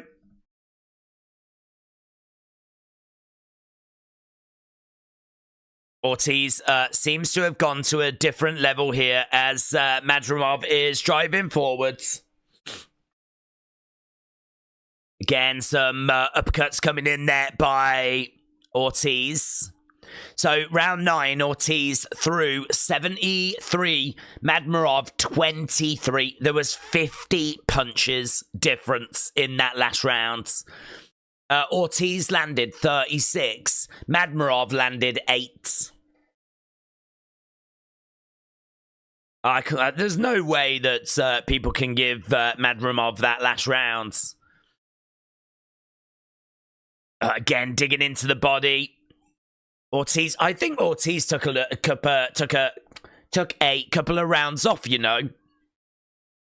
Referee coming in, separating both fighters. Again, digging into the body. Yeah, he is still in the fight, though, Madrimov. I mean, I don't think it's that far on the scorecards. Jabs coming in there by Ortiz. Madrimov again, moving forward. Trying to throw that uppercut in. And again, I think this is feeling like an Ortiz round. Round number 10. Referee coming in, having a word there.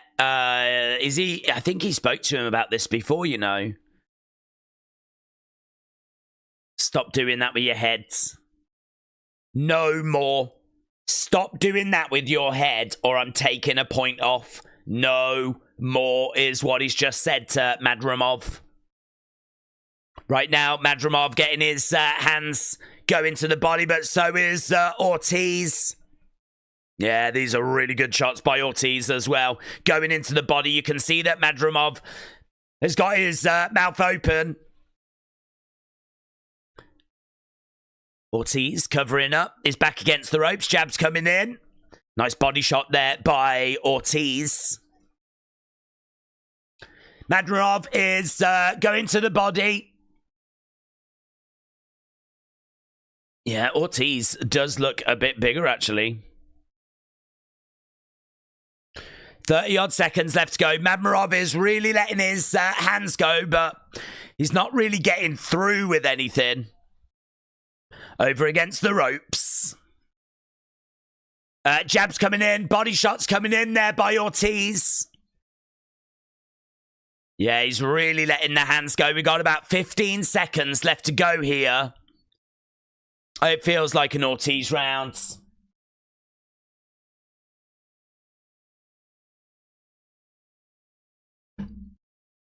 Yeah, he's trying to get through, but too little too late, I think, in this round. I think I've got it as an Ortiz round.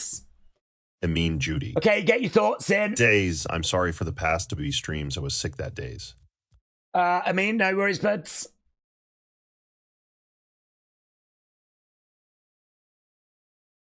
Six four. I've Frank got it. 91210. To Ortiz. Carmella fired to send a message to Corey Graves. He ain't shiz.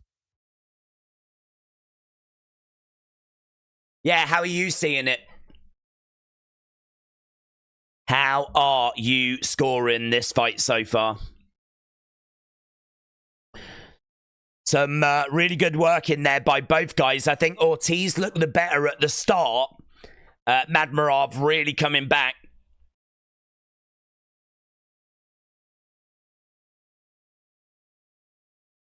Okay, here we go. Round number 11. This really get into the business end. Yeah, Madrimov is going to start getting to the point where he is really going to struggle to get back into this. I mean, to be honest, he might need the next 2 rounds just to get a draw. Where is the boxing? It's over in Saudi Arabia. Who asked that? It was your Kinbeck. Okay, here we go. Shots coming in there by Madrimov. Ortiz letting his hands go. The commentators have got Ortiz up by 2 as well. Nice overhand coming in. Yeah, I think everyone's kind of got it going that way. Ortiz Jr. is the one that's getting through with some big shots, though, at the moment. Brian. Body shot. These little guy fights always go the distance. Beterbiev v. Bivol is a guaranteed 12 rounds again, too. Yeah, I think you're right. I think you're right. I don't know that every fight's going the distance.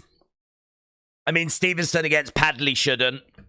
And really, Parker against Bakole shouldn't. So, of the fights that we've got left, 2 of them should have stoppages. Nice jab coming back there by Ortiz. And again. Yeah, Madrimov is a little bit more effective, but I don't know that he's done enough still. Nice. Good movement there by Ortiz. Going back to the center. Madrimov moving forward. Ortiz backing up a little bit. Lovely right hand there by Madrimov. Nice. Oh, he went downstairs and then bang! Upstairs. This is a closer round. This is a closer round. Yeah, that was a lovely, lovely left hook right to the body. Left upstairs. Yeah, he went upstairs again. He's getting joy with that left hook, isn't he? Looks a little wobbly on his feet there, Madrimov. There was a little dig to the body by Ortiz. I think Madrimov really felt that as well, you know. Lovely shot coming in. Straight down the middle there by Madrimov. Oh, letting the hands go here, Madrimov. Really good work. Nice head movement there by Ortiz. Madrimov is right in front of him. Crowd are chanting away. Crowd are really into this. Lovely work there by Madrimov. It's backing up a little bit. Shot coming in there by Ortiz. Yeah, really close that. Really close.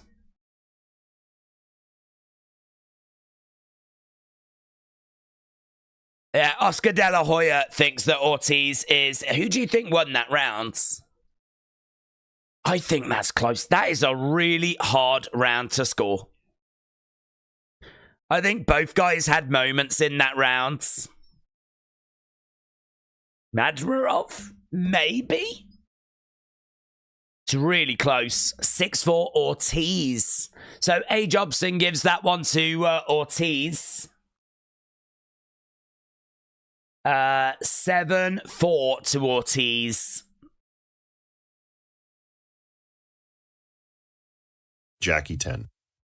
Ortiz 7-4. Right, here we go then. Final rounds. I've got it 6-5, but I mean, some of these rounds are so close. Yeah, we know that Ortiz can go the full 12 and he's going to look good. Actually, do you know what? I'm out of sync with the commentators. They've got Ortiz winning, but they've got that gap a lot wider. They've got that gap a lot wider. I think Ortiz is winning this. The question is by how much? Shots coming in there by Ortiz. Madrimov moving forwards. Again, Ortiz just letting the hands go. That's great. That's really good work by Ortiz. Really good work. Madrimov trying to come back. 2 minutes left of this fight. It has been really good. It has been really good. Lovely work. Nice jab coming in there by Ortiz. Back against the ropes, clinching up at the moment. Referee coming in, separating both fighters. Jab coming in, pushes him back. Uppercut coming in there by Madrimov.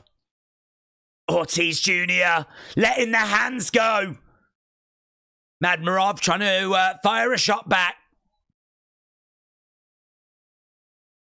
Oof.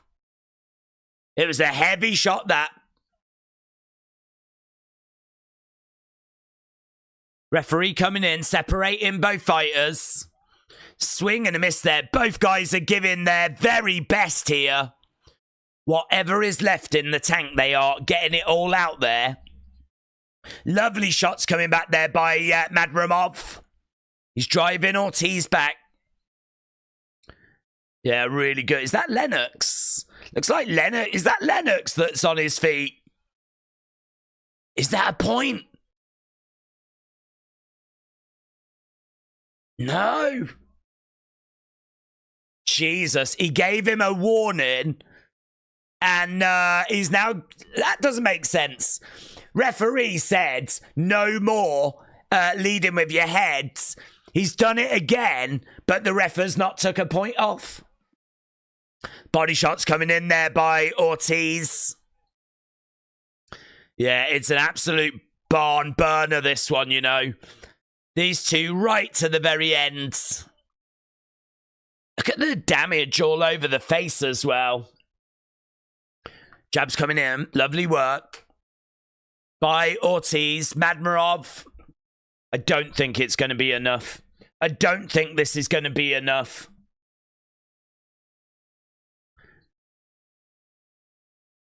Yeah, jab coming in. Yeah, I think it's going to be Ortiz. Brian, get your thoughts in. I cannot stand these types of fights. Never a finish. These little guys have like 37-3 records with 4 KOs.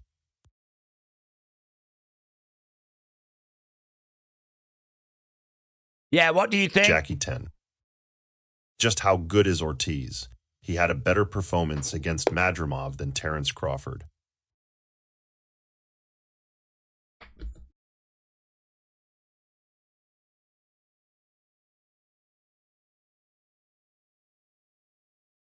The Mean Judy. Today's Liverpool versus PSG. That was a good draw yesterday to Champions League. It is a good draw. I don't know that it's that good for Liverpool, but it was a very good draw for the neutrals.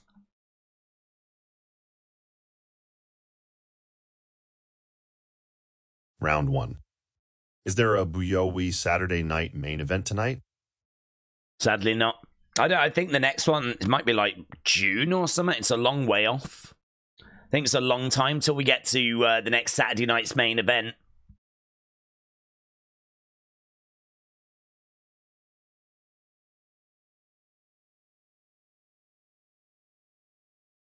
Rank 91210. Madrimov started eating fists after ref told him stop moving his head lol. I'm really surprised the ref didn't take a point off at the end there.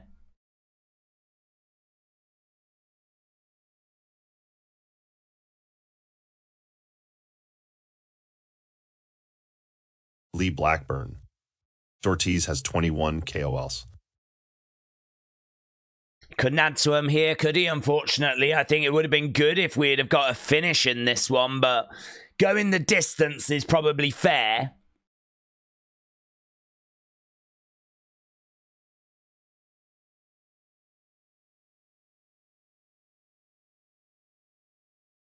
Just showing replays at the moment. Pharaoh MMA. You covering UFC afterwards? Sadly not, unfortunately. It's the boxing. I think the boxing might even... I don't know if it's going to overlap or not, but this is what took all my kind of research time this week. I don't like doing streams where I've not had a chance to like really dig into like tape and go back and have a look at stuff. So trying to do boxing and UFC is just... It's not possible, unfortunately. Okay, here's the decisions. Here we go.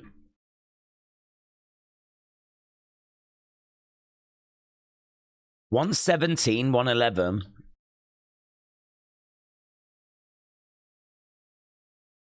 $115, $113. It's got to be Ortiz.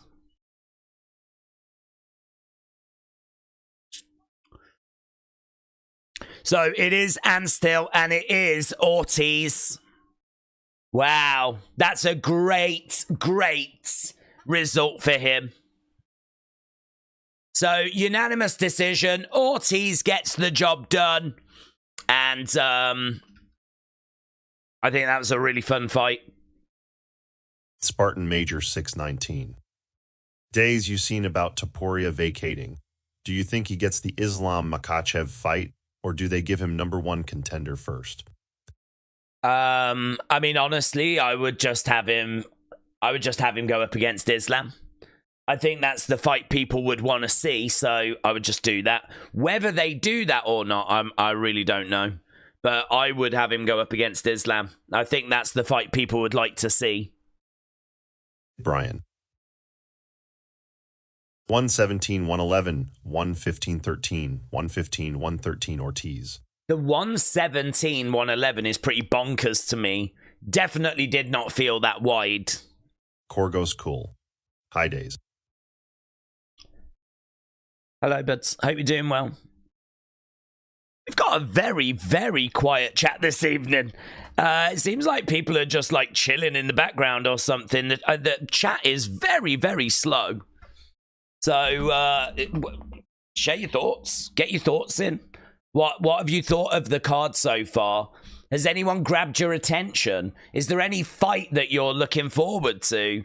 This is your opportunity to get your thoughts across. I'm down for like responding to people, but it's very, very slow in the chat. So I don't actually know what our next fight's going to be. I would like to get the Shakur Stevenson fight out of the way, to be honest, because I don't think too many people are excited for him against Padley. But okay, here we go. We're about to find out what that next fight is going to be. Okay, it is going to be the Sheeraz fight. This is interesting.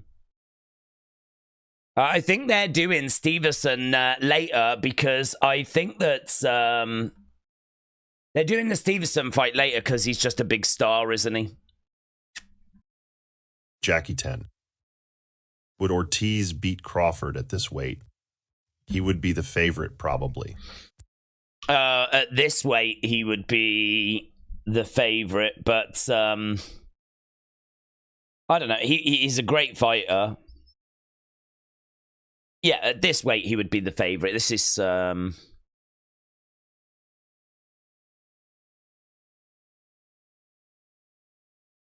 yeah, I think he would. Crawford is sick, though, isn't he?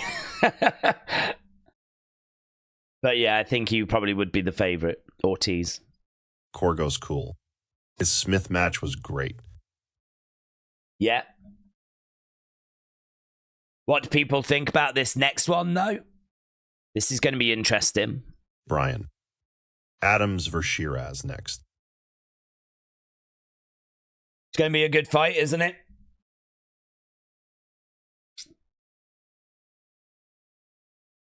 Brian, do you regard this next one as a proper fight? Brian. Let's get some proper fighting back on next.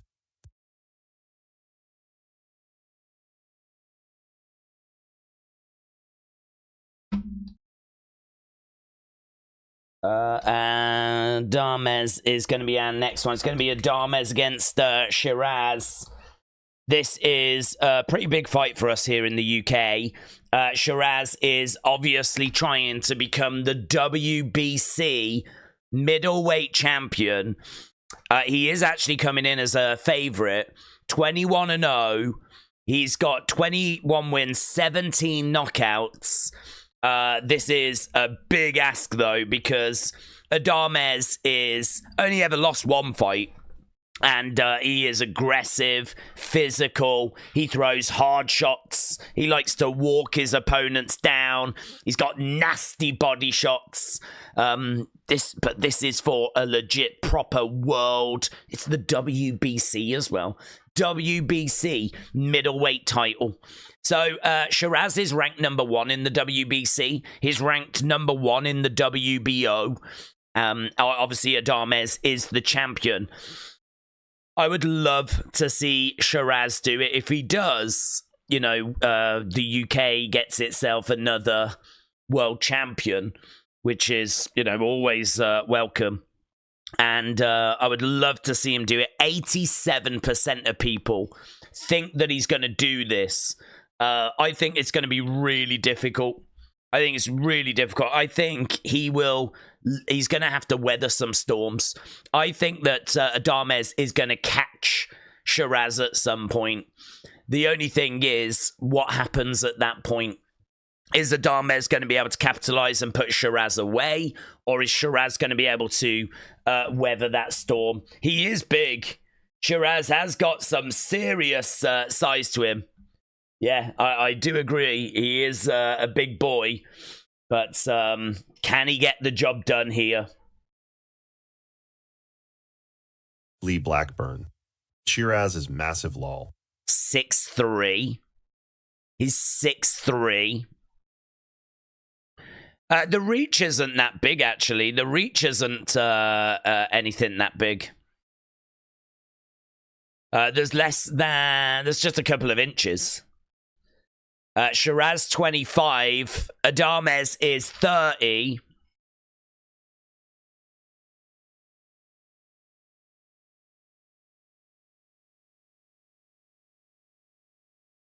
Sheeraz trying to become the 11th British middleweight champion. Jobson. Member. I am loyal to Hamzah Sheeraz at minus 290. He has a wondrous head coach and a heavenly sleeper slam. Sheeraz is going to climb the senses. Mark my words. I would love for Sheeraz to do it, buds. Frank 91210. I want Sheeraz to win. Same here. Abdullah Ahmad. When will match of Beterbiev and Bivol start? I actually don't know when it's scheduled. I mean, what I can tell you is this is fight number 4 out of 7. I think the next 2 fights after this have got really good chances of finishes. So obviously, if there are finishes, they will end early. So putting a time on it's going to be really difficult. I would imagine no longer than 2 hours. Maybe like 10:30, something like that. 2 hours 20, something like that. Probably not even that long. I think this stands a chance of going a distance. Main event stands a chance of going a distance. I don't think Stevenson Padley is. And I really don't think that Parker Bakole is either, actually. Yeah, here he comes. Here is Sheeraz. Frank 91210. I am 6'3" lol. You should be in there then, Frank. I don't know what you're doing here. You should be in there, boxing. Amin Judy. Days Liverpool could win over PSG March 4th. I have high hopes. Yeah, they absolutely could. Liverpool having a great season. Dean Opper Goalie Clinics. Sheeraz has so much potential. He's going against a tough opponent. I want Sheeraz. I hope he can do it. It would be brilliant for British boxing, which it's kind of not struggled a little bit recently, and probably could do with a bit of a success story here. Obviously, we've got Daniel Dubois, who obviously has gone on to pick up one of those world titles, but it doesn't really feel quite right because we all know Usyk's the guy up there. So if Sheeraz could get this done, oh God, it'd be fantastic. Dean Opper Goalie Clinics. Topuria needs to fight Oliveira first. That'll be a very tough fight.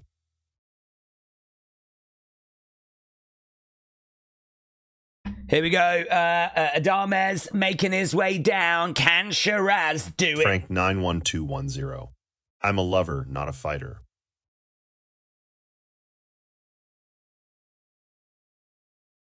John Chow. Who thinks Bivol will win? Do you know, in that main event, I think it's really, really close. I think it's really hard to know which way that's going to go. I am personally leaning Beterbiev, but I don't have any kind of read on it. I don't really have like a big, it's not a hill I would die on. I just think Beterbiev won the last fight and he started really late. I mean, I sort of feel like he didn't put in a brilliant performance last time. It was quite a close fight. A lot of people have Bivol winning it, but Beterbiev got the decision. And I think Beterbiev can be better than last time. I think he can improve. So if he does, that means that Bivol's going to have to level up as well. And I don't know, I thought Bivol did very, very well. I think there are improvements that can be made there on both sides. But I'm leaning Beterbiev on it. I'm leaning Beterbiev.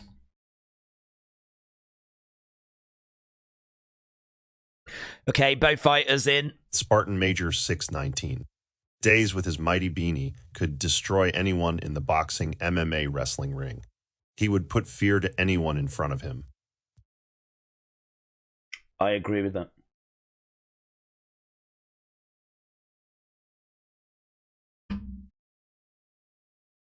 Okay, intro time for this world title fight. Just trying to get it so that the text is a bit bigger on screen. I think that might look a bit better. There we go. Okay, they're just doing the intros at the moment. Edward Brown, LFC 1, the baddest on the planet. Member. Days I'm back. I watched that last fight, wasn't very impressed. It was slow and boring in my opinion.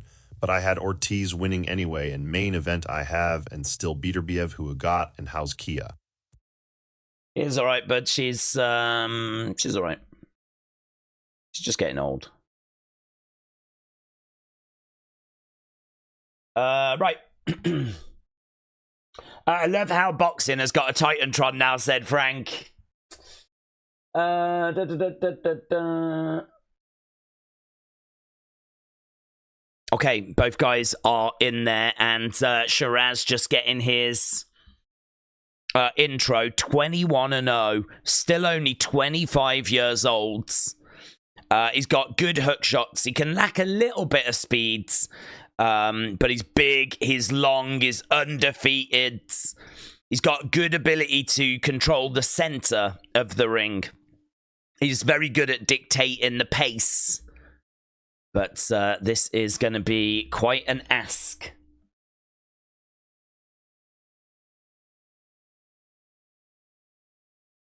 Oh, booze, man. He's not Spartan popular. Major 619. He's not popular. What is the best type of boxing gloves? I see some using Everlast, some using Adidas, etc.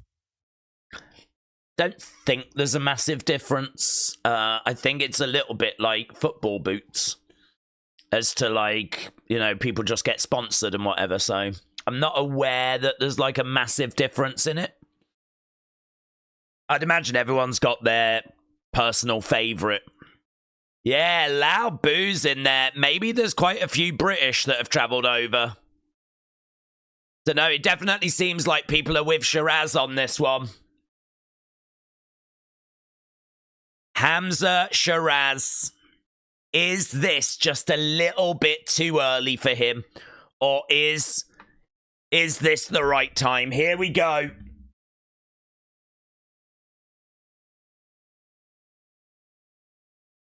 Has ADAMES been overlooked? We're about to find out. Big fight. World title on the line. Here we go. Round number one, both fighters out into the middle, and you can see that size difference.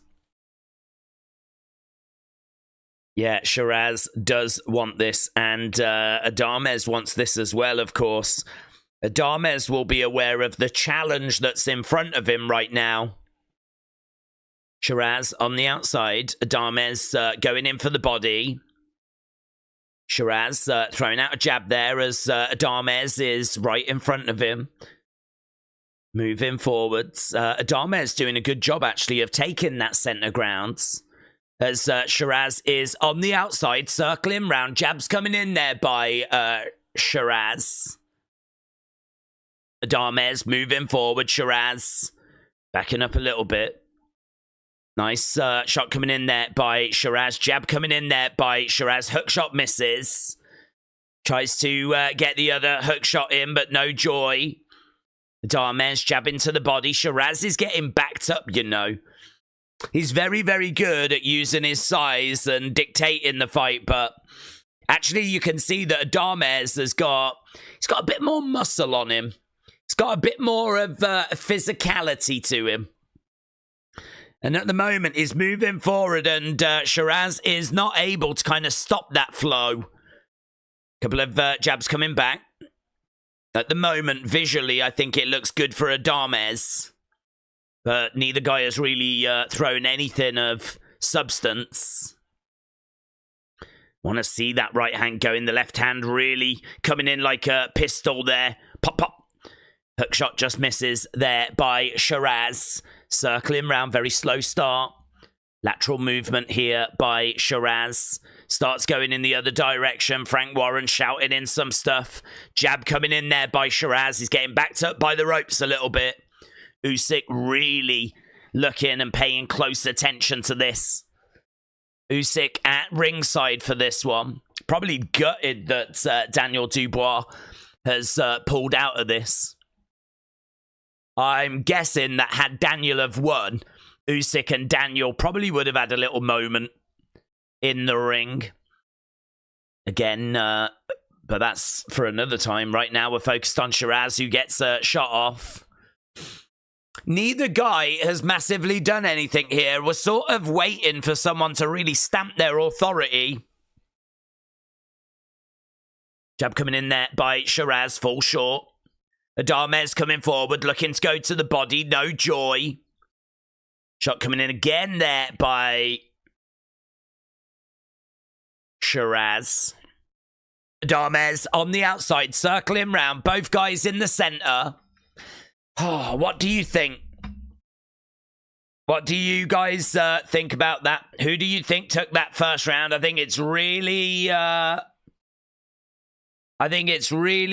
close, that one. Don't think either guy really did much there to really stamp their authority on that fight.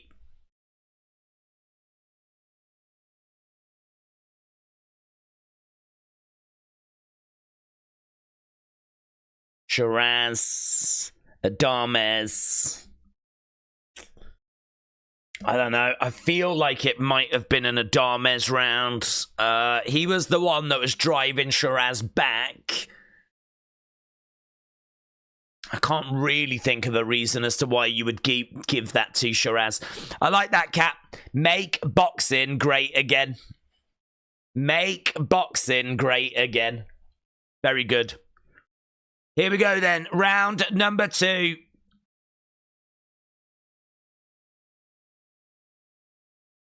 Jab coming in there by ADAMES. It's all right, this from Sheeraz. I mean, he's not kind of in any danger. Oh, that was good by ADAMES. Getting a couple of shots off. Another body shot there by ADAMES. Jab coming back there by Sheeraz.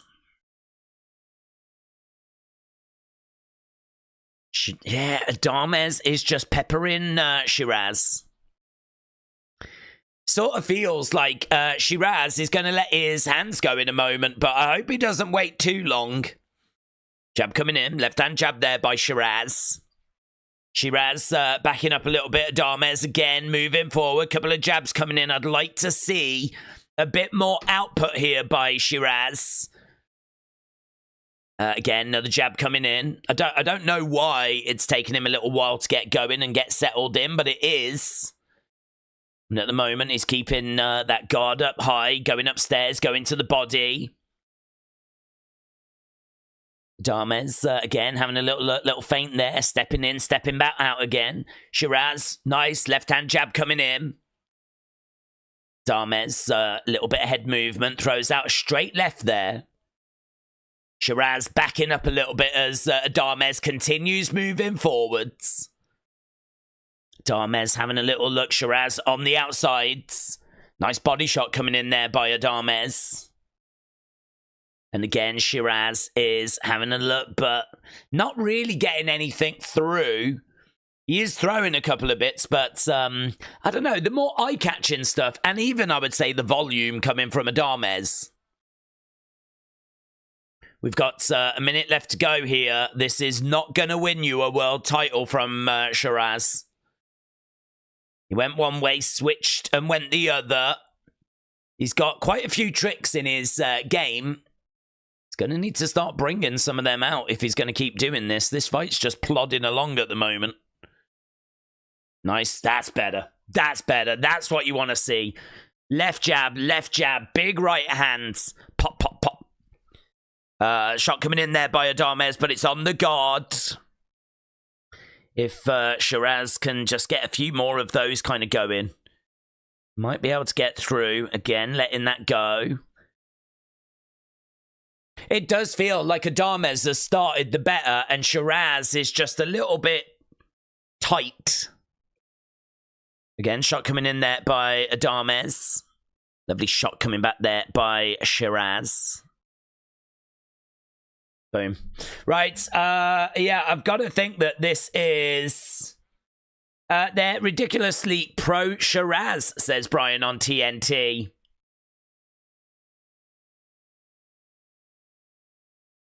Yeah, get your thoughts in. I'll get them read out on screen.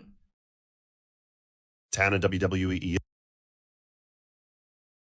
Days. I am getting very worried about Dwayne's health, as seen in the book King Lear. The king went to full madness when having a lot of power, and it seems to be the situation here in the wrestling world. Well, I mean, I just think that he can do what he wants, and I don't think anyone is there to tell him if things are good or not. I mean, he said after that he spoke to Cody, he loved what they did, and apparently Cody did as well. And I don't know if that's Cody being honest, or if that's Cody just being, yes, boss. Oh, no, it was brilliant, boss, you know. Why would you want to upset The Rock? I mean, that is part of the problem. If no one's there to tell him that, you know, that's not a good idea, he's going to do it, isn't he? I mean, if no one was there to give us feedback and we were just told everything we did was brilliant, we'd probably be making mistakes as well. So, yeah, I worry about who's around to tell him, you know, that's not it. That's not the right way forwards. That's not gonna land the way you think it is. I don't think there's anyone doing that. I thought it was quite eye-opening when he said that Cody loved what they did. And I was like,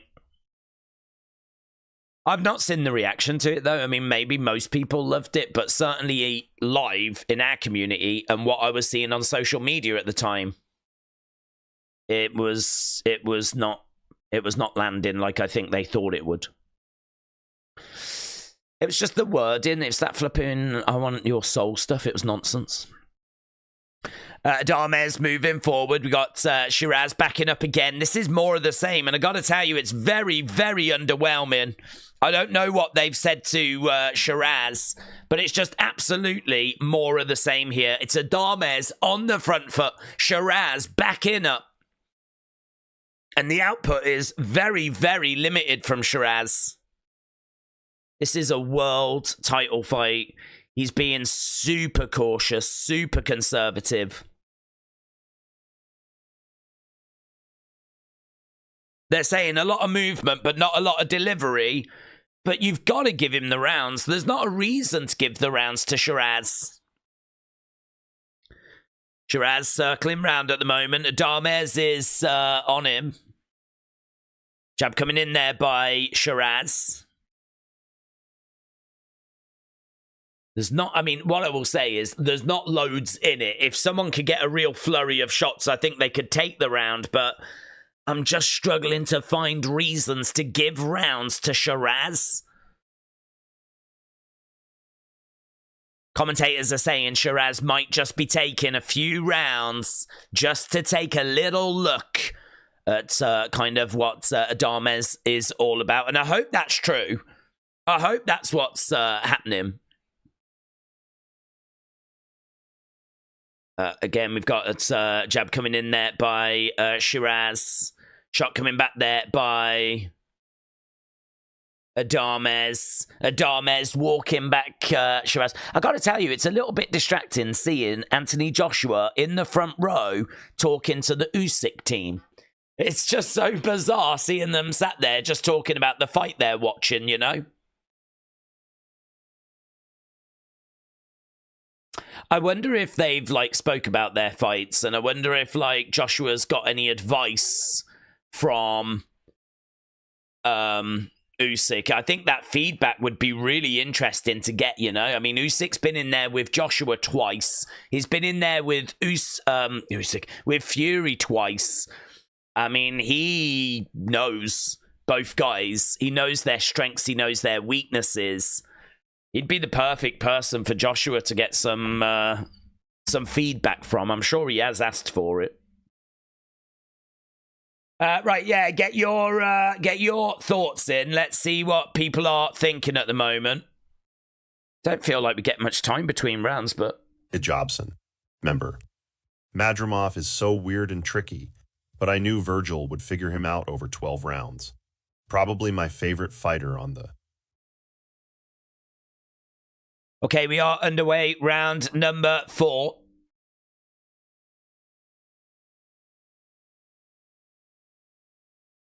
Brian. Sky have better commentators. I won't buy off DAZN. It's a total ripoff. You have to pay twice with DAZN. I'm having to do with the awful Richie Woodall on commentary for TNT. Couple of jabs. Here we go. Here's Sheeraz now. That was better. Doubling up on that left hand. Going into the body there. That was better. Jab coming back there by Sheeraz. Yeah, there's the right hand. That's what we've been waiting for.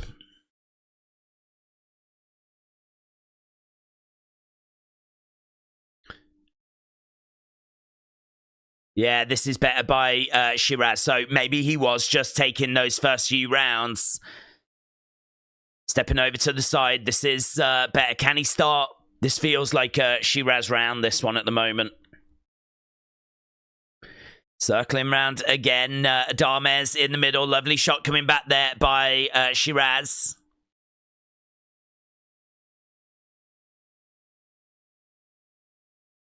Right now, ADAMES, it's very slow. There's not loads of activity in this one. Lovely jab there by Sheeraz. Circling round, Sheeraz, another couple of shots coming in there. ADAMES moving forward, 1-2, straight down the middle. Sheeraz backing up a little bit at the moment as ADAMES is in the center. Sheeraz circling round as ADAMES is right in front of him. Couple of jabs coming in there by Sheeraz. Body shot there by ADAMES. ADAMES again having a little look. Moving forward. Nice. Getting underneath that jab. 1-2 straight down the middle by ADAMES. Sheeraz on the outside. Again, the output is really low. I mean, he had a real nice start to the round, but he was not able to kind of follow it up. He's backing up. Oh, that was good. Lovely counter shots. Just as ADAMES came in, that was better by Sheeraz. I think he's done enough to take this round. Commentators really enjoying the footwork of Sheeraz as he is moving around on the outside of the ring. He is focused. He is switched on. I think he has had a better round. I think he is. This is his round. But this is also for a world title. I think I would like to see a little bit more out of him than what we've seen in these early stages.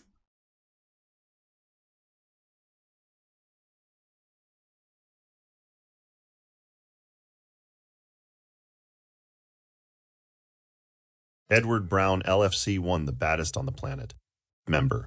Also, Days, did that guy ever come back for the lonely sheep in the field at your garden, or is the one sheep still there? No, he came back. I mean, I think he came back the night I told the story, actually. Matt 70. Come on, Sheeraz, you bum. Yeah, I want Sheeraz to do it as well. Brian. Somehow, Sheeraz is winning, according to the commentators, despite Sheeraz constantly backing off and throwing nothing.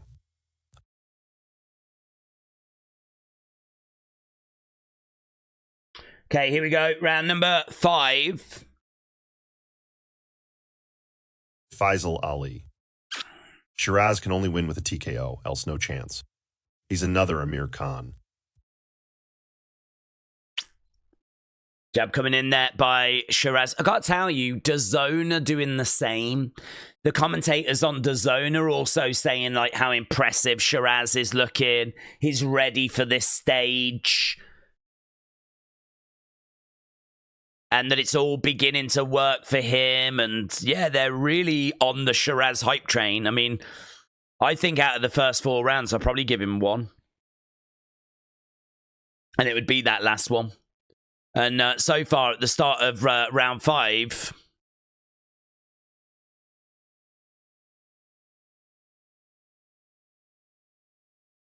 jab coming in, and ADAMES throws a shot back. ADAMES trying to get at Sheeraz.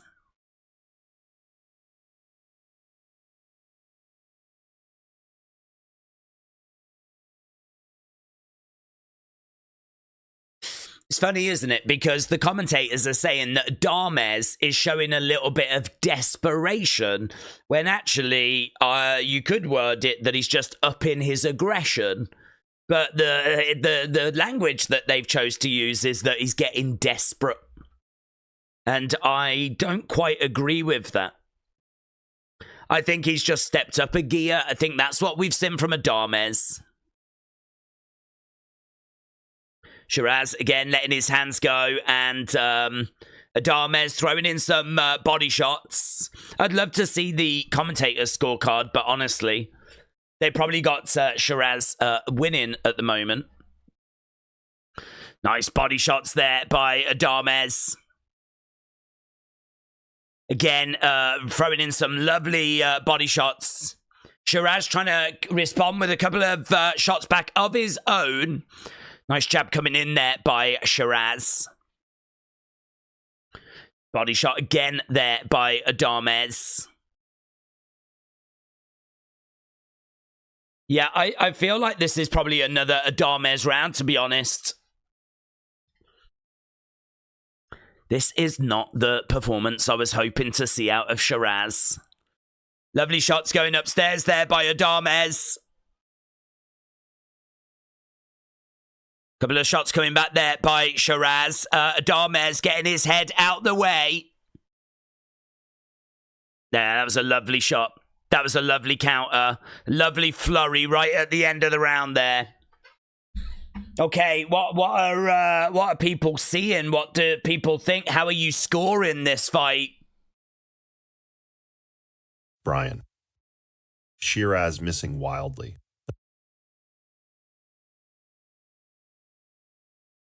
Viru Judoka. Bivol versus Artur Beterbiev match time, please. We don't know it. I don't know it. I mean, I think it's probably going to be in a couple of hours. I mean, we do still have... is it 2 fights after this? But I think those 2 fights will have finishes. So, I don't know when it's scheduled, the ring walks. But I think we are looking at it being a little later. Brian. Sheeraz has been rubbish so far.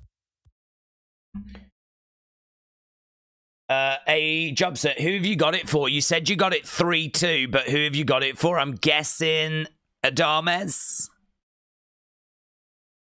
Here we go, round number 6.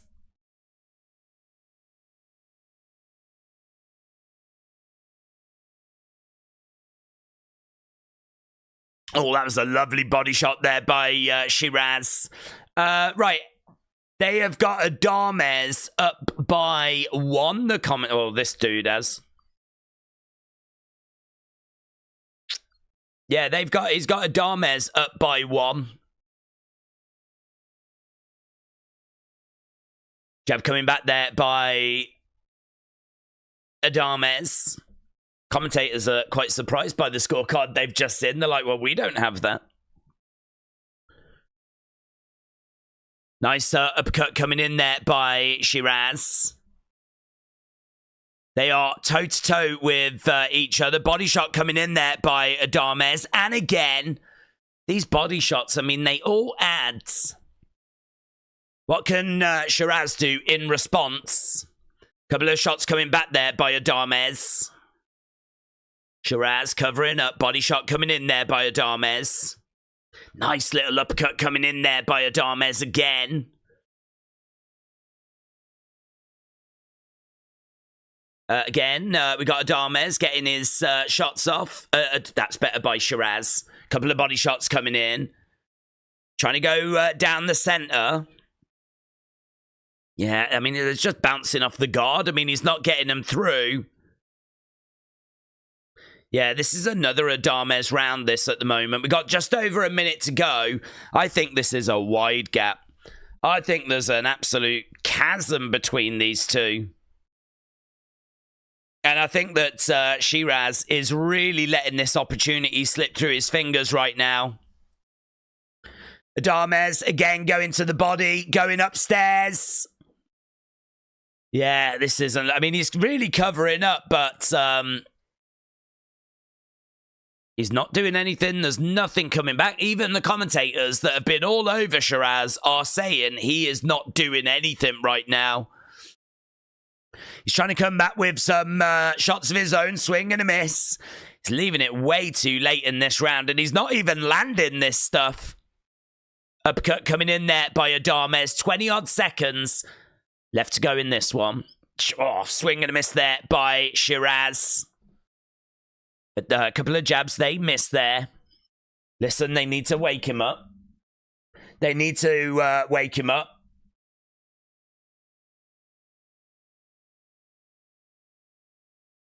Yeah, there we go. ADAMES. I've got ADAMES winning this. I can only find one round to give Sheeraz. Maybe there's another one in there that was close that would make it 4-2. But after 6, I'm looking at 5-1, honestly. I really just think this is largely one-way traffic. I'm just really unimpressed with what I'm seeing out of Sheeraz so far. Lee Blackburn. It's a strange one. Adams throwing a lot on the gloves and Sheeraz none at all. Yeah, I mean, I do think Sheeraz is getting through with a few things. I think he's certainly getting through with more than what I'm seeing out of Sheeraz. Matt 70. Sheeraz is a tomato can, washed out and depleted.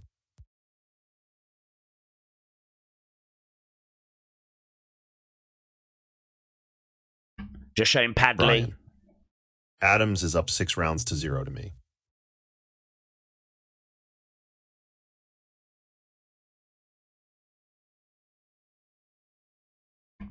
Core goes cool. 3 rounds apiece for me. Okay, here we go. Round number 7.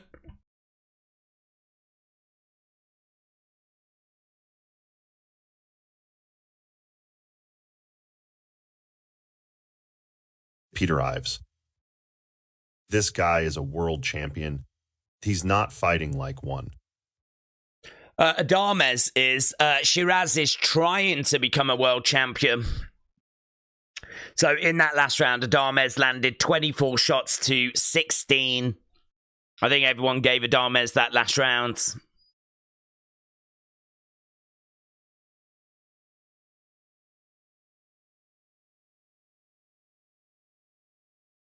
So the commentators really think that Sheeraz is still in front. I mean,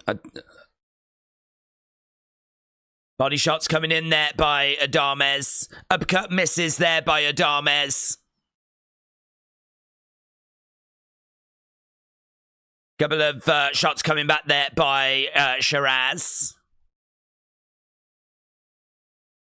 Oh, a couple of shots going straight through. I mean, Sheeraz just not stamping his authority on this. And we're up to round 7 now. Head movement there by ADAMES. Trying to come forwards. I mean, there's just not enough output. There's not enough output coming in here. ADAMES again moving forward. We got Sheeraz backing up. Body shot coming in there by ADAMES. Going upstairs. Look at the work rate out of ADAMES. I mean, it's just nowhere near good enough. It's so frustrating. ADAMES again moving forward. Jab coming back there by Sheeraz.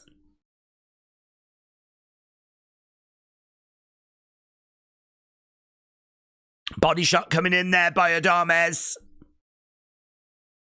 Another shot coming back. Look, we've even got Usyk on the outsides. He's talking to Joshua. It's kind of really cool, actually. Usyk was on the outside letting his hands go. And Joshua was like... So they are... Like, that's crazy, man. Imagine those two having a conversation about the finer points of boxing. Psh. That is what Joshua should be doing. Couple of jabs coming in there by Sheeraz. Yeah, I mean, this is just... We might be at the point where he flipping needs a finish, you know. I just don't see it. I just really, really do not see where we're giving him the rounds. Bivol has arrived. Yeah, guys, get your thoughts in. What do you think of the fight? Who's winning? How are you scoring it? The mean Judy. Days is Roman working overtime or weekly for WWE? Well, he's not working weekly, is he? He is. He will be back soon for Elimination Chamber, and then he'll work all the way up to Mania. But he's got that part-time contract. That's reduced date contract. Edward, I don't honestly, but I'm a busy boy working.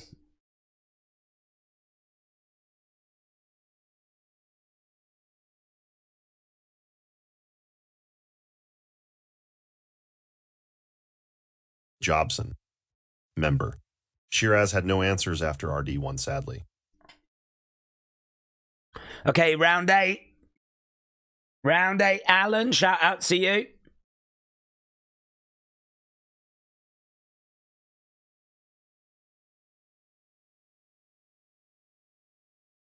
Alan Arganiraz. 5-2 at ADAMES. Matt 70.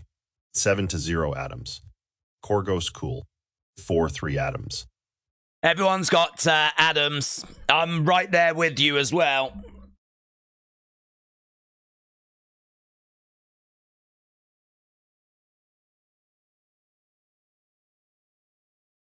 Jobson. Member. 5-2 ADAMES. Brian. 7-0 ADAMES. Lee Blackburn. I got 4-2 ADAMES won a draw. Yeah, nice body shot there by ADAMES. I don't know if this is the commentator, but I think he's probably their like fight reporter. He's got ADAMES up by 1. Up by 1. Yeah, that's great by ADAMES. Really getting through on Sheeraz. He's got Sheeraz back against the ropes. ADAMES, I think, really has stamped his authority on this, and he might be at the point where he's thinking about potentially finding a finish here. He really might be at the point where he's looking at finding a finish. Jab coming in there by Sheeraz. He just can't land anything. The output is really, really low. And we're seeing ADAMES moving forwards and just constantly pouring it on.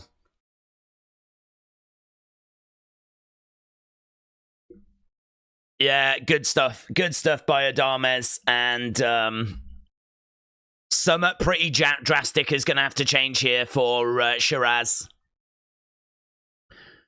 ADAMES moving for... He's just driving Sheeraz back. Sheeraz doesn't seem to have any answers.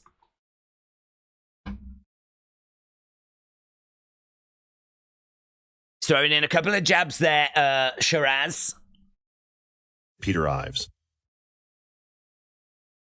This is supposed to be a world title fight, and yet both fighters have been so tentative. Yeah. Well, it's just one-way traffic. It's just ADAMES. It's just all ADAMES. Sheeraz is just backing up, and there's a couple of little moments here, but honestly, this just feels like another ADAMES round.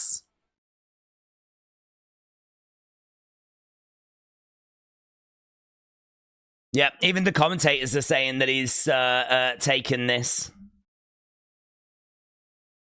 There we go, end of that round, and I think that we might be at a point where he needs a finish. Matt Hannon, who's people's money on for Parker. Kino Star. Mutut, let's go. Matt 70. Sheeraz is gassed and clearly clueless. Who's people's money on for Parker? For me, it would be Parker. I think it would be Parker.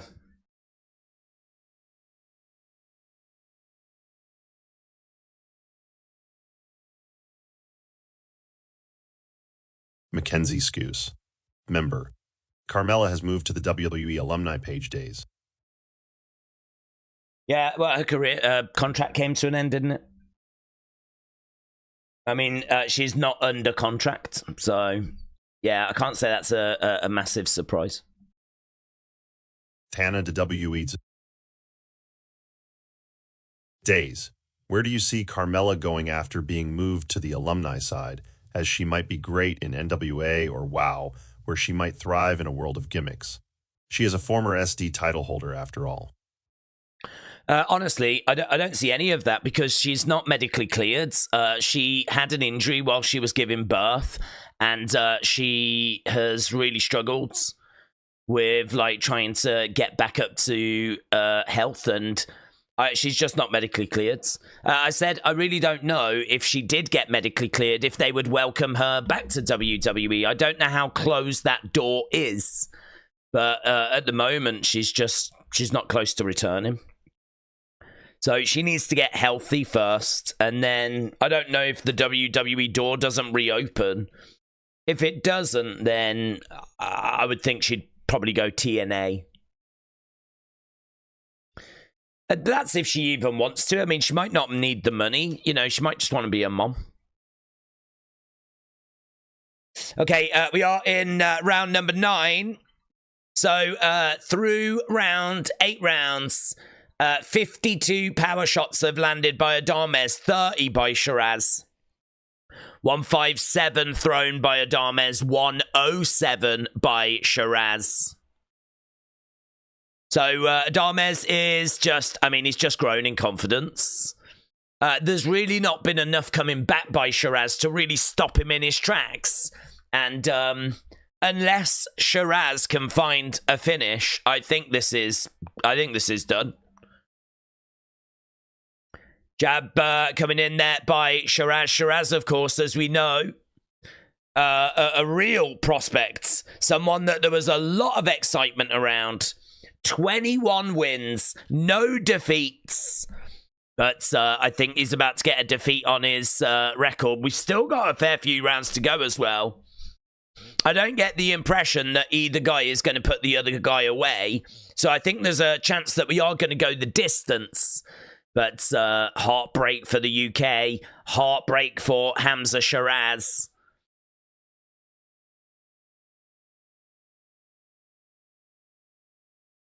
ADAMES is getting his head movement going. We've got about 30-odd seconds left in round number 9. And again, ADAMES moving forward, keeping that pressure on.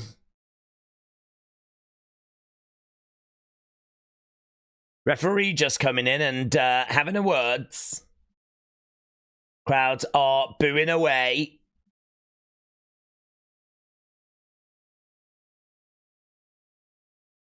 Right now, ADAMES is in there, moving forward. We've got 10 seconds left to go.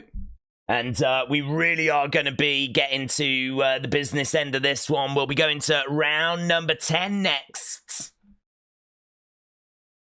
Round number 10 coming up. Right.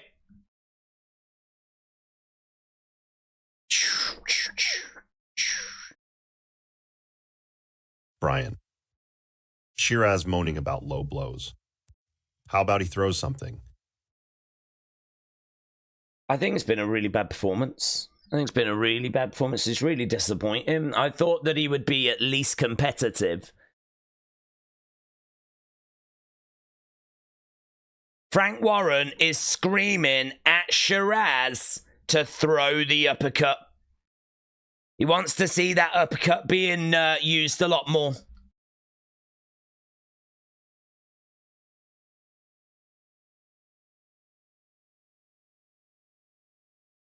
I mean, look, he's going to need to find a finish here.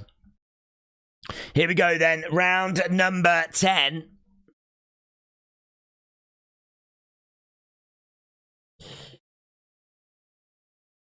Okay. The scorecards, 87-84.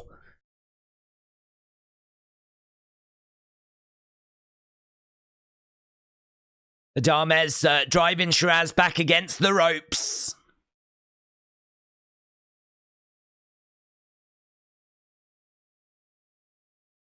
Sheeraz circling round as ADAMES is right in front of him. Jabs, couple of jabs coming in there by Sheeraz, but I think they fell short. ADAMES again just is stalking after Sheeraz. Sheeraz on his toes, on the outsides. Can he find that uppercut? Could that be a way through? Can he find something big? Can he find something that's going to really rock ADAMES? Still on the back foot, ADAMES moving forwards. Couple of jabs coming in there by Sheeraz. ADAMES again moving forward. Jab coming in there by Sheeraz. Body shot coming in there by ADAMES.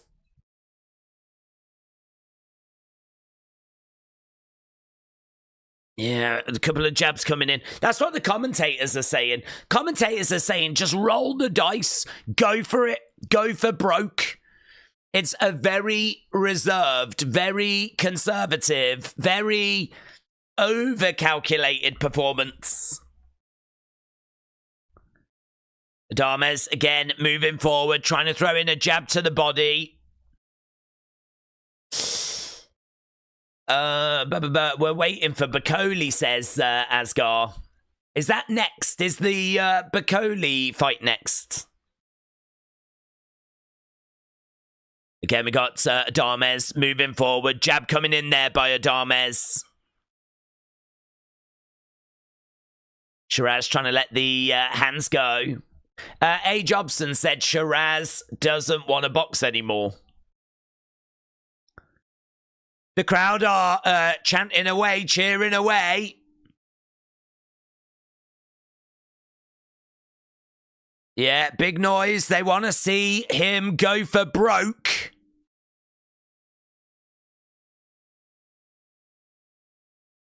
Yeah, there we go. End of the round again.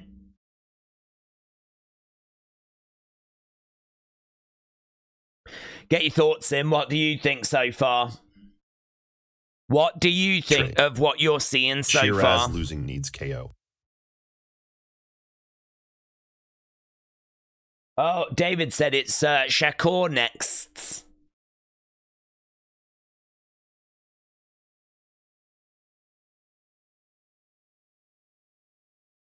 Yeah, so if you are joining us, it's a showcase, it's a show off here for ADAMES. Sheeraz is just completely outgunned.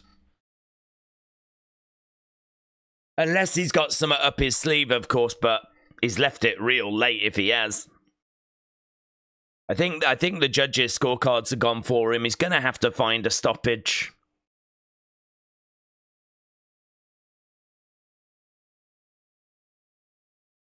There is still time. There are 2 rounds.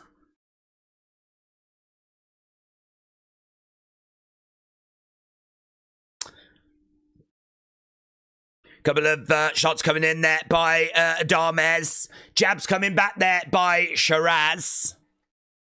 Oh, a little dig to the body. That's really good there by Sheeraz. ADAMES comes back with a couple of big body shots of his own. The right uppercut didn't quite land, but at least he threw it. Yeah, okay, there's a bit of excitement there now because Sheeraz letting his hands go a little bit more. This is what people want to see. Look at the energy in there now. A couple of shots coming back there, though, by ADAMES. This crowd really do want to see Sheeraz going for it.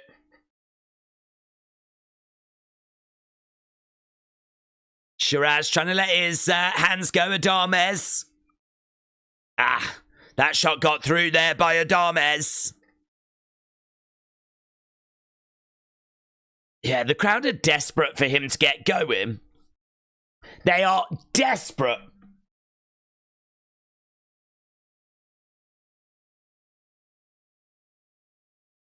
He definitely needs knockdowns. He needs about 20. Brian. Sheeraz doesn't have a clue how to deal with a boxer who's half decent. He's just been fed journeyman and made to look good. Frank has set him up to fail.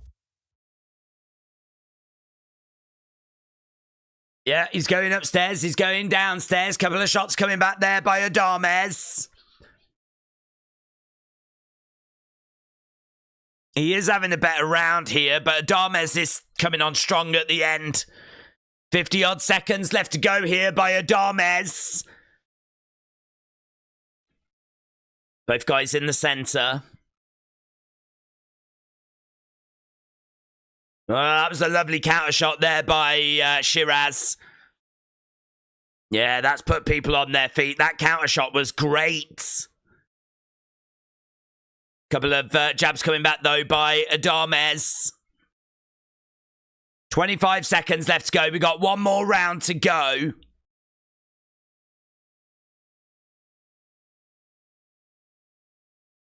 "15 seconds. Feel like this could be a Sheeraz round. ADAMES again moving forwards. Nice head movement there by Sheeraz. There we go. Right. Round number 12 coming up. Yeah, get your thoughts in. What are you thinking about what we are seeing? Hannah WWE. Days. I am excited for the newest edition for the Weep app, as there seems to be something brewing within your podcast. So let's see if Tommy Twinkletoy Travels is ready for what is ahead. It's Clone One. Member. Hey yo yo.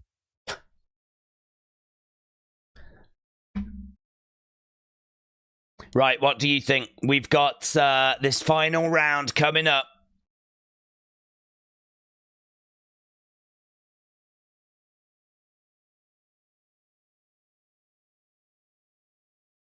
Yeah, look, Frank Warren is right there saying to Sheeraz, go for it.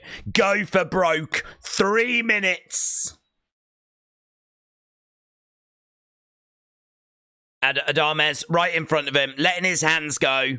Oh, lovely hook shot there by Sheeraz. He will have been told, whatever you've got, you let it go now. Body shots there by ADAMES. Oh, he is throwing heavy shots, but ADAMES is getting out the way. These two right in the middle of the ring. Jab coming in there by Sheeraz. Yeah, ADAMES is right there for the taking, though. He's right in front of him. He's just throwing out these shots. He's swinging away, but ADAMES, good head movement. Gets out of the way. 2 minutes left to go. Jab coming in there by Sheeraz. That was good. That was good jab there by Sheeraz. Nice movement there by ADAMES, though. He gets down and the overhand comes in. No joy, though. Jab coming in there by Sheeraz. We got 1 minute 30 odds. Couple of shots coming back there by ADAMES. Lovely movement. He's right in front of Sheeraz. At the moment, ADAMES. Yeah, digging into the body. That was good. Letting the hands go. I mean, ADAMES really doesn't need this round. He needs to just stay out of trouble. But he's still in there, engaging and hurting. And Sheeraz felt that. Sheeraz just really felt that. Big shots coming in there by ADAMES. It's all ADAMES again in these final 50-odd seconds. Couple of jabs coming in there by Sheeraz. I wonder if there's a chance that we could rob ADAMES. That would be great. Sheeraz. Yeah, all we can do is hope for a robbery as British boxing fans. And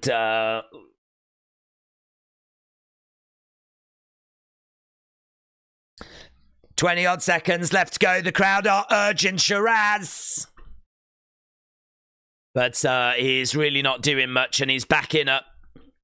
Jabs coming in there by Sheeraz. You can see on the face there of Frank Warren. He takes a deep. And there we go.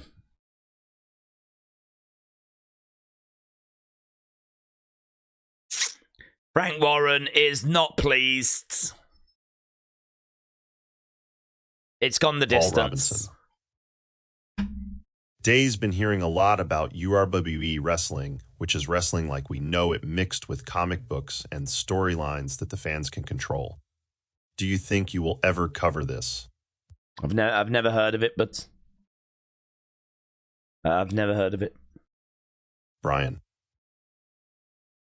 This has been the worst fight of the night, regardless of result. Sheeraz doesn't belong on PPV. He's stunk the arena out.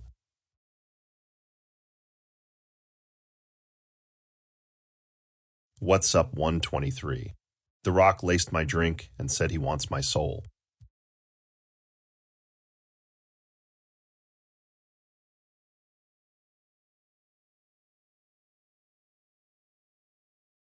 It's going to be very interesting to see what the scorecards are. Christopher, your tribal chief levels above. Day's trying to get excited for this match, but realizing nobody cares lol. Yeah, I was excited. What with being a British boxing fan, this was a great opportunity for us to get another world champion. This was for a WBC middleweight world title. Like, it wasn't an interim belt. It wasn't some Mickey Mouse belt. Like, it was a proper middleweight world championship. Like, this would main event a card if this card wasn't so flipping bonkers. This would main event a card, but so disappointing. So disappointing.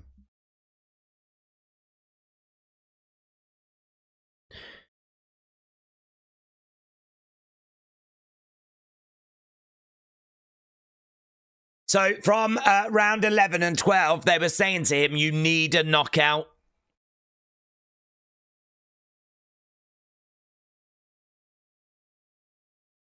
They're saying it's a close fight. I can't wait to hear these scorecards. You can see that Frank Warren is disappointed.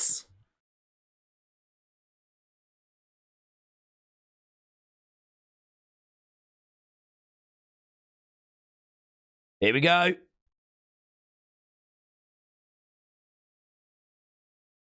How close was it? I'm so interested.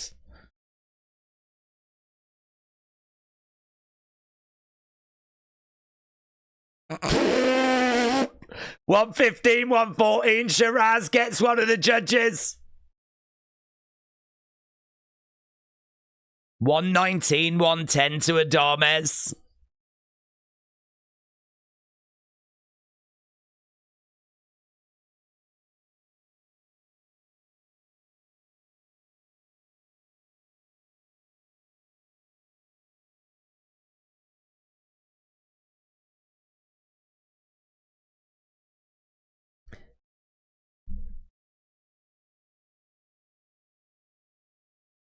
One judge scored it 115, 114 to Sheeraz. Let me just repeat that. One judge scored it 115, 114 to Sheeraz.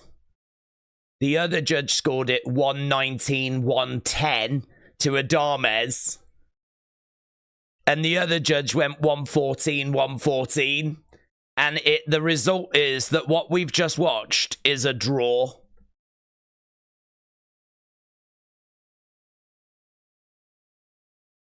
Mate, I am so with that 119, 110 judge. I am so with that judge. I have no idea how you can say that fight was a draw. I have no...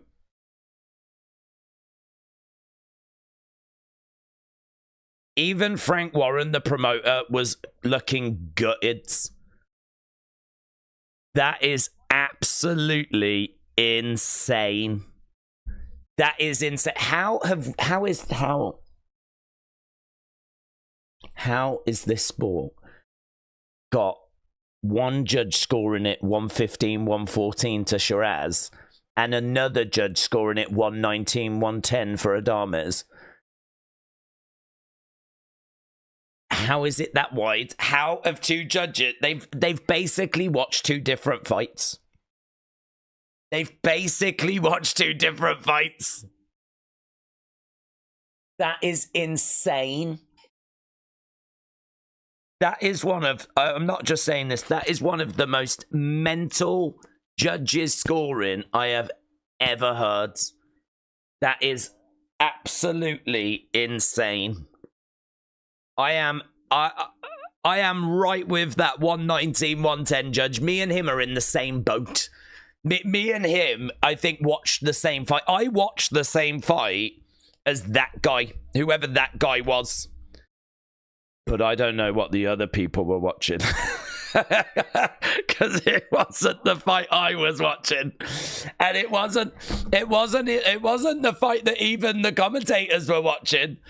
Because even the commentators were like, oh, he needs a knockout. Even Sheeraz's corner was saying to him, you need a knockout in rounds 11 and 12. And I don't think that was to motivate him, right?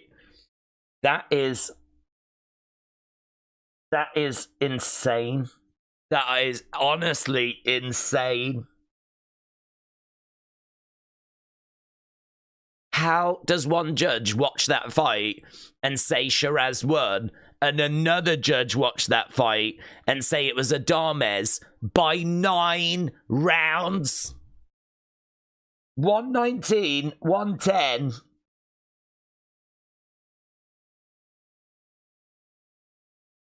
I don't.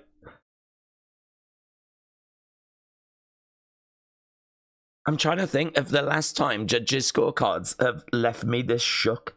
I'm trying to think. And they've only scored it a draw. It's not like Sheeraz has been given the win, but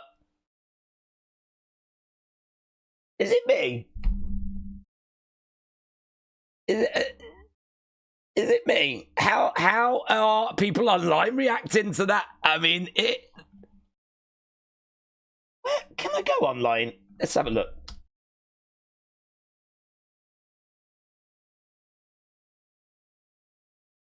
Brian, they're already chatting about a rematch FS. Well, do you know what? I mean, Sheeraz, if he gets a rematch, then so be it, but I'm stunned. I'm actually stunned. I'm actually lost for words on this one.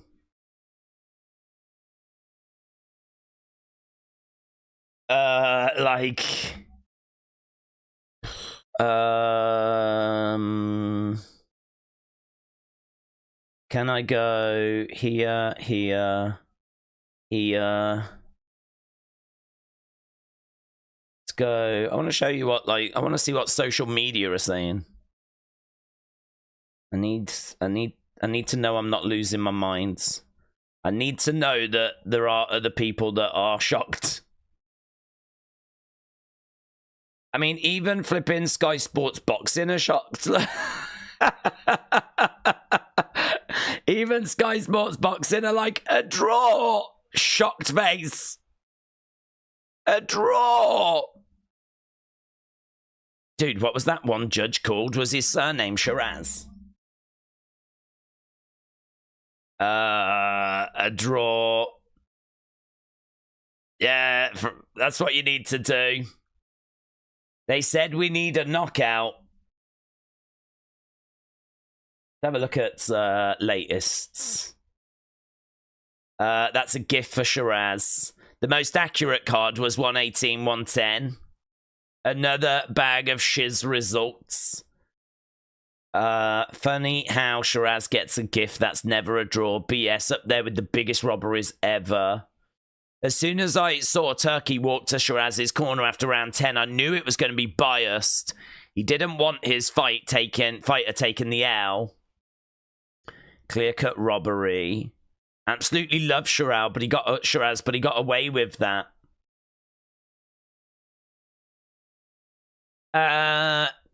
Shame on Sean Porter saying Sheeraz did everything he needed to beat ADAMES. Judges effed that one up, even if my pick was Sheeraz. Okay, Sheeraz lost that fight. I would argue Sheeraz did nothing the entire fight. Sheeraz was never leaving with an L on his record. You'd be stupid to think they'd let him lose in Saudi Arabia. Split draw.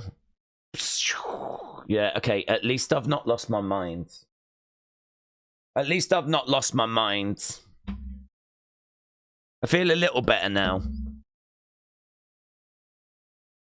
That is honestly one of the craziest results I can ever remember.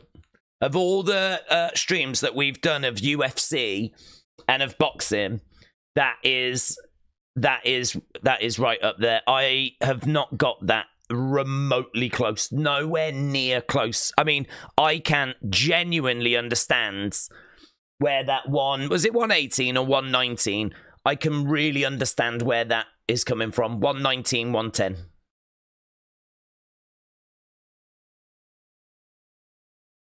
Wow. That is insane. That is insane.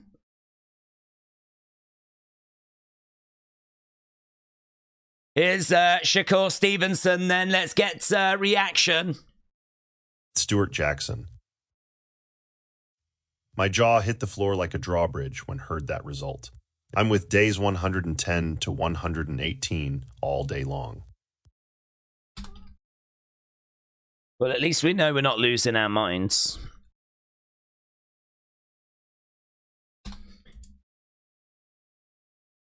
Okay, so Stevenson against Padley. This should be a finish.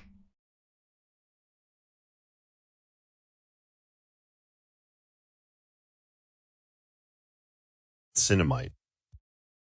Always boils down to money whenever there is money involved.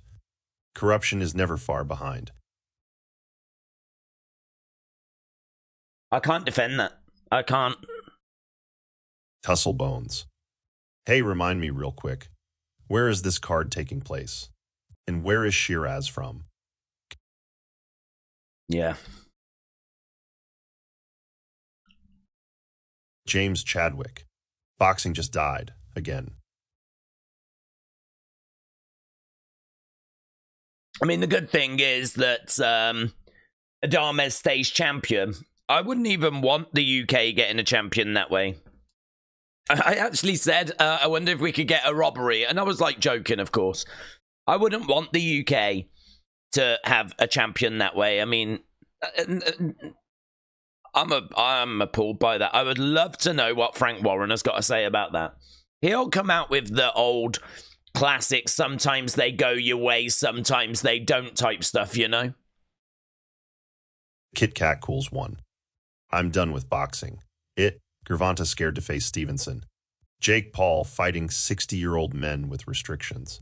Only person a beast is Terrence Crawford and Canelo and the twins. Usyk's cool. I love Usyk. Hannah W. bleeds. Days. It's very surreal to see how one man like Dwayne comes in to alter the plans for an extravaganza like WrestleMania, as this would not have had happened under Vince's power, who would have vetoed it. Yeah, that's true. Vince was the one in charge, and now who's in charge now? I mean, technically it's Triple H, but Triple H can't stop The Rock from doing whatever The Rock wants to do because he's on the TKO board. So in a way, it's Ari Emanuel that's in charge. He could stop The Rock, but he's not going to. He's just he doesn't really know. He's just hands off, isn't he? He's just the business side. So it's just, yeah. No one can stop him. He can really do whatever he wants. And I don't even know that anyone's saying to him that the stuff he's doing is bad or that the ideas he has aren't quite right. I mean, the core idea is fine. I ain't down on that. I just thought that segment was too long, too rambling. It was just all... I mean, he started singing at one point, and I don't know. It's just like someone having a flipping breakdown.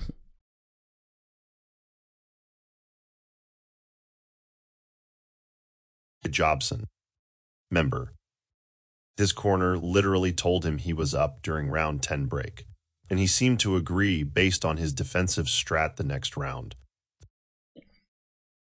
His corner told him it was up after the 10th. Who are we talking about? ADAMES? Or surely they didn't tell Sheeraz he was up. Did they? Sheriff. I am Muslim. I would never agree to this, nor would our religion condone dishonesty. These are rich people doing their thing. Yeah, I don't think this is a religion thing. I don't think this is anything like that. I just think that, yeah, where money's involved, corruption is involved. It's not a religion thing.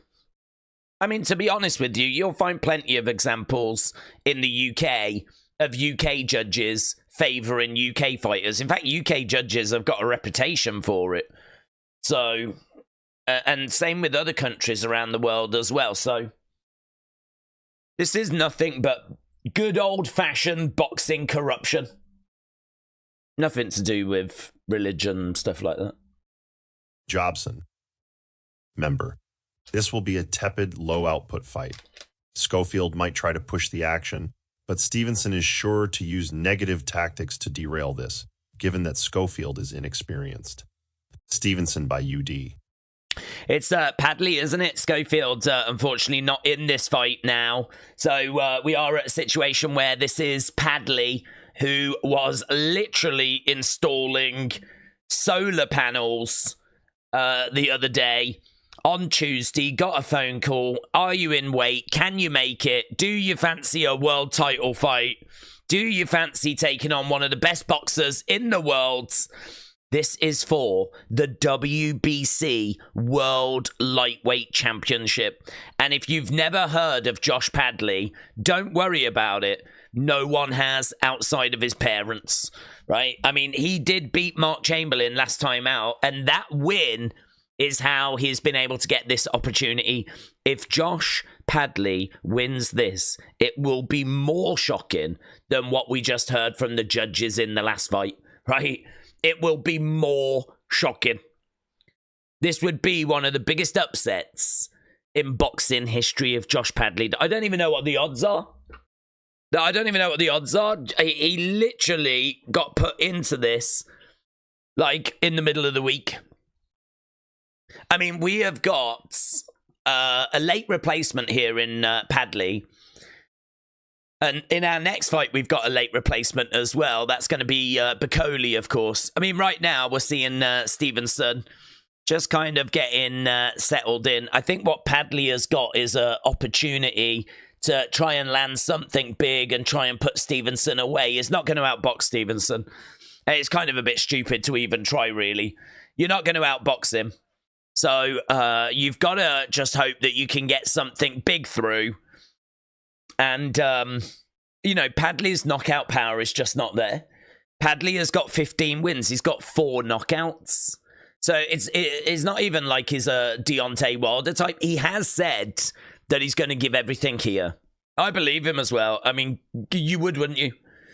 You're installing flipping solar panels on a Tuesday, and then here you are in Saudi Arabia on Saturday fighting against Shakur Stevenson for the World Lightweight Championship. I mean, it's a wonderful story. It's a wonderful story. It's a fairy tale story. And I just hope he has a good showing, to be honest. I just hope that he is able to give a good account of himself and that he's able to get a few rounds in. There we go. Little flurry to the body. Smile on the face of Shakur Stevenson there. He's got a great back tattoo, hasn't he, as well? I love that back tattoo that Padley has got. Of course, Stevenson's not going to be able to prepare for Padley. This is just, but he shouldn't have to. You know, there is levels to boxing, and he should have a natural ability to be able to get past someone like Padley. A lot of people are expecting Stevenson to get a finish in this. I certainly am. Might take a few rounds, but Padley giving a good account of himself in the first. Yeah, people are like the amount of pay that he's been picking up here should see him, you know, in a really good position in life. You know, this is a world title fight. Last minute, he's coming in. He's saving the day. He's giving Shakur Stevenson a fight when Schofield fell through. And fair play.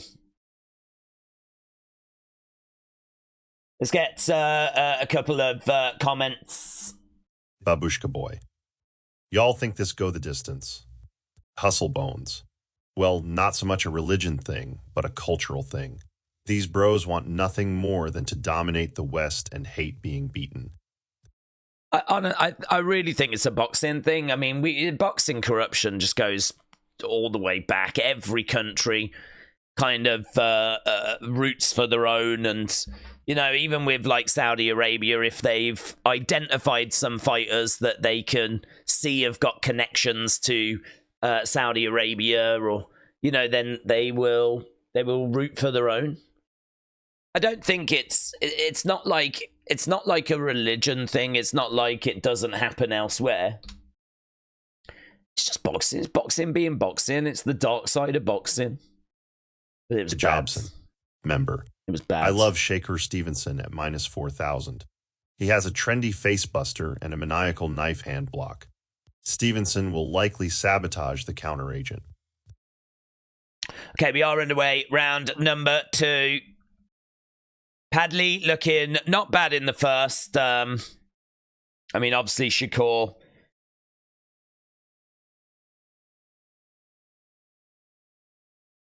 is going to be able to put him away really whenever he wants. Shakur is, look at the hand speeds. Padley on the outsides.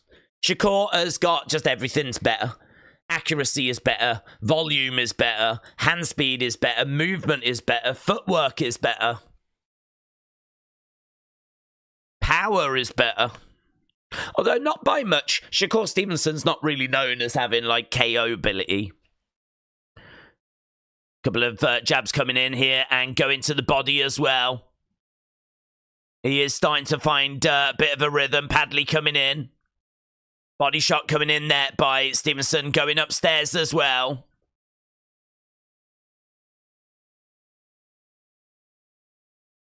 I wonder how you approach this if you're Padley. I wonder what you do in this situation. I mean, you know what's in front of you, and you know that this is going to be the biggest challenge of your life.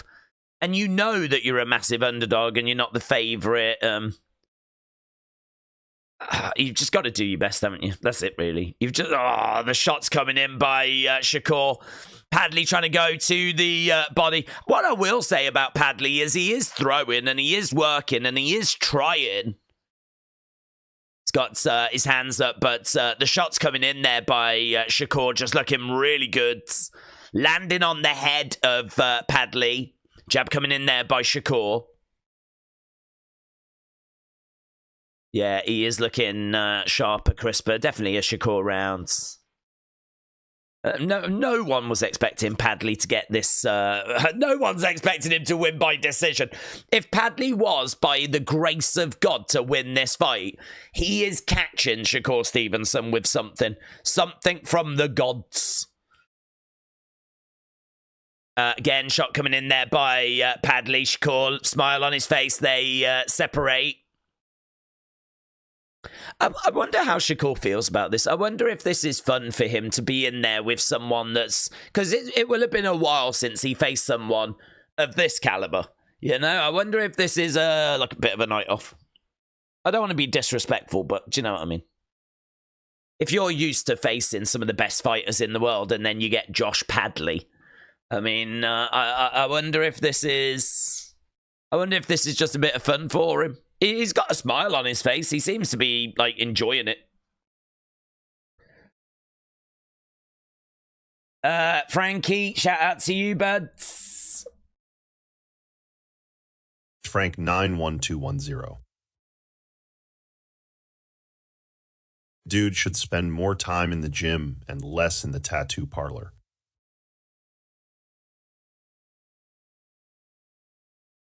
Okay, round number 3 coming up. Hustle Bones. I feel like Stevenson is a punk for even fighting Padley, T-Beach. You can't find real competition. Well, it fell through, didn't it? He was meant to face Schofield, and it fell through on Tuesday. And then I think on Tuesday night, he basically got the call from Eddie Hearn that Turkey Alishaykh's chosen you as the replacement. So I wouldn't be too down on Stevenson on this. I don't know how much choice he really had, to be honest. I think the choice was, do you want the fight? Do you still want to fight? And, you know, he's going to be getting paid some good money here to be on this card. You know, this card benefits by having Shakur Stevenson's name on it, so I wouldn't be too down on Shakur for this. This wasn't the original fight. Padley is trying, but Shakur is really showing his skills now.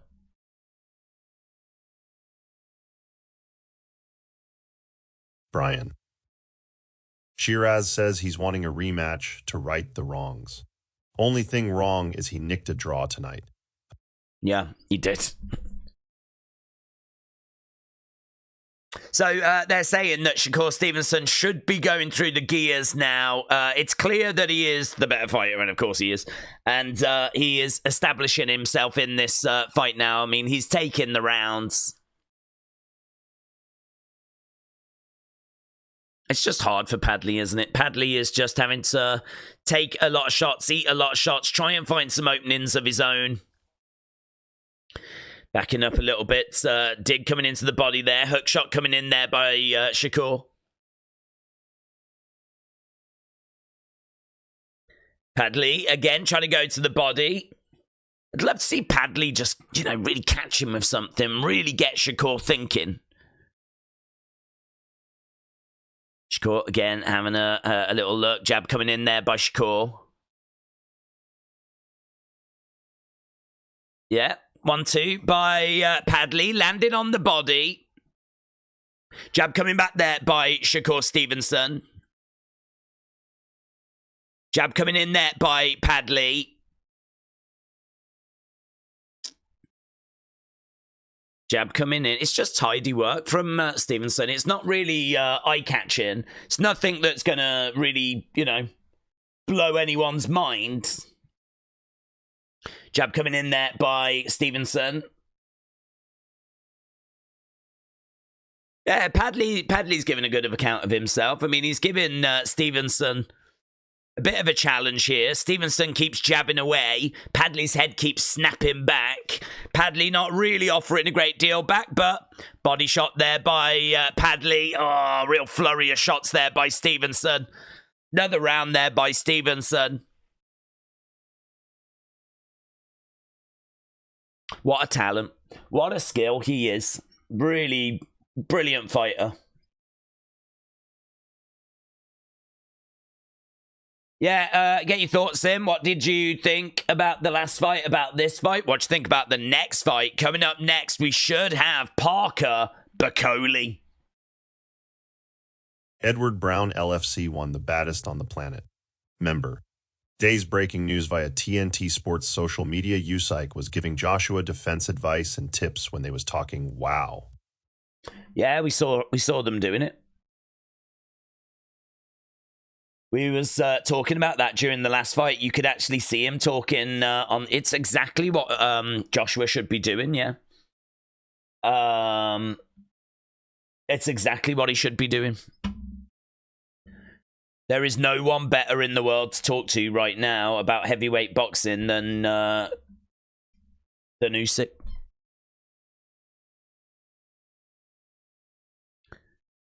Okay, Stevenson.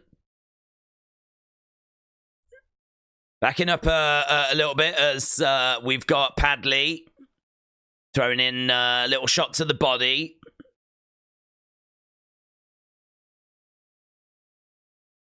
Jab coming in there by Stevenson.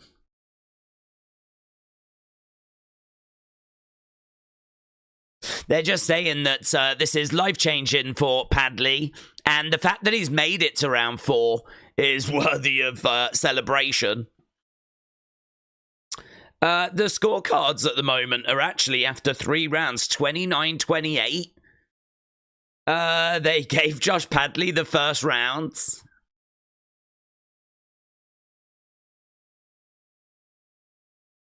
No, yeah, okay. Padley letting his hands go a little bit there. Padley ducking down. Stevenson backing up. Padley's got Stevenson back in the corner. He's going to grow a little bit in confidence here. Little shot coming in again there by Padley. Padley again backing up. Jab coming in there by Stevenson. Stevenson, again, having a look, seeing if he can find a way through. Padley backing up a little bit. There was a real flurry there for Padley at the start of this round. Tries to throw a big right hand there, but couldn't land it. Again, throws in a shot as Stevenson moves forward. Padley again backing up. Jab coming in, little dig coming into the body, into a clinch, shot coming into the head. Lovely hook shot there by Stevenson. We got 55 seconds left to go. Round number 4. Got Stevenson moving forward. Body shot coming in there by Padley. He's going to make this to round 5, you know. Every round that he survives is like a mini victory in itself, really. Yeah, commentators say the longer the fight goes on, the more criticism that Shakur Stevenson's going to face. A lot of people thinking that he would get Padley out there pretty quickly. Body shot there coming in by Padley. Oh, mate, I'd love it if he beat Shakur Stevenson. Could you flipping imagine? Could you imagine? I don't think people in the crowd are really believing it. Eddie Hearn watching on. There we go. End of the rounds. He's still in the fight. He's still in there. Let's get a couple of comments.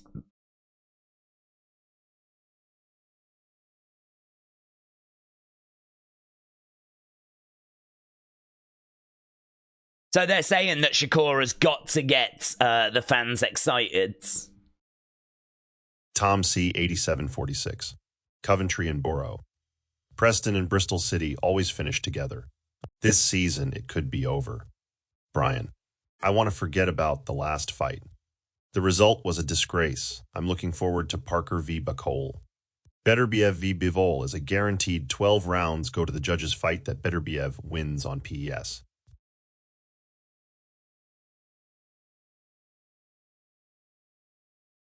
Hustle Bones. Padley mom be like, don't eat so many shots, son. You'll spoil your dinner. Okay, here we go then. We are up to round number 5. Shakur Stevenson's taking the rounds. But Padley is still there. And he is still throwing and connecting with some shots. So, Padley has thrown 141, Stevenson 116. Stevenson has landed 43, Padley 21. He's thrown 141, he's landed 21. But he's trying, he is working. They gave him an opportunity and he is giving his all.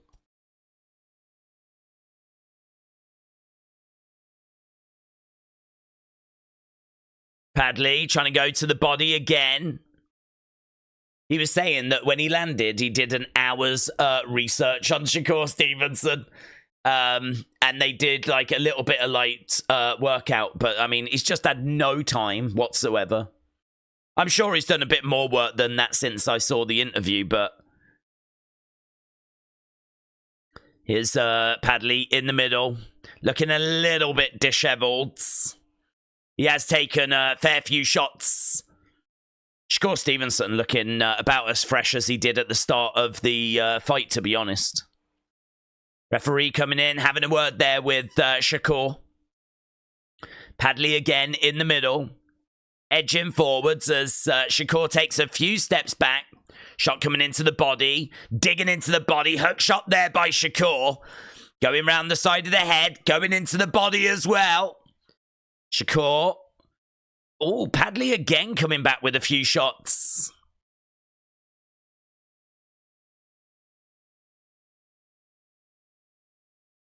Shakur standing right in front of Padley. We got a minute to go. Jab coming in there by Shakur. Some people were saying this was good for Padley, that he didn't have time to overthink it. Because if you're going to fight for a world title and you're going to face Shakur Stevenson, like, do you really want to be thinking about that loads? I mean, ideally, you'd like to prepare for it, but I don't know. Are you going to get much of a better showing than what you're doing here, in all honesty? You know, if Padley had had a full training camp, would he look better than he has? I really don't know. It's a bit like you can't think about it. You can't overthink about it. Body shots coming in there by Shakur. Jab coming in. Padley really eating some shots. He's trying to come back with some of his own, though. Body shot there after the bell.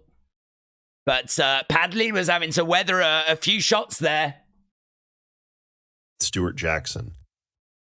They need to send these judges home if they're going to score it like the last fight.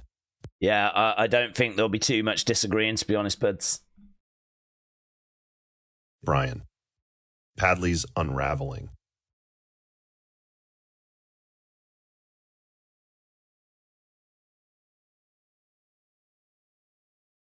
Adam James. Fight's going to stop. Look at Padley's jaw.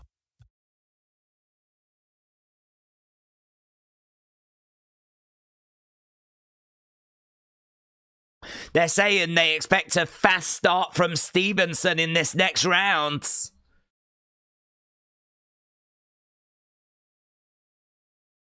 Stevenson wants to come out quick. I think he knows he hurt Padley in that last one. I think he knows he hurt him. Here we go, round number 6. And I think all that work is starting to come through.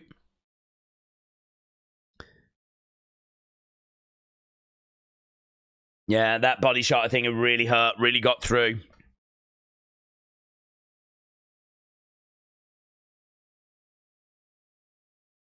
It is true. The later rounds are going to be a problem for Padley, aren't they? Oh, it's really letting the hands go there, Padley. Just got a flurry of shots through. I think Padley might know that he's got to really go for broke here, because I don't think he wants to be still in there come round 10, round 11. Yeah, look, he's like swarming him, getting some shots off. Nothing that's hurting Stevenson. It's working, though. Really respect the work. Backing up a little bit. Stevenson with some shots coming in. Ah! Big shots by Stevenson. Josh Padley, though, weathering the storm. Tell you what, he's got a bit of heart about him, isn't he? Go on, Padley. Yeah, loving that. Taking it to Stevenson. Bang, bang, bang. Go on, Padley.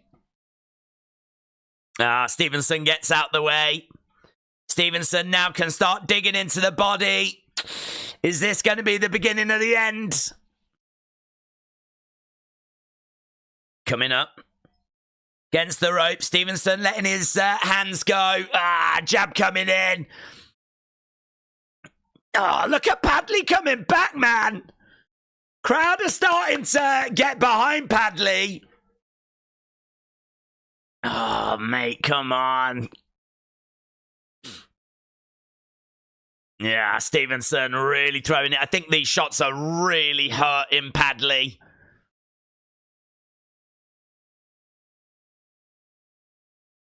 Yeah, look, Padley coming in and throwing some flurries of his own. Jab coming in there by Shakur Stevenson. Padley trying to go back with a right hand to the body. Padley backing up. Digs into the body again. Shot coming in. Padley covering up. Shakur Stevenson, big smile on his face. I think Stevenson's in there having fun. Stevenson covering up. Padley's got him against the ropes. Shots coming in there by Padley. God, he's having to go through hell and brimfire here. Nice shot coming in, Stevenson. I mean, again, shot coming in. End of the rounds. Wow, look at this. Flipping round 7 for Padley. Round 7 for Padley. This is crazy. This is crazy. Jobson. Member. This would be the upset of the century.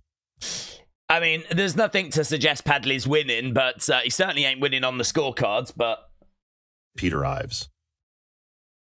Towards the end of round 3, I didn't see it going much further, but Padley is hanging in there. Just. That is true. It is just. Brian. Credit to Padley. He's tough. He's earned Shakur's respect.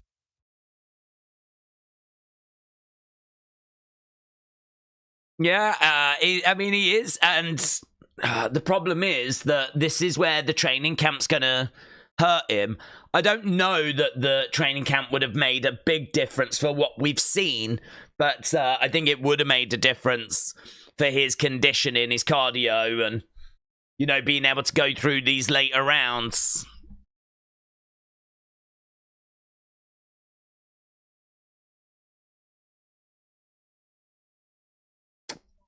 Yeah, a lot of people thought this would be done by round 6. I really hope, though, that when people look at this fight, it's not so much Shakur Stevenson couldn't get Padley away. What a joke. I hope it's more Padley gave a good account of himself. It won't be. It won't be. When Shakur does win, people will likely say it took him too long, but I think it'd be nice if, like, Padley got a bit of credit here, because he has given a good account of himself. We are 1 minute into round 7.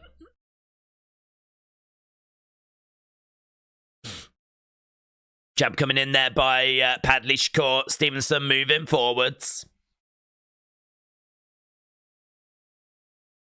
I tell you what, if this goes the distance, I have no idea who those judges are going to give it to. Guys, let's not forget the judges. I've got no idea what they're watching. I don't even know if they're watching this event. So, God only knows which way they could go. Jabs coming in there by Stevenson, and Padley's head snapping back. Some lovely shots coming back there, though, by Padley. Padley digging into the body. Uppercut there by Padley. Jab coming in there by Stevenson. We got just over a minute to go, and then we will be done with round 7. You can see on the front row, like Frank Warren and everyone there, leaning in, having a little words, little smile on the face. I think really impressed with he's shattered, though. You can tell he's pretty shattered. Again, shot coming back, though, there by Padley. Stevenson coming forward. I wonder, I mean, surely Padley is going to have learnt some stuff. I hope this fight can make him a better fighter. I mean, he's been in there with one of the best fighters in the world. Oh, that hurt. That hurt. That's hurt. Shot goes through to the body. That's hurt. Padley feeling that. He's trying to hang on. Hopefully he can hang on. Get to round 8. Come on, Padley. Come on, Padley. Biting down on the gum shield. Coming back with shots of his own. What a guy. What a guy. Well, there we go. Padley is going to get to the 8th round. I don't know how much more he can do, though. James Chadwick. OMG, someone just tweeted a pic of them meeting Sami Zayn. Cross replied with, "You should have pile drove him in the floor."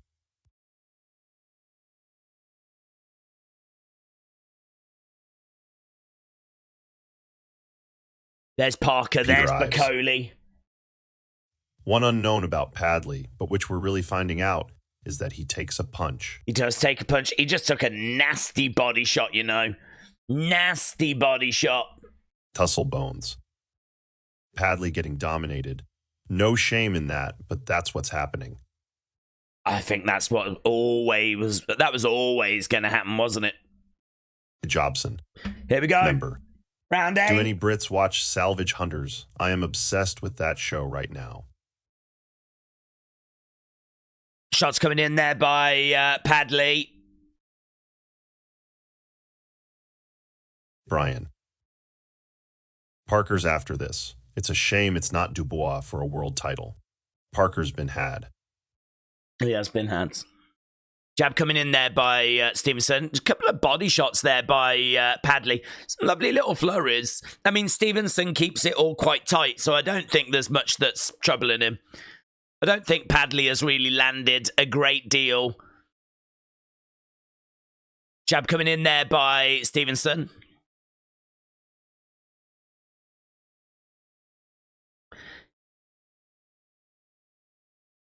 Oof, letting the hands go.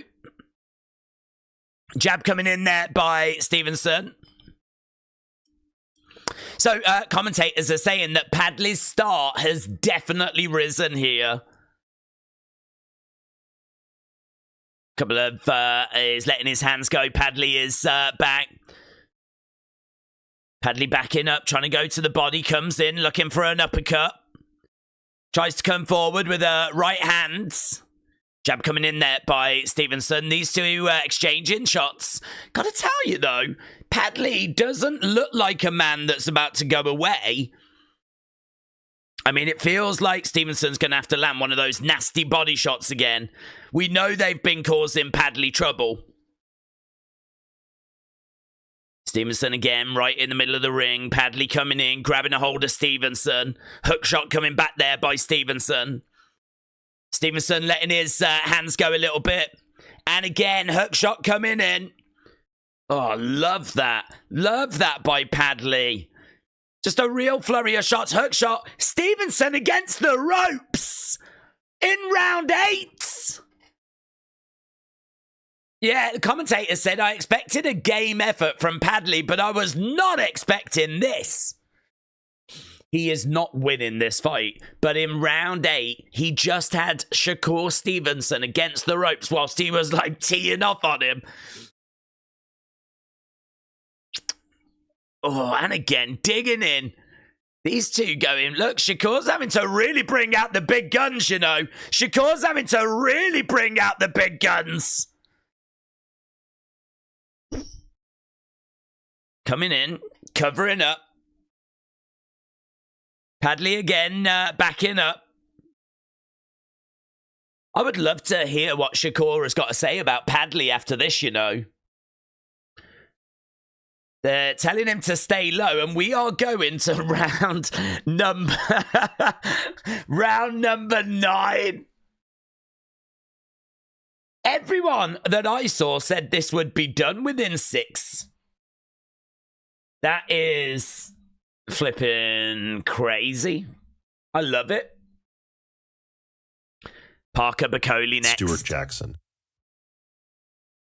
110 to 118 to Padley, ha. Come on, days. Let's go. Been one of them nights. Let's go. Spartan Major 619. How he's still not finished the fight yet? Should he have ended it by now, you think, days? I don't know. I mean, you can say that he should have ended it by now, or you can say that Padley is giving a much better performance of himself than what we was expecting, you know? I would rather give Padley the credit, to be perfectly honest with you.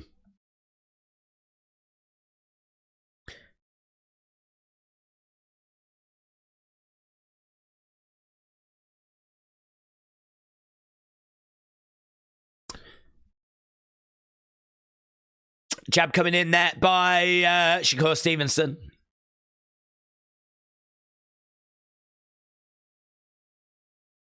Big body shots coming in there. So Padley has thrown 351 shots. He's landed 64. Stevenson has landed thrown 328, landed 134.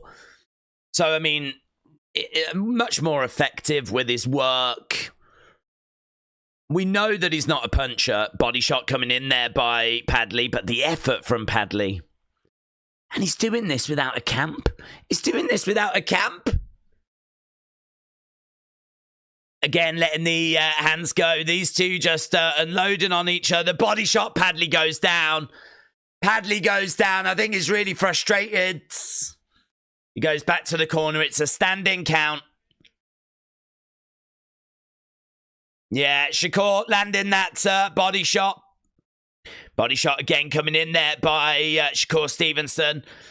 Padley getting clipped. He might not see round 10. We got 1 minute 30. Yeah, it was getting hard. Look at him unloading, firing back. It was getting hard for him before, though. Padley's still going, though. Letting the hands go. Man, the heart that does. He said, do you know when people tell you they're going to give everything, and then they go in there like Sheeraz and they do nothing? They do nothing. He goes down again. Second time down. Padley really felt that. Referee counting away. Padley is getting back up, though. Yes! That was a moment for him to just stay down. He did not. He did not. Go on, Padley! I flipping love this for him. I want him to see round 10. I want him to get round 10. Guys, this is a Padley Stan account now. He's keeping his head down. Shots coming in there by Shakur. Come on, get through. Let's get to round 10, Padley. 20-odd seconds left to go. Padley going back. Bang, bang, bang, bang, bang. Letting the hands go. Best form of defense is offense. Oh, man. Oh, and he's down again. Oh, no. Look, Padley hits the mat. Referee's just going to count again. Padley gets back up. He's going to get to the 10th. But, I mean, he was down 3 times in that round. 3 times in round. Oh, is it? Have they called it? Oh, I think the corner have called it, have they? Yeah, this probably went down. You could make an argument that if he had a full camp, could he have had a bit more in the tank for the later rounds? Padley's always losing that fight. Yeah, respect. So many people say they're going to put on a performance, they're going to try their hardest, and then what you see is just a load of nonsense. That is Padley giving everything, and I think the world could see that. Huge respect. Love that.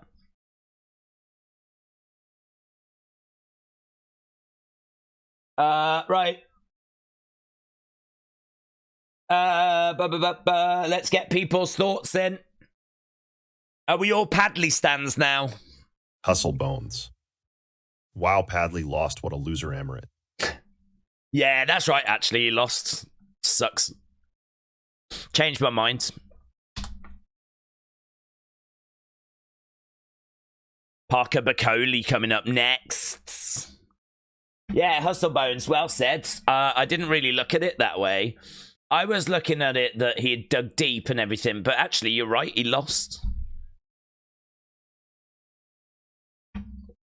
Brett Heberl. I took the fight to go the distance. Am I really the only one who is aware of Stevenson's pillow hands? Yeah, I mean, I think that Padley, though, not having a training camp and not being this level as well. Junior Bolamba. Bakole, vous avez le soutien de tous les Congolais. I don't know what that means, but thank you, my friends.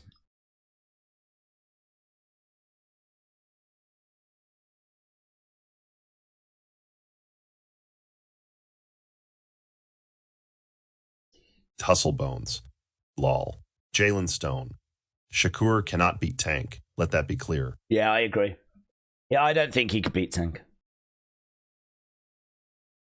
Jobson. Member.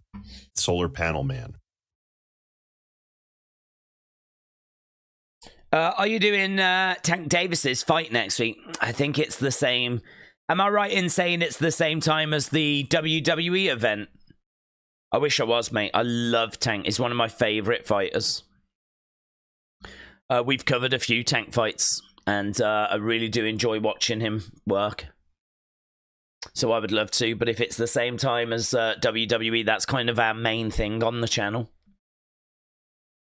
Spartan Major 619. Stevenson Lucky. It was looking like Terrence Crawford was about to come in and destroy house and leave.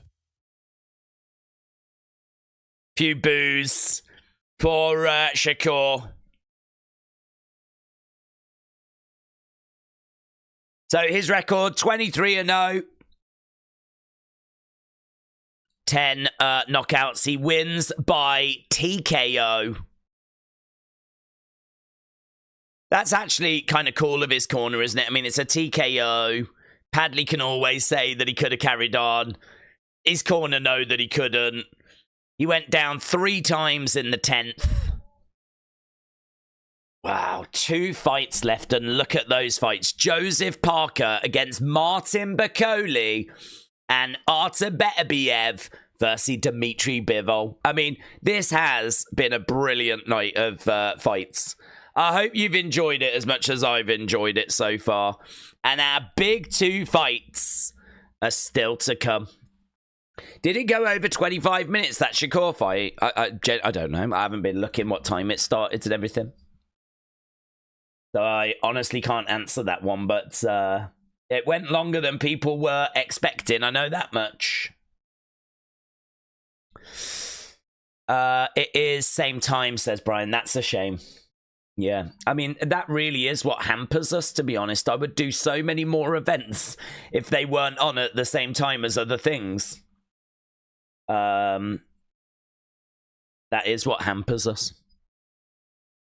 So, sadly not, but I would love to do it because I am a real big Tank fan. I really do enjoy watching him fight.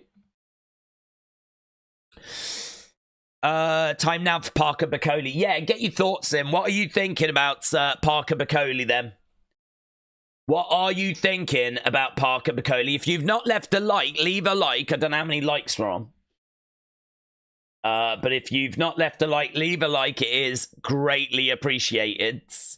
We're only on 242. We really should be on 1,000, really.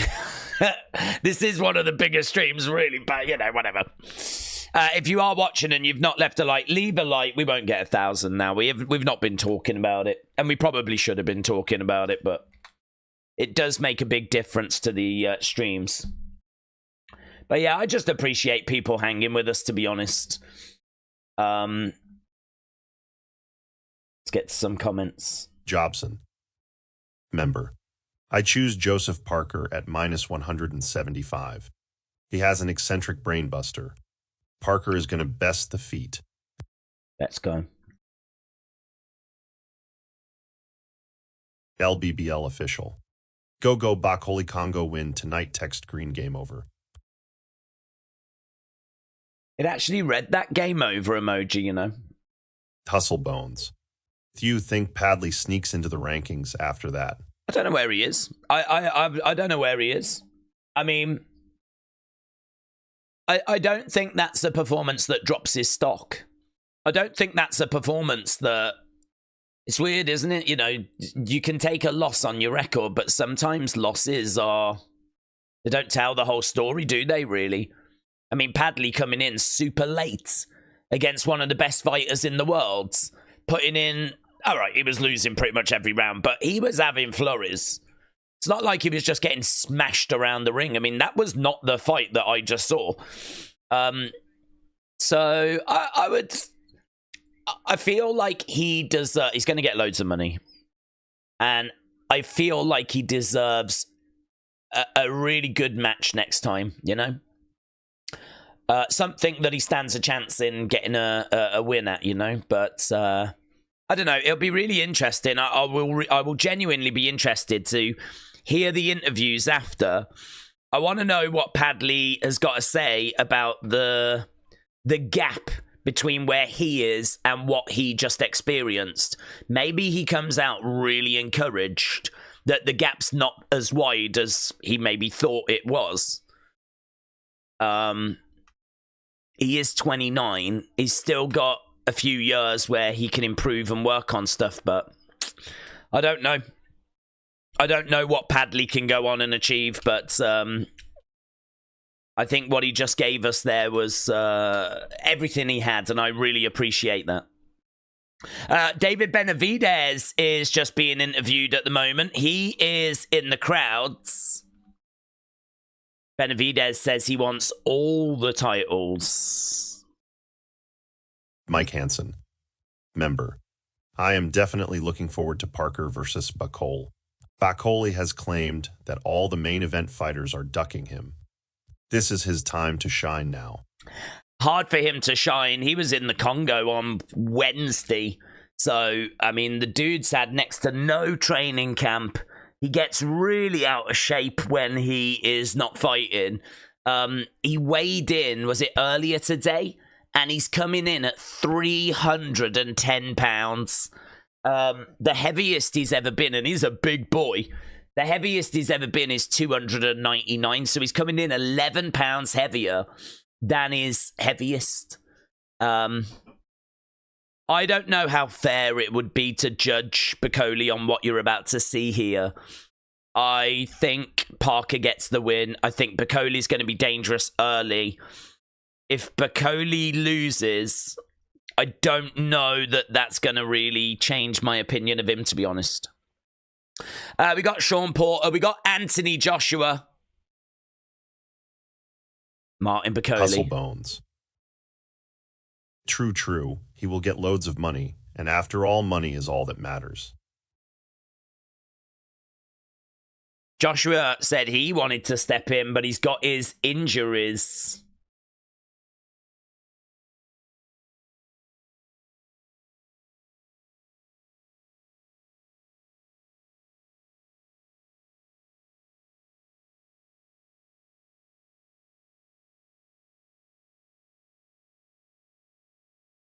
If you've got the belief and the power that Martin Bakole has got, that's all you need, says Anthony Joshua. You can hit the bag like you're Mayweather, but you've got to have that belief. I love this about boxing. I love the fact that we are bringing the best fighters from around the world, and we are putting them, like, you know, up against each other. I mean, flipping Bakole on a flight from the Congo. Do you know what I mean? Like, it is like proper Street Fighter stuff where people are like flying in from all these countries because we need the best in the world. And one of the best in the world happens to be in the Congo, so he flies in. Hello, we got the boxing AI judge.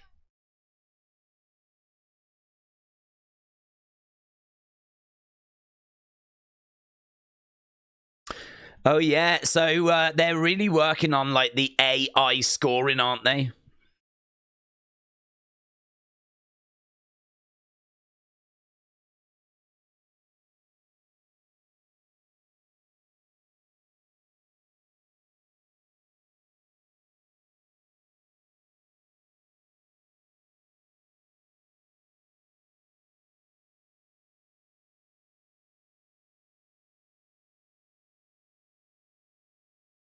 So, well, what did the flipping AI judge make of the Sheeraz fight? That's what I want to know. What did he make of that? Tana WWE days.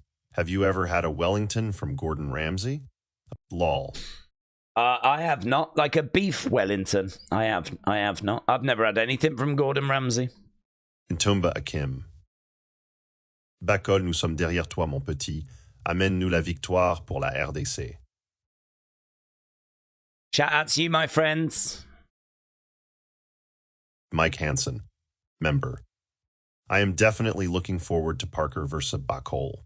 Bakole has claimed that all the main event fighters are ducking him. This is his time to shine now.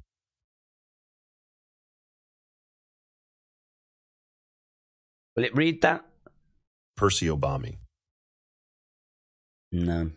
I wondered if it would read out flags and nationalities, but it doesn't, unfortunately. Yeah, get your thoughts in then. Parker Bakole coming up next. Brian. Frank is saying Sheeraz broke his hand in the fight, that's why he was crap. But also Sheeraz is struggling at the weight. He needs to move up, full of excuses. So he broke his hand in the fight. I mean, maybe that's an excuse, but I don't know. The performance was so bad that I do sort of feel like something like that might go some way to explaining it, because it was really bad. So if he did break his hand, then at least that goes some way to kind of explaining why that performance was so poor. Although people are saying he broke it in the 8th. Spartan Major 619. If Parker loses, then would it make him look bad, with his opponent being really last minute? Adam James. Hamzah broke his right hand in the 8th round. Well, what I'll say is, what the hell happened between rounds 1 and 7? Because I didn't think he was looking that great even before the 8th. I think he might have had a couple of rounds, but I would struggle to give him more than that. So him breaking it in the 8th doesn't really change a great deal for me. In regards to Parker, if he loses, would it make him look bad? I think if it was against a lower level last minute opponent, it might do. I mean, like if Shakur had just lost to Padley. But this is one of the most dangerous men in the division. Like, if both of these are 100%, I think a lot of people go Martin Bakole. If both of these are 100, I think a lot of people think Martin Bakole gets the win here. So this is a problem. I mean, he might not be 100%. He might not be in the best shape. But he is still Martin Bakole. He is still one of the most feared men in the heavyweight division.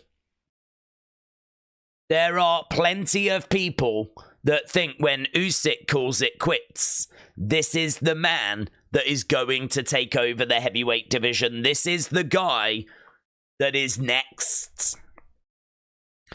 Martin Bakole, 31 years old. 31 years old, 21 wins, just the one defeat.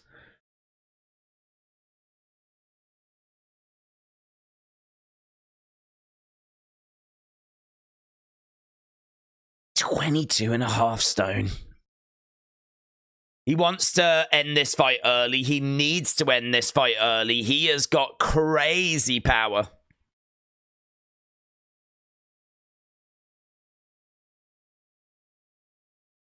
Yeah, they're saying due to the lack of preparation, this is probably looking like it's going to be like a 5-round fight for him. He's got 5 rounds to get it done. Otherwise, I think he's going to struggle.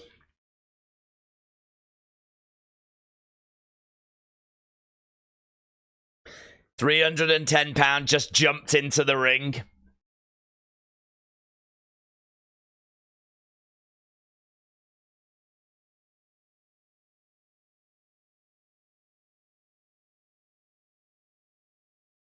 Lee Blackburn. Bakole had actually been doing some training. I think he'd been doing some light training for his fight in May, hadn't he? But I heard his team saying that he's about 60% ready for a fight. Brian. Frank said the 119 to 110 to Adams' judge score was ridiculous. It was the only accurate score, Fish Eyes. I mean, Frank knew that Sheeraz had lost that fight. He was flipping, shaking his head at the end. He was up yelling, like, hit the uppercut and all this kind of stuff. Like, do you know what? That is one of my favorite parts when it comes to fights, is actually hearing what people have got to say afterwards, like the fighters and the promoters. Like, I'll be very interested in kind of like the boxing world's reaction to the Sheeraz scorecard and the boxing world's reaction to Padley. And there's lots of little things that we've seen tonight that I think is going to be very, very interesting. And we've still got the 2 biggest fights to go. Joseph Parker making his way down. Fair play to Joseph Parker, who has been getting ready for Daniel Dubois and now has to step in with Martin Bakole. I mean, fair play to Joseph Parker. This is one of those situations where you could say that, you know, Martin Bakole is coming in at a big disadvantage. He's not been had a proper training camp. He's not been getting ready for Parker. He's had to fly over last minute. But I got to tell you, this is not great for Parker. Martin Bakole is one of the most ducked men. And I don't know that... I think even if you willingly get into a fight with Martin Bakole, you are really wanting to make sure that you study a lot of tape and know what you're getting in there with. Parker has not been doing that. He was getting ready for Daniel Dubois, which is a different style, a different fight. There's not too many people that are going to bring you a challenge like Martin Bakole is. This is going to be a lot of fun, man. This is going to be a lot of fun. Jobson, member. Joseph Parker, TKO, R10 Bakole will probably look good first few rounds, but Parker will work him down in the later rounds and stop him on the ropes, similar from what Hunter did to Bakole. Yeah, that Bakole fight is going to be the blueprint, isn't it? It was a good few years ago now, though. Modeste Capenda. Nous vous soutenons de loin notre héros, Martin Bakole. Brian.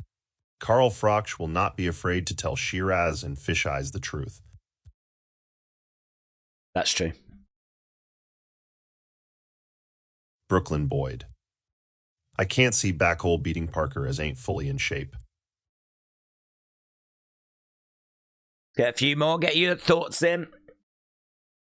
Brian. This will be interesting while it lasts. Brooklyn Boyd. Will Dubois Parker happen, do you think? I mean, it really depends what's about to happen here.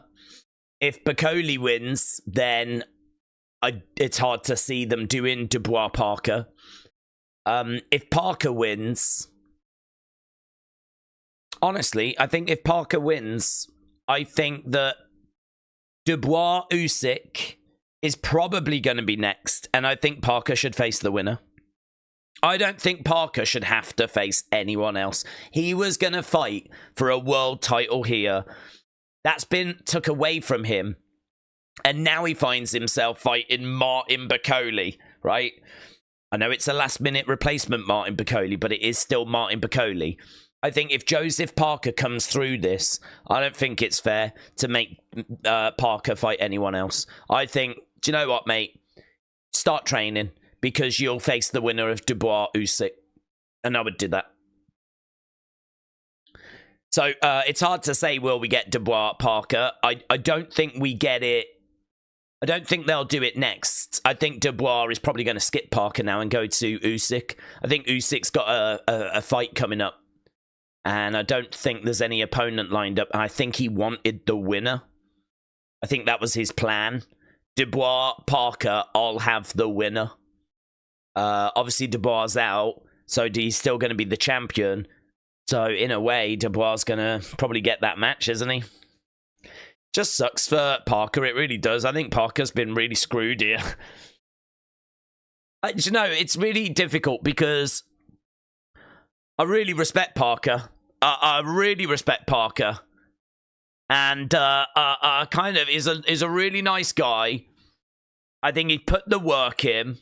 I kind of really want him to win, but I like Bakole, and I like the fact that he's this big monster.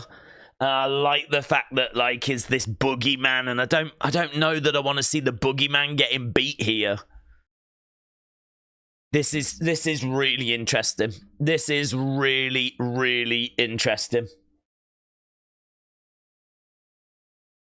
Fresh in from the Congo, Martin Bakole. We are about to get underway. Round number 1. The Death Touch. Anthony Joshua will fight the winner from this match. Tyler Slaney. Bakole is a decent technical fighter. He picks his punches very good. He is underrated. He is also quick. Right, here we go. So, Bakole, he does pick his shots. And Parker is going to have to be really flipping careful. The start of this is going to be a nightmare for Parker. Bakole is huge. Jab coming in there by Parker. And again, jab coming in there by Parker. Bakole coming in with a, trying to come forward with a jab. Jab there by Parker. Jab coming into the body there by Bakole. He's got that right hand. It's right here. It's ready to go. You just can't switch off, man. You just cannot switch off. If you're Parker, you cannot switch off. Body shot coming in there by Parker. Bakole just throwing out a jab. Parker again trying to get a jab off, and he does. It's Parker that's edging this at the moment. I'm not sure we're going to have to worry too much about the judges' scorecards. Jab coming in there by Bakole. Body shot coming in there by Parker. That right hand is ready. I don't think that right hand has really moved. Jab coming in again there by Bakole. Tries to go downstairs. Everything's being used with that left-hand jab. Parker coming in. You can tell that Bakole's just waiting for that opening. Jab again coming in there by Bakole. Parker again trying to come down, trying to find a way forwards. Bakole again backing up. Just 40-odd seconds to go. It's a Parker round. Jab coming in there by Bakole. Big overhand there by Parker. Neither connecting. Jab coming in by Bakole. Parker again on the outsides. Bakole moving forward. Parker backing up. Uppercut misses. Parker in the corner is getting a little backed up, but that's okay. Got about 10 seconds left to go here. I mean, Bakole is not really moving forward. He's not really imposing himself. The right hand is thrown right at the end, but not much in it. Usyk is paying very close attention to this. Usyk is sat at ringside. He is watching and paying very close attention. So, round one, Parker round. Not much there by Bakole. That's okay. Peter Ives. Don't know a lot about Bakole, but with no sparring recently, if he's not defensively sharp, this may end early. Joe Shipley. Come on, Parker. Spartan Major 619. That Zhang fight was good, and that Callum fight. I think it's been a good night. I think this card has lived up to expectation, personally. Idrissa Mubalama. It's hard to beat someone who've been waiting for this opportunity for decades as Bakole. Reason why he's going to definitely win. Well, it's a big opportunity for him. Spartan Major 619. Do you think Bakole had fight shorts at the ready, or did they make some last minute? I would imagine he probably had some.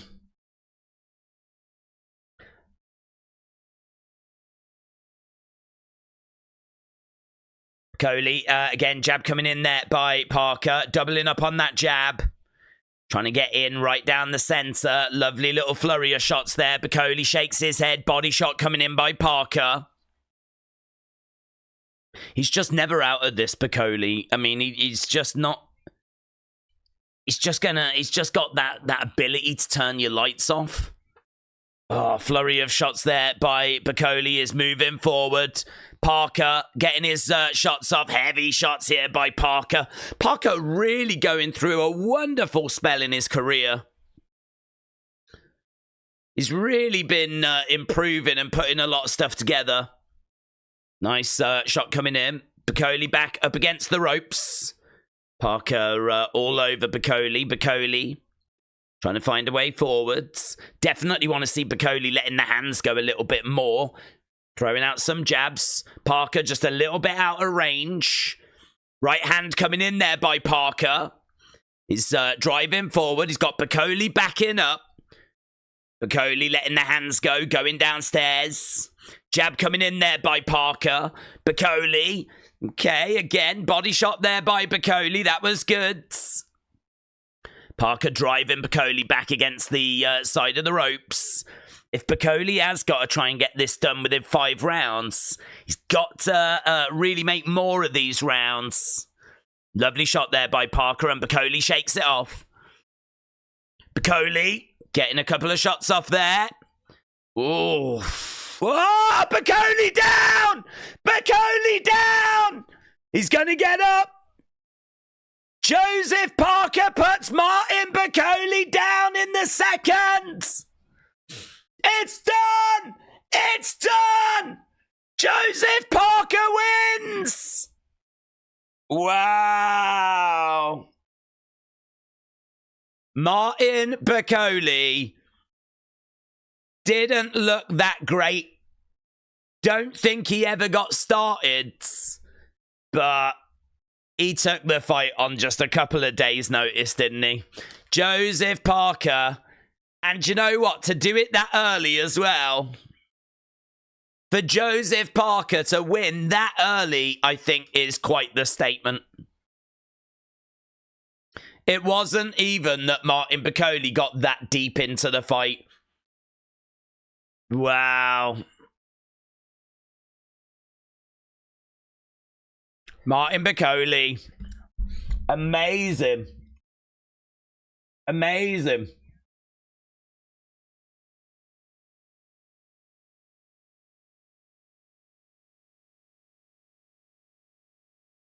Those are irresponsible things. So they're just criticizing Martin Bakole for just trying to walk Joseph Parker down. Dave Smill. Parker is best unworld. Matty S. Taha WF. Jobson. Member. Called it. Junaid. Shittest fight ever. Yeah, I mean, no disrespect to Martin Bakole. He came in super last minute. I don't think there's much that we can take from that. The only thing we can take from that is that Joseph Parker is really good. I mean, he's just beat Martin Bakole, but he's not done it in the later parts of the fight. We're just having a look at the shot here. Just bounces off the head, actually. It's a weird shot, that, you know. It kind of hits him on the top of the head. It's like this overhand thing that bounces off his head, and then he is all over the show. Martin Bakole is literally wobbling around after this shot just, like, bounces off his dome. Bang. It's really weird, that shot. It's not like on the chin or side of the head. It sort of bounces off the top of the head. It's like a glancing, bro. It's really weird. It's really weird. Wish I had money on this bout.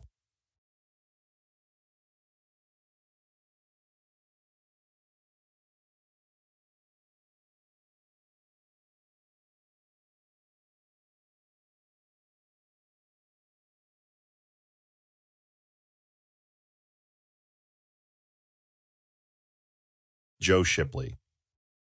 Good job, Parker. Spartan Major 619. Guy was all over the place. They're just talking about Martin Bakole was meant to be fighting in May. Is it still going to happen? And they're like, might get a bit delayed now.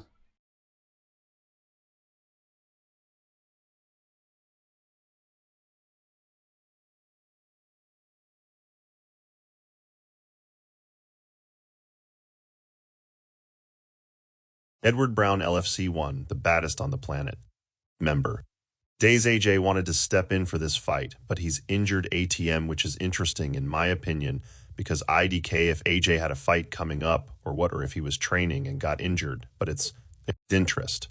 P. Lou White. Phantom Punch. I heard him say that, to be honest, and I think it really was just Phantom Punch. I don't know. I mean, I heard a lot of criticism. Why is Joshua not facing Dubois in the rematch? Is he scared? Is he ducking him? And Eddie Hearn was really angry about that because he was like, AJ's injured at the moment. He's not cleared. Like, he can't do a fight with Dubois. So for AJ to turn around and go, I was really interested in stepping in, but I'm injured. I mean, you're injured, mate. Do you know what I mean? You're not going to step in, are you? You're injured at the moment. So I heard that and I was like, that's a really weird thing to say, actually. Because there are people saying that he's ducking Dubois. I don't believe he is, but there's people saying he's ducking Dubois. Eddie Hearn's come out and said he's injured. So why would AJ come out and say, oh yeah, I was really interested in doing this fight when I heard that someone had pulled out, but I'm just injured at the moment? Well, what does that mean? What do you mean you were interested but injured? I think it was his way of saying if I wasn't injured, I would have done it. I think that's what he's saying, basically. They're just interviewing Parker. Now you know why Dubois pulled out. That was going to happen to him, said Joe. Could be right. Could be right. So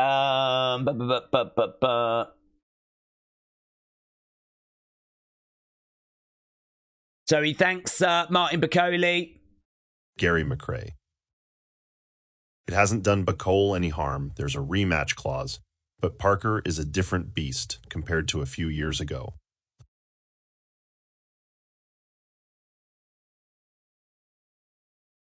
Jobson. Member. Easy money prediction. Correct Parker wrong decision. I am judicious. Joseph Parker highlighted his liver kick in this one. Nailed it. Bank on it. Dave Smill. Parker time to get the belt. He deserve it. No more excuses from other fight. Parker's time. Yeah, he wants the world title next, and he should have the world title next.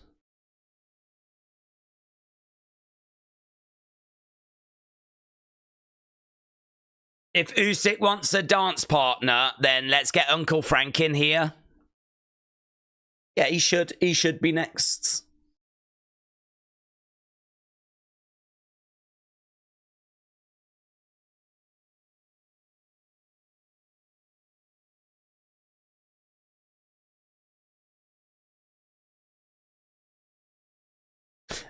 I would be down for Parker versus Usyk, but I think Usyk wins that comfortably, to be honest. But I would be down for seeing it. I would definitely be down for seeing it. Eric Mukiba. Bakole, prends ton adversaire là comme si c'est avec Kagam que tu combats. SVP.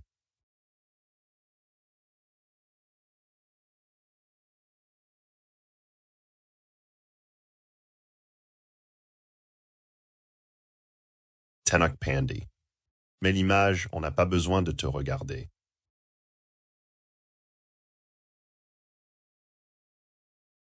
I mean, no, we don't do LFG, but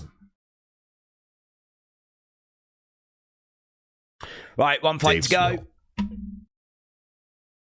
Parker versus Usyk. Dubois can fight another person.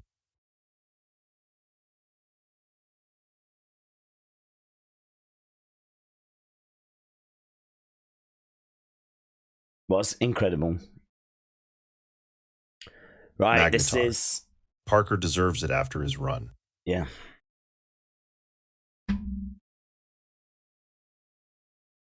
Okay, one fight left to go, and that is, of course, our main event. This is going to be Beterbiev against Bivol, and this is going to be incredible. The first fight was incredible. There's no reason as to why this won't be incredible. This is for the undisputed light heavyweight titles. It's for everything. It's for all the golds. These are the top two fighters in this division. They fought last time. People were really split as to who it was that had picked up the victory.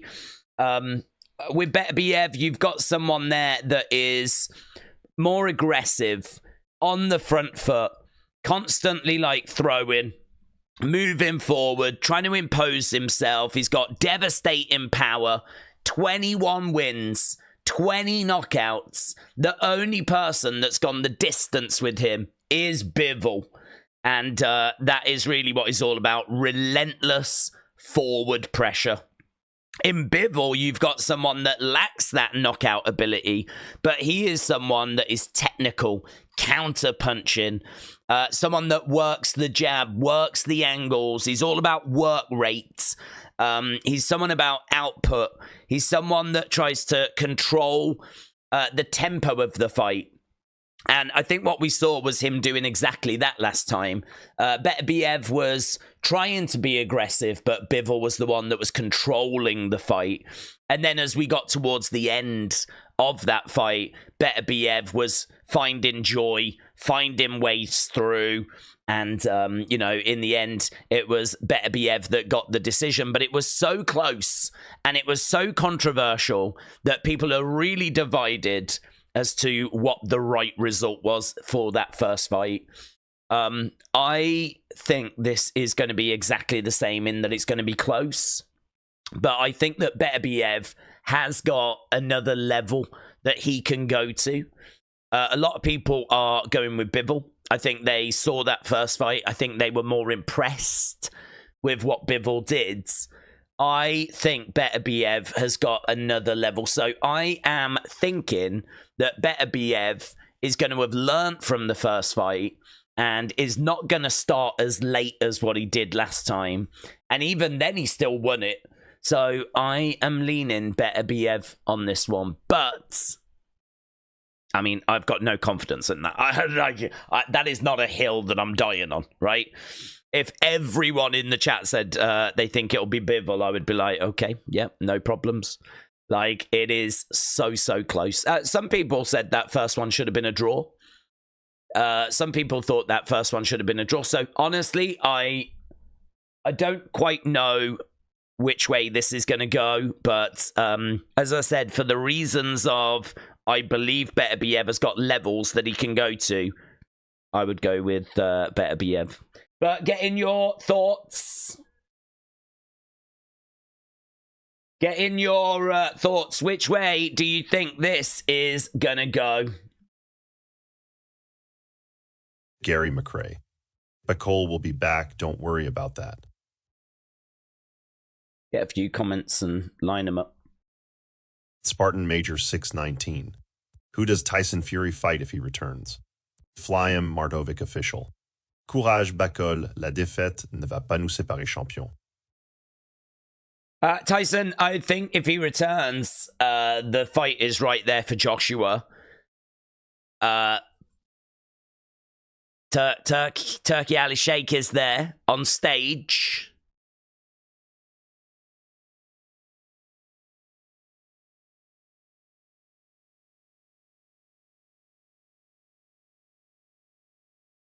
Turkey Ali Sheikh has come on stage. I don't know.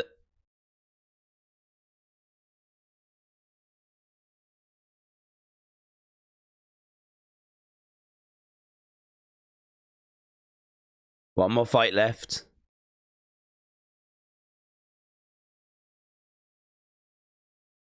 Brian. Bakole was understandably unfit and ill-prepared for tonight. He was never going to overcome all the obstacles in his way. Billy Nelson saved him for another day. So he says 7,000 here, and every fight on this card could have been a main event.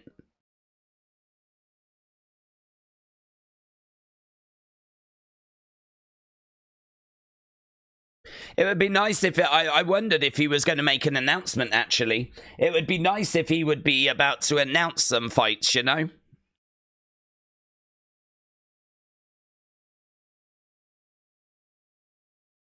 I don't know why he's talking. Like, does he not know he's on broadcast? Turkey Ali Sheikh's like constantly talking to someone, like...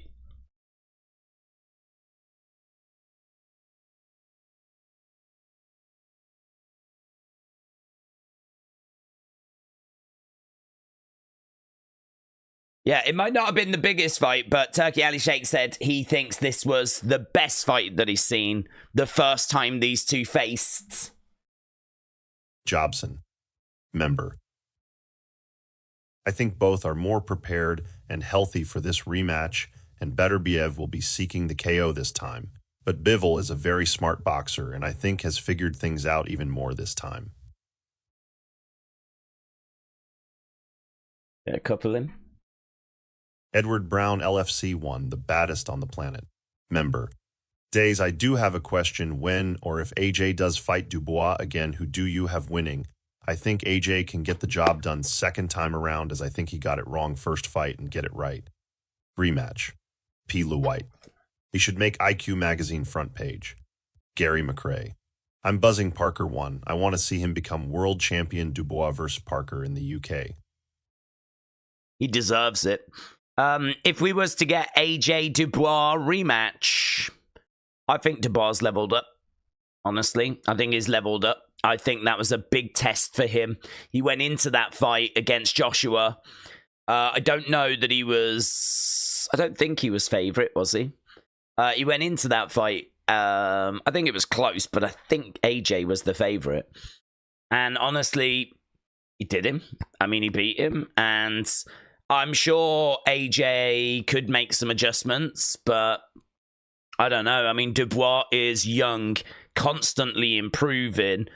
And I sort of feel like Dubois like doing that and AJ's doing that. And they faced last time. Dubois won decisively. I don't know that there's really anything but blind faith that could make me say that AJ would win a rematch. I feel like Dubois is improving, and it would have been great to have seen him against Parker. I mean, if Dubois had just beaten Parker, I mean, that would have been a big statement because Parker's been on a hell of a run. So if Dubois had just got past Parker there, that would have been a hell of a statement. But obviously, we didn't get it, so it's hard to know where we are with Dubois. But considering that AJ and Dubois just fought and Dubois won decisively, I haven't really got a reason to say if they run it back, AJ would win it next time, apart from just I don't know, hope.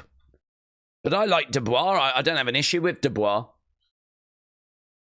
I just think that AJ's time at the top has come to an end. Mike Hansen. Member. AJ should fight Fury. Not JPEG. Is it true that Mike Tyson is going to be at Mania 41 weekend? Yeah, he's going to be there. He's going to be at WWE World doing meet and greets. I'm sure he'll be shown at WrestleMania. If he's going to be at WWE World, I mean, why would he not be in the crowd at Mania? Whether they've got a plan of using him for something, you know, one of those spots, you know, like where The Miz is about to announce the attendance and normally someone interrupts, comes down, and then challenges Miz to a fight.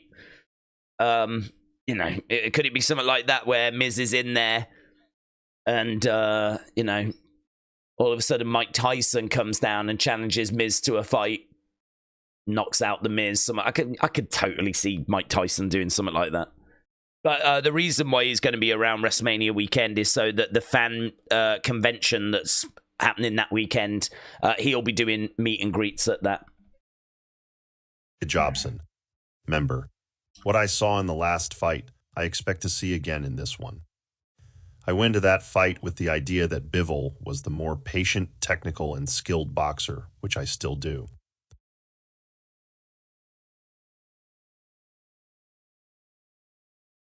Hannah W.E.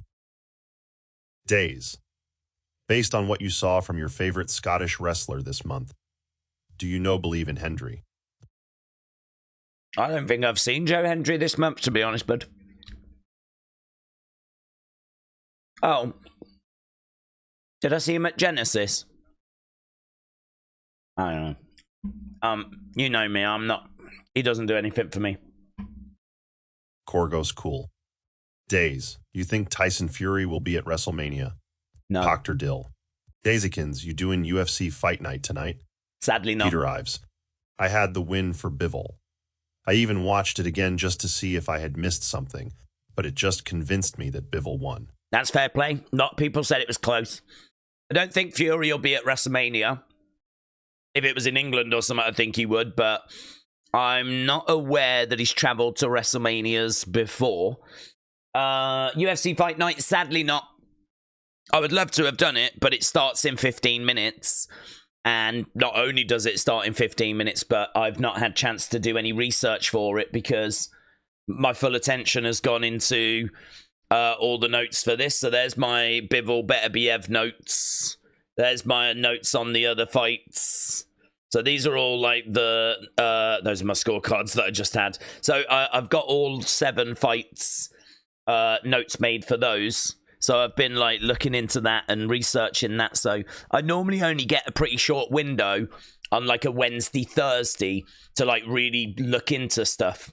And I don't want to do these streams where I'm just sat here and I'm like not able to contribute much, you know? If ever I do like a boxing stream or a UFC stream or something, I want to make sure that I've done the research for it. So going into a UFC stream where I'm just having to use, like, you know, my knowledge, and I can do that, but it's a lot better if I get a chance to do tape study and refresh my memory. Because we've seen Yudong a lot of times, and we've watched Henry Cejudo lots of times, but I would like to be able to talk about their last fights, what was we seeing, where could the openings be, what they're kind of known for, and I like to have my notes, so... No, sadly not. Will Yudong hold up to Henry's relentless pounding, says Proctor Dill. I think it's going to be a really interesting fight. Again, just off my top of my head, I think that we've seen a decline from Henry Cejudo. He's not the fighter that he once was. Yudong is someone that obviously we're big fans of, and I think he's shown himself to be a real top-tier talent. I think it's a very interesting fight. I think it's one of those where you go, that's interesting. It feels like it should be Henry Cejudo, but actually, I think Yudong's got a good chance. I suppose in a way, it's I suppose a little bit like the Adesanya fight that we just saw. That was an interesting matchup, and obviously Adesanya came out on the losing side of that against Imavov. So I think this is another example of a really interesting match.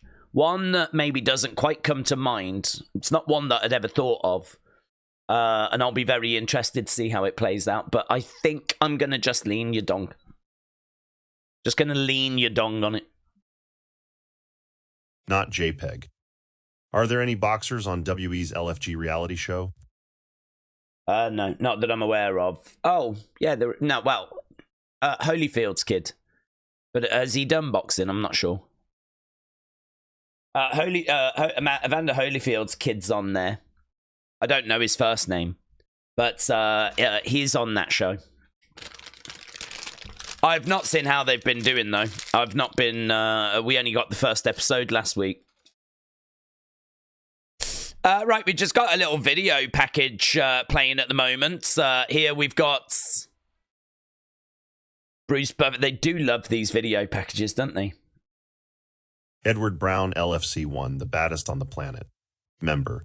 Today's another question. Clarissa Shields, do you rate her? And who would have liked to see her fight next?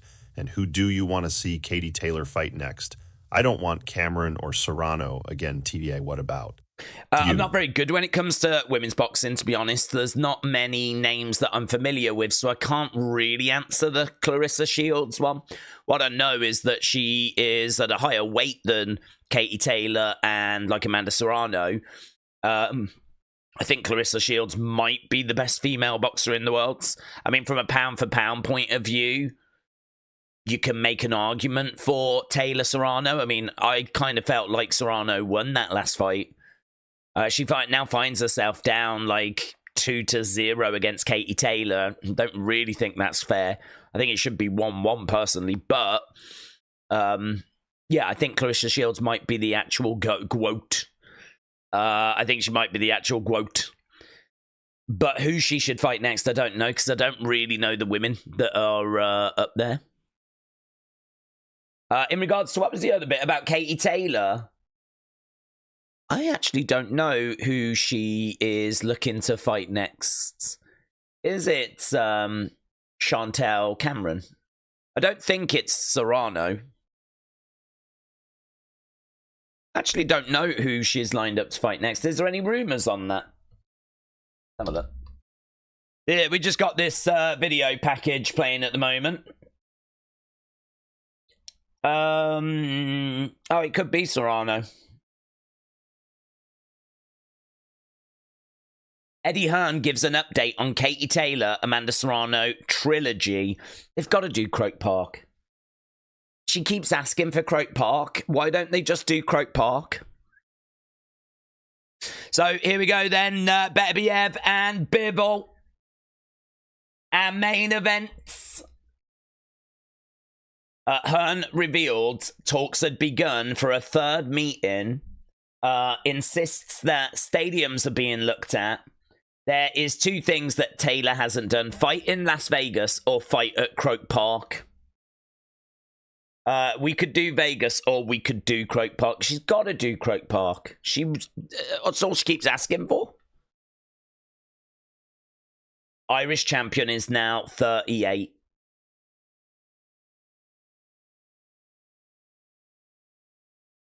She said, I've beat her twice. Is there any need for a trilogy? But if she wants it, we can do it. That's what Katie Taylor said, so.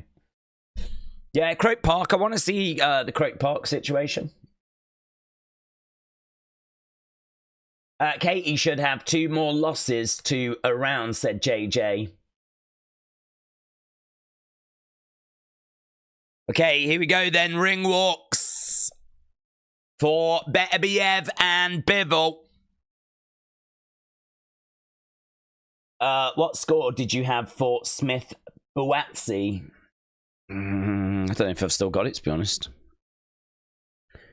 Smith Buatsi, I don't think I've got it anymore.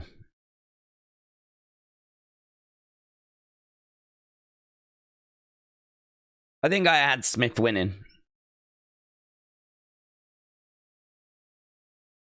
I think I had it, I'm having to remember, but I think I had it really close. Really, really close. And I can't remember if I had it a draw or if I had it like Smith by 1. You'd have to go back and have a look.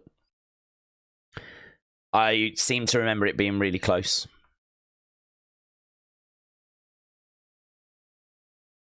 And I think some of the scores were quite close on that one. The one everyone's talking about is the Sheeraz one. I mean, that is just one of the... Honestly, I'm still shocked. I still feel like that's the biggest talking point coming out of this show, to be honest. Here's Bivol.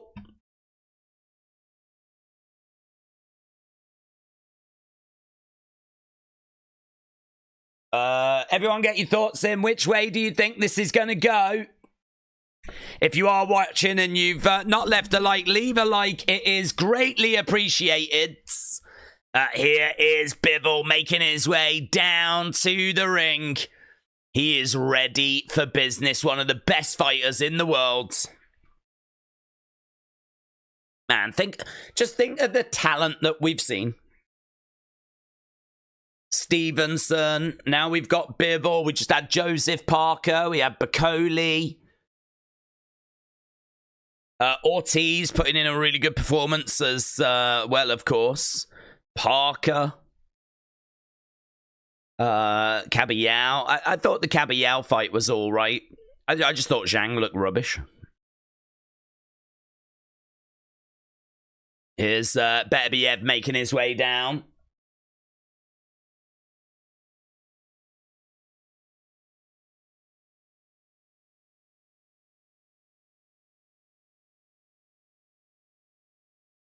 Edward Brown, LFC 1, the baddest on the planet. Member.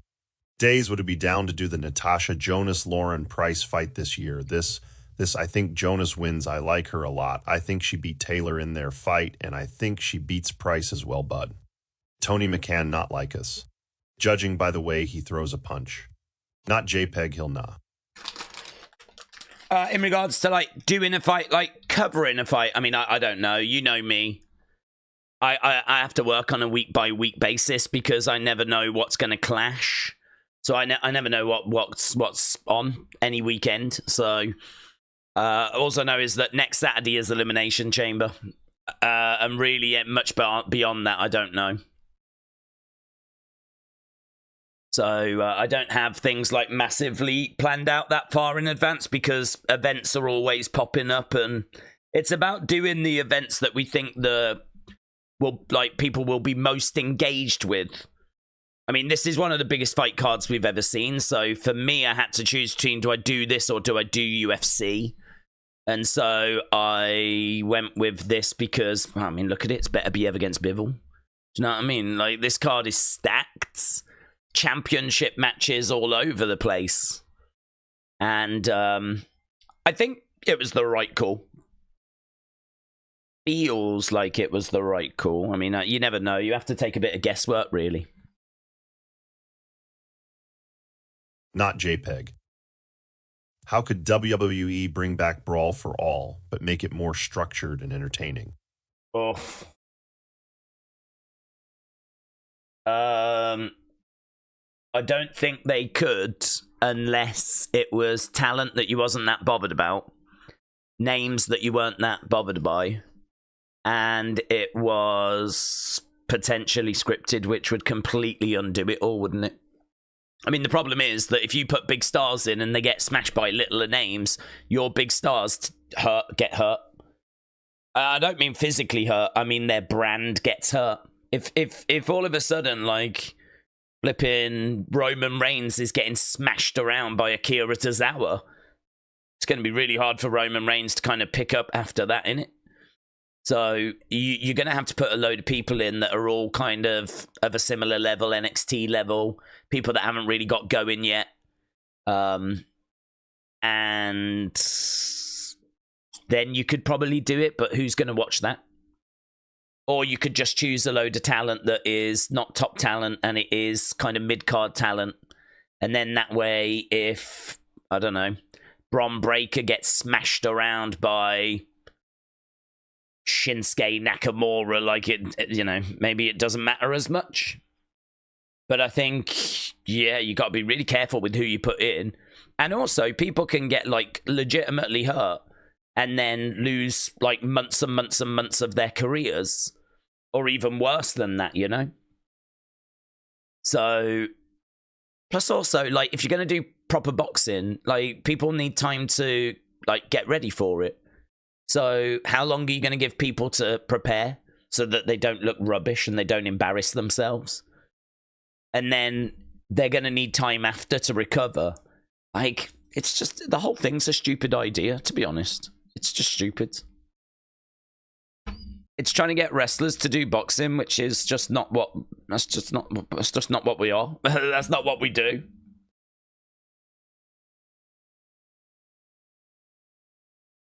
Gary McRae. I don't care who wins in this. It's going to be a great fight. Yeah, it will be great.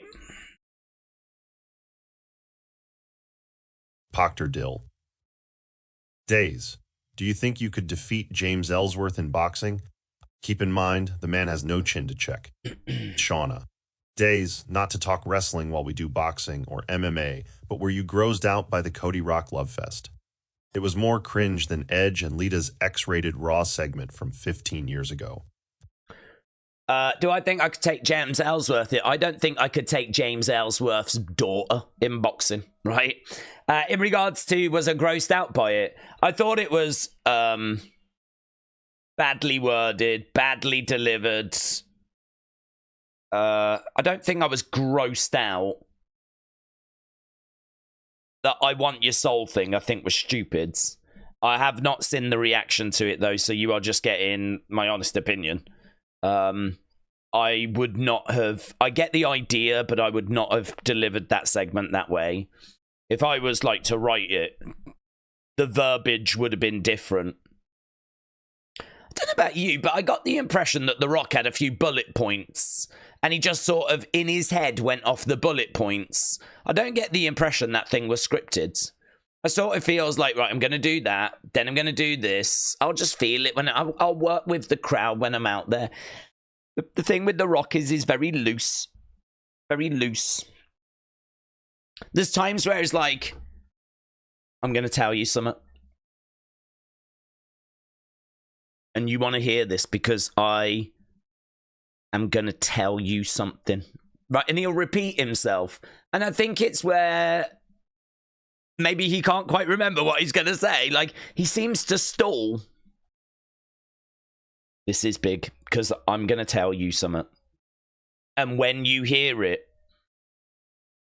you'll know that it's a big deal. It's like, what is it? Jesus. I've aged several years just waiting for you to deliver the line. I mean, he was like going around the houses a lot in that promo. It was not short, snappy, or anything like that. It was flipping Waffle City. Hey, Jobson Spartan said Major this is going to be a 619. banger. If Logan wins, we all become Logang forever. Imagine if Logan did win a Brawl for All. He probably could, actually. He probably could. If you want to know how much of a disaster a Brawl for All would be. Here we go. Main event. Beterbiev and Bivol. Bivol in black and silver. Beterbiev in black. Beterbiev started a little slow last time. So interesting, this. These are the top two guys in this division. Fought each other last time. Went the distance. A lot of people thought that Bivol should have picked up the victory. Beterbiev was a lot slower getting into things. Bivol is the chant here. It seems like the fans are with Bivol. So they're saying it's easy to say that he needs to start faster. Yeah, right now it is both guys in the center throwing out jabs. First minute, they're just getting settled in.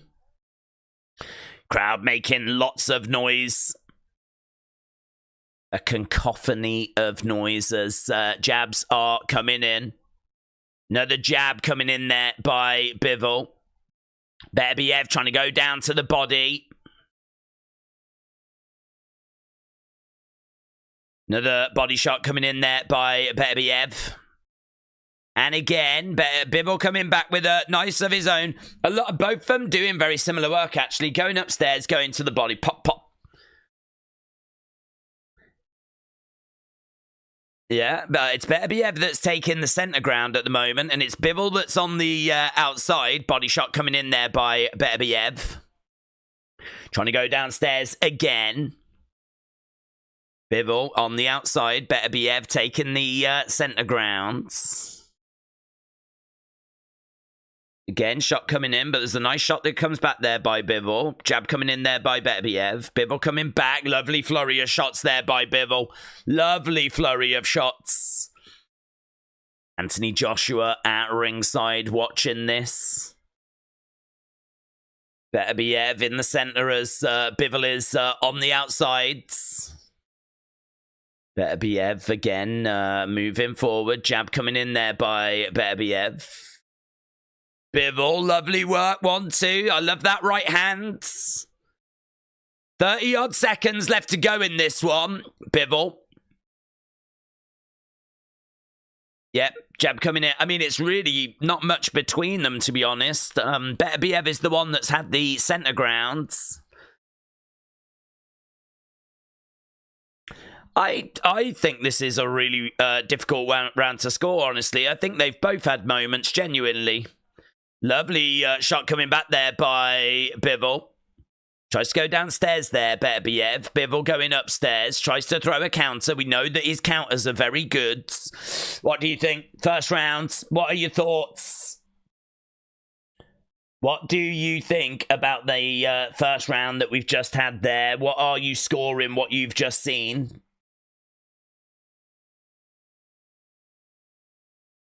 We've just gone to a ad break at the moment. I don't know which way I would go with that.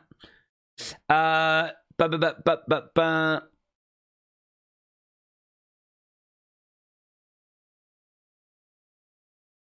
do you think, guys? What is it that you have seen there? Have you gone in a certain direction? Are you adamant that someone has just won that?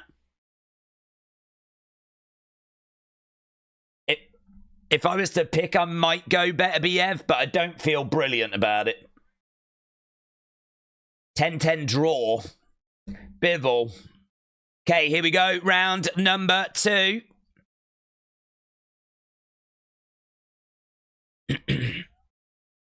Jabs coming in there by Bivol. Beterbiev just edging forward. Bivol on the outsides. I like these jabs coming in by Bivol. He's just keeping Beterbiev back. Beterbiev with a right hand there. Jab coming back by Bivol. Yeah. And again, trying to go downstairs. Lovely work downstairs there by Beterbiev. Bivol getting out of the corner. Couple of jabs coming in by Beterbiev. Hook shot coming in. Jab coming in. Bivol on the outside. Beterbiev right in front of him.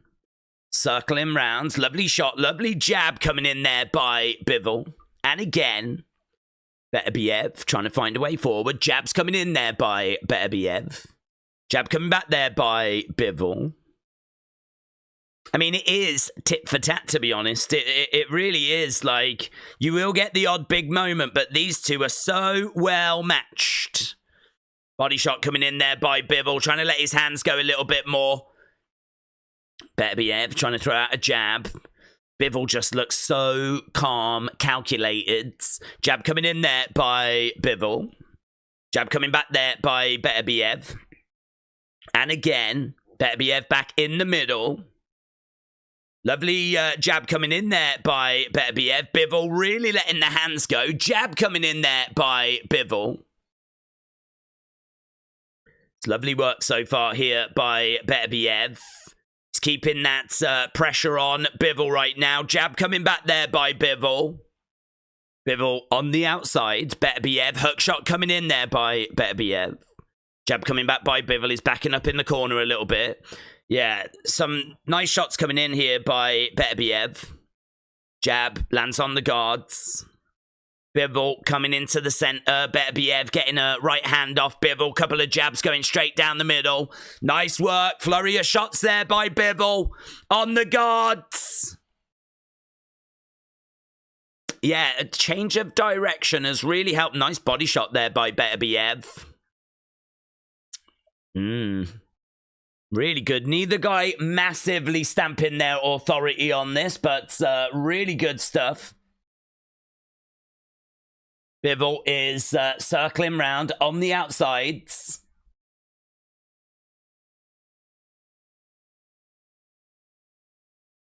Competitive fight is what we've got. Jabs coming in. And again there by Beterbiev. Bivol backing up. Bivol trying to come in. Lovely little flurry of shots there by Beterbiev. Nice head movement. Right, yeah, get in your thoughts. How are you seeing this fight so far? Get in your thoughts. We are 2 rounds down. Lisa Brown. Hello, Days and community. Tony McCann not like us. Hey, Lisa. Hello, hello, hello. People are saying that that was a Bivol round. I can definitely go with that being a Bivol round.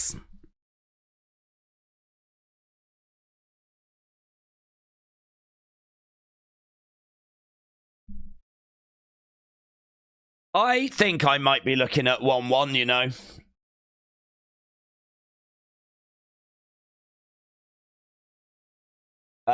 There's a lot of people that have got it Bivol. Some people have got it 1-1 though. Let's see what Beterbiev can do in this round. We've got Bivol on the outsides. Couple of jabs coming in. The commentator has got it 2-0 Bivol. Beterbiev throwing in a jab there.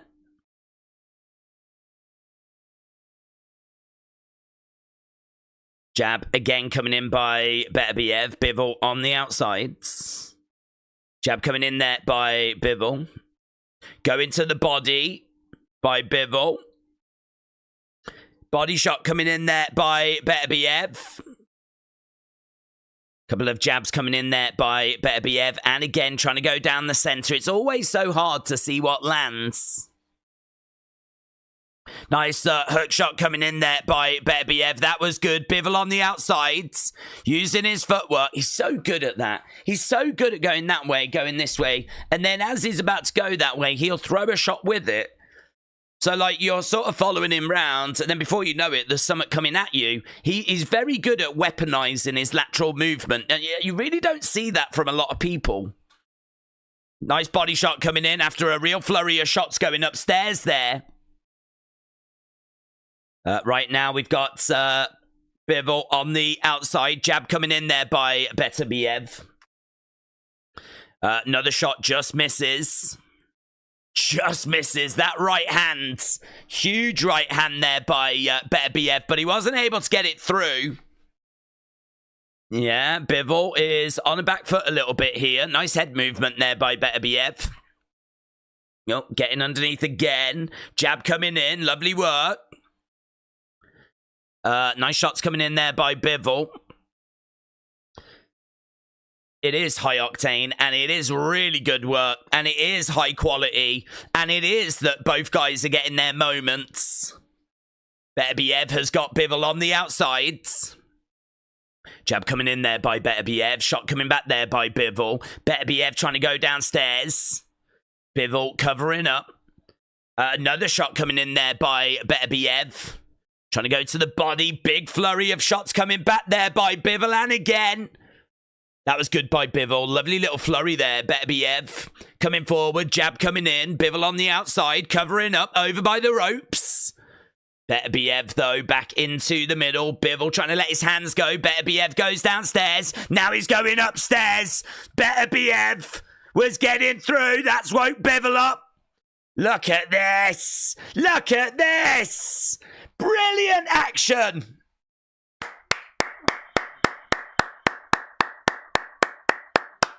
Wow. Wow. They both unloaded on each other. They both seemed to wake each other up. And that end of that round was something really special. That was something really fun.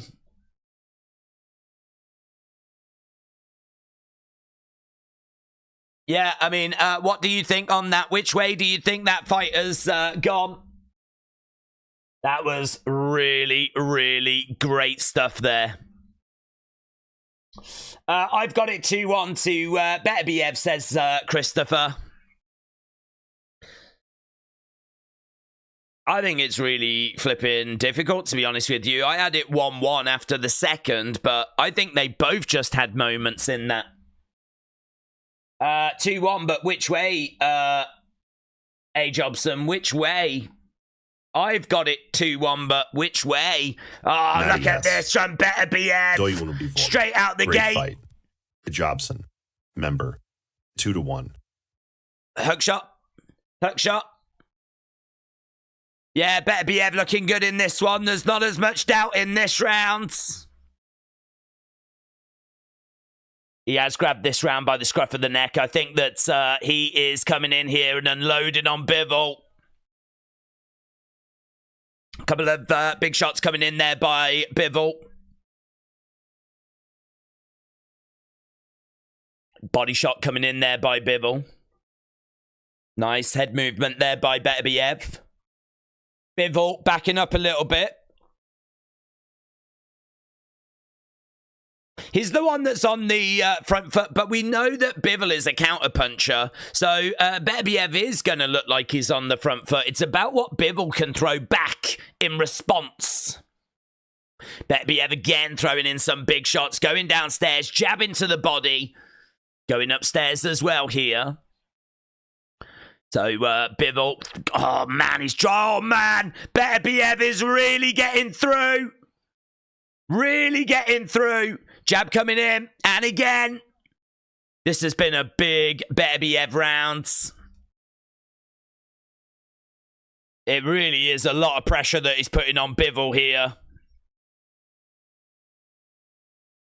This feels like a very clear Beterbiev round. Some shots coming back there by Bivol, though. It might have to be that he just accepts that this round has gone as Beterbiev continues unloading. We are just a minute left of round 4. 1 minute left of round 4. Big shots coming in there by Beterbiev. High guard by Bivol. A lot of these shots just landed on the arms. And Bivol on the back foot, circling round, throws out a jab. He's getting backed up against the ropes. And again, another big shot there. Bivol stepping into the center. Beterbiev is right in there with him. Jabs coming in there by Beterbiev. Bivol backing up. Bivol in the center, throwing out a jab, hook into the body. Bivol is putting in some work towards the end of this round as well, but I think Beterbiev has built up enough of a lead in this round with 20 seconds left to go. Nice body work coming back there by Bivol. Beterbiev just finishing the round like he started it. Looking really good. Great work. It's another great round. Tricido. I'm so nervous I farted. Tricido, shout out to you. Tony McCann not like us. He has Bivol on the back foot.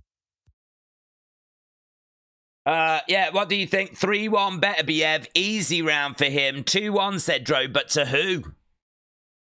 Pear has got it 3-1 Beterbiev.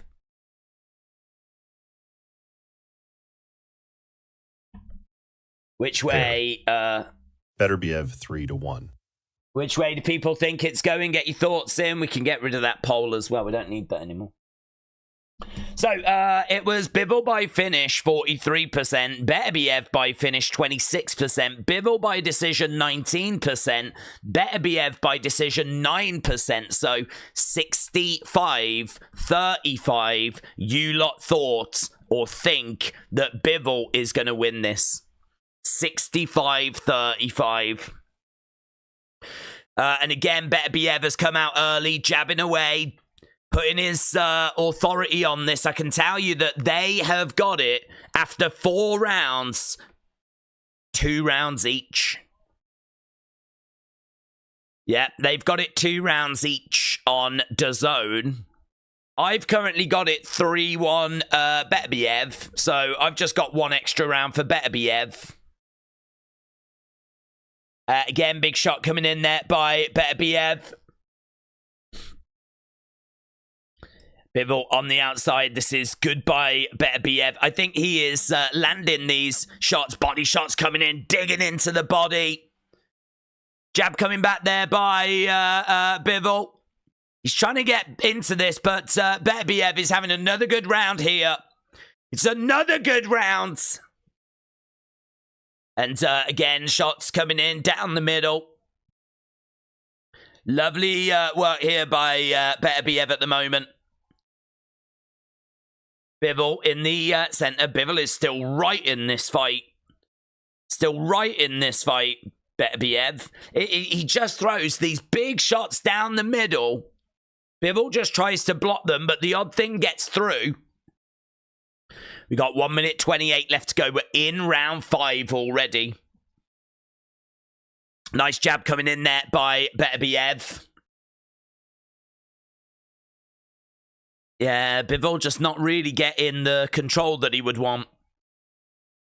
Both guys throwing in shots. Beterbiev again going upstairs. A lot of upstairs work there by Beterbiev. We're not seeing loads to the body. So we're seeing Bivol up against the ropes. Jabs coming in there by Bivol. Beterbiev again, 1-2 upstairs. Bivol backing up. Lovely work there by Beterbiev. Bivol is on the outsides. Beterbiev in the center. Jab to the body there by Beterbiev. And again, still jabbing away. Big swing there by Beterbiev. Trying to find a way forward as well. Bivol in the center. 32 seconds left to go. Jab coming in. Right on the guard. Bivol takes a step back. No shots coming in. He's covering up. Over by the ropes. Beterbiev is the one that's on the front foot. Bivol is backing up. I think that hurt. Seemed like a body shot. Yeah, Beterbiev trying to dig into the body, and I think Bivol is struggling. I think he's struggling. Beterbiev getting through! And wow, that was not a good round for Bivol. I've got it 4-1 to Beterbiev at the moment. I mean, he just stamps his authority on the rounds, and he is not letting it go, really. As soon as he stamps his authority on, he just keeps the foot on the gas. George Mateo. It'll go the full 12 rounds. Jobson. Member. This fight is over lol. Frank 91210. Bevel on a swivel. Bivol on a swivel. That's the headline. Pair. 4-1 Beterbiev. Matty S. 3-2 BBV. So people getting their thoughts in about which way? Tony McCann not like us. Damn 4-1 BBV. Right, here we go. Round 6. I mean, I've got it 4-1. It could be 3-2. Because, you know, some of these rounds are close, but I think Beterbiev is up in this fight. Jabs coming in there. So, round 5, Beterbiev landed 21 to Bivol's 11. He threw 76 to Bivol's 31. So, the boxing stats, punches stats, saying that it was a Beterbiev round. Body shot coming in there by Beterbiev. Again, 1-2 going upstairs. He is just really putting in this volume, really putting in this work. Shots coming back there by Bivol. And again, Beterbiev going to the body.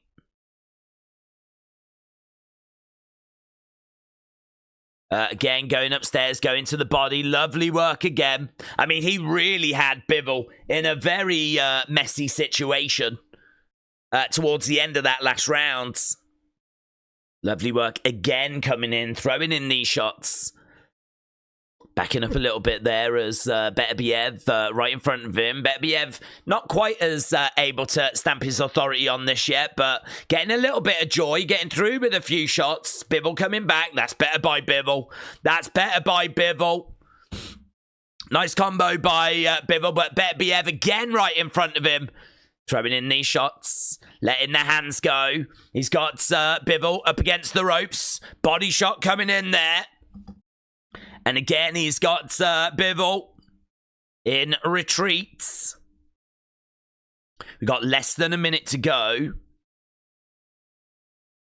Now, he's all over him. He's not giving him a second's rest at all. He is absolutely all over Bivol. Bivol just covering up and I think getting hurt, but he is firing back Bivol. Bivol looking good there.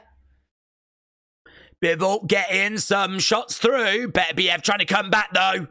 Oh, lovely left hands by Beterbiev. Yeah, both guys getting some real moments in this. Jab coming in there by Beterbiev. Bivol trying to jab back on his own again. Pop, pop, pop. Good by Bivol. Beterbiev trying to find a way forward, trying to catch Bivol. He's got him up against the ropes.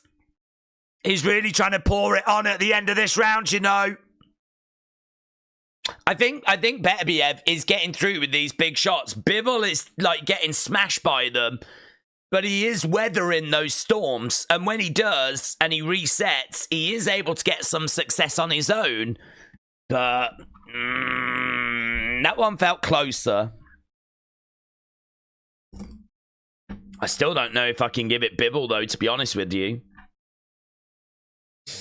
It sounds like Bivol struggling at the end of the round, said Spartan.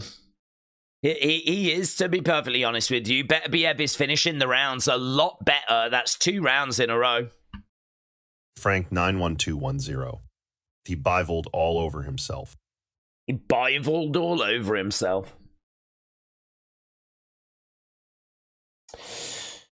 Very interesting. Some people, scores are absolutely all over the place if I'm looking online. This person's got it 3-3. This person's got it 4-2 Bivol. This person's got it 6-0 Beterbiev.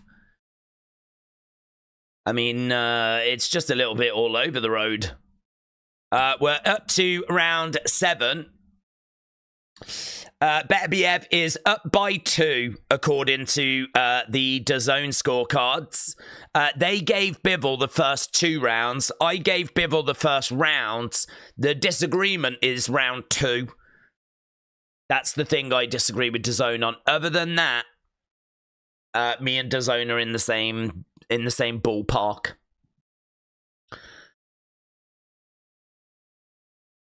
Here we go. Jab coming in there by...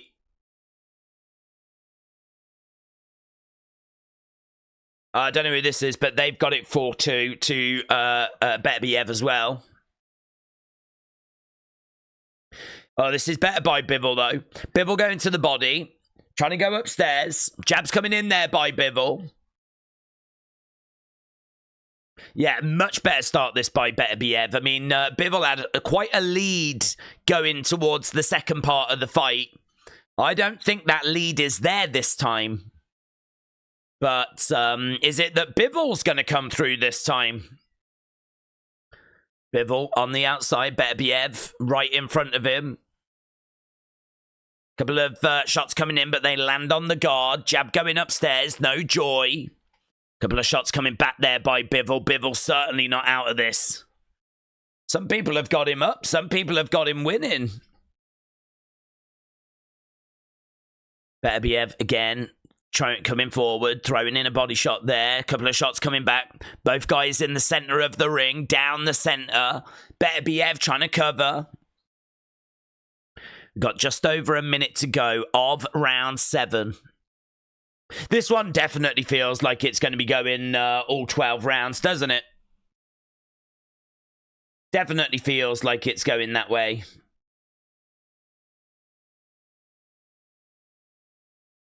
Right now, again.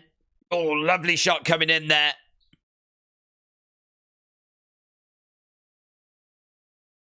Lovely, lovely work again there by Beterbiev. We've got Bivol trying to find a way back.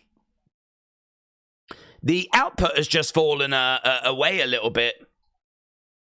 Yeah, nice, good head movement. A couple of jabs coming in again there as Bivol backs up.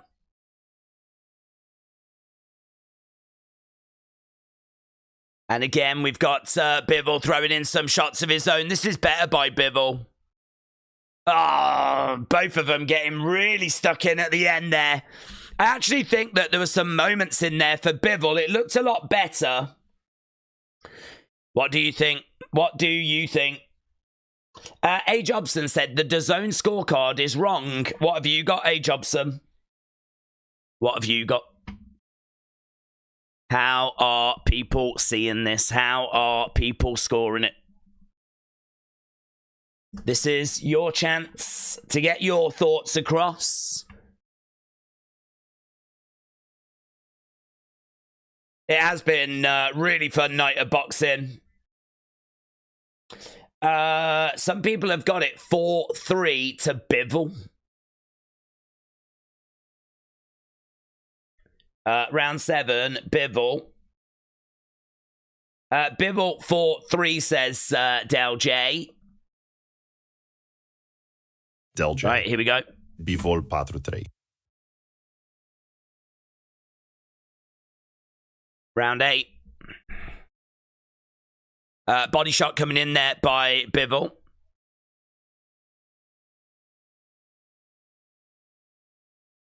Again, going upstairs there, Beterbiev. Body shot coming in there by Beterbiev.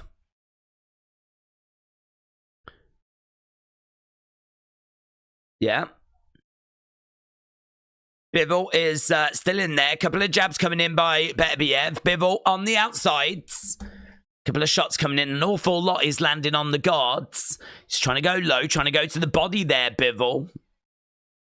Bivol backing up, getting his guard up. There is Beterbiev as the shots land on the arms. Jabs coming in. And again. Nice body shot coming in there by Bivol. And again, going upstairs. So, jabs landed. Bivol, 57. Beterbiev, 29. Yeah, this is good by Bivol. This is good. This feels better by Bivol. I wonder if Beterbiev has just started to slow down a little bit. Yeah, a nice body shot coming in there by Bivol.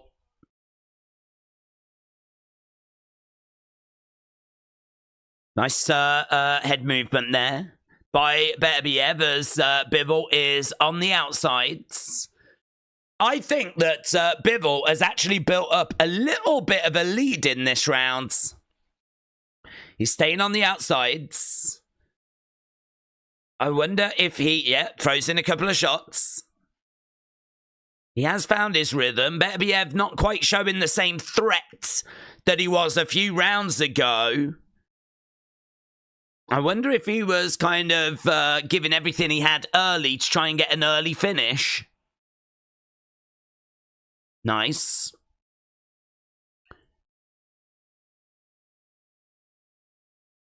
Nice shot coming in. Yeah, I think this is going to be a Bivol round, you know. I'm leaning Bivol on this one. Beterbiev in the center. Bivol on the outside. Beterbiev throwing out some jabs, but it lands on the guards. Bivol has kind of really stayed out the way. We haven't seen too many fireworks in this one. Lovely body shot coming in there by Bivol, though. And again, heavy shot coming in by Beterbiev. He's trying to go upstairs. Bivol just clinches. There was a nice shot at the end there by Beterbiev, but I think that Bivol did enough, to be honest. What do you think? Get your thoughts in. What is it that people are seeing? 77, 75, Bivol.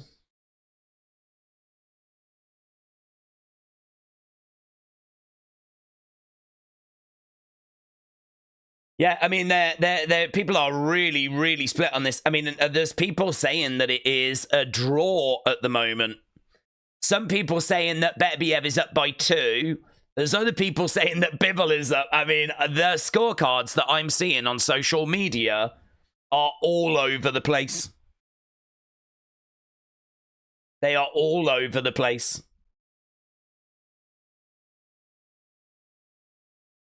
Yeah. 5-3 Beterbiev, and a couple of people also have it level. They were just asking around ringside, how have you got it? What do you think? I currently have it, and I'm not lying, I've currently got it 5-3. I've got it 5-3 to Beterbiev at the moment. The scorecard for DAZN has got it level. They've got it level. Big shots coming in. I mean, I think there's one round in it. They've got it level. I've got it just one round extra to Beterbiev. And I could be wrong. That's not a hill I would die on. Some of these rounds have been real close. And I think Bivol has looked better in recent rounds. Bivol in the center. Beterbiev on the outsides. He's trying to go down to the body. Jab going in upstairs there by Beterbiev. Bivol staying on the outside. Bivol bouncing around on his toes. Circling rounds. Nice shot coming in there by Bivol. Bivol again moving rounds. Jab coming in there by Beterbiev. Beterbiev again trying to let his hand go. And Bivol letting his hands go as well. That was good by Bivol. It is very flashy work now by Bivol. Bivol is looking the better fighter of the two. Beterbiev really went through a great spell But he's just not been able to stamp his authority on the fight like he could earlier. Right now we got Bivol circling round on the outside. Beterbiev stalking after him. Beterbiev standing his ground in the middle. Bivol on the outsides. Couple of jabs coming in there by Beterbiev, and he tries to let a big right hand go.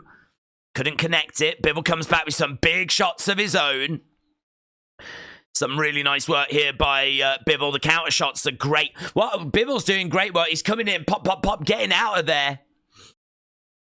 Yeah, lovely, lovely. He's really grown into this fight. I feel like Beterbiev really needs to stick something on him. Yeah, lovely shots coming in there by Beterbiev. I feel like Beterbiev's corner needs to make a little adjustment. Bivol is the champ by the crowds. Couple of shots coming in. And again, body shot there by Beterbiev. That looked really good. Boom. Right, what are people seeing? Let me know. How are you scoring it? That was round 9. Yats Labrador, 6-3 Beterbiev. It is a great fight.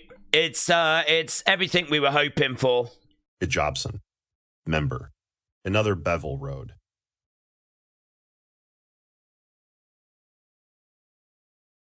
Adam James. Bivol up by 1, I think. Jobson, member. 5-4.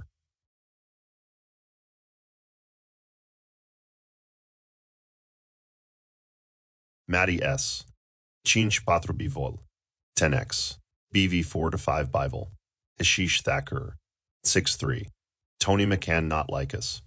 Bivol has finally woken up, I think 5-4.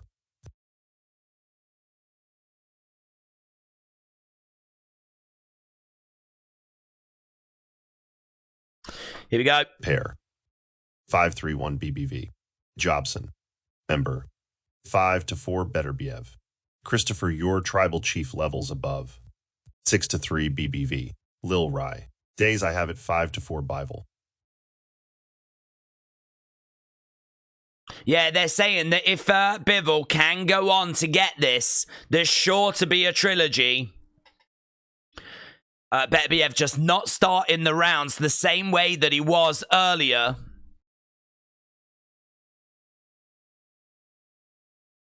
Yeah, wonderful stuff at the moment. He is right in front of Bivol and throwing in some jab to the body. So we're in round 10. I don't think this is going to surprise anyone that this is going to end up going the distance. Nice jab coming in there by Bivol. Beterbiev moving forward, throwing out straight lefts. Again, we've got Bivol chance. It's a lovely right hand there. Beterbiev again trying to go upstairs. Bivol gets out of there, throws out straight lefts. You can see the marks on Beterbiev's face. It's backing up a little bit. Beterbiev in the middle. Lovely right hand coming back there by Bivol. We got just over a minute left to go in this. Doubling up on the jab there, Beterbiev, as Bivol was right up against the ropes. Bivol comes back over to the corner. Couple of jabs coming in. Hook shot coming in there by Bivol. Lovely sequence of shots here by Bivol. He really is catching the eye at the moment. Yeah, a couple of shots coming in there by Beterbiev. Yeah, bang, bang, bang. Going upstairs, mixing it up, getting those shots through as well. They're so close. Lovely. Look at that. Going downstairs, Beterbiev. That's really good. Bivol backing up. 30-odd seconds left to go. Jab coming in there. Beterbiev is pouring it onto Bivol here. He has just managed to get through with a couple of shots there. Bivol trying to come back with a few shots of his own. Going downstairs, it is single stuff. He does need to really land a bit more than that. No joy, Bivol in the center. Jab coming in there by Bivol. Driving Beterbiev down and back. And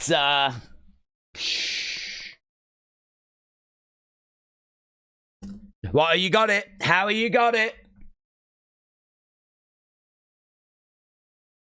How are you seeing it? Get your thoughts in. We've got 2 rounds left. That is it. 6 minutes left to sort these 2 out.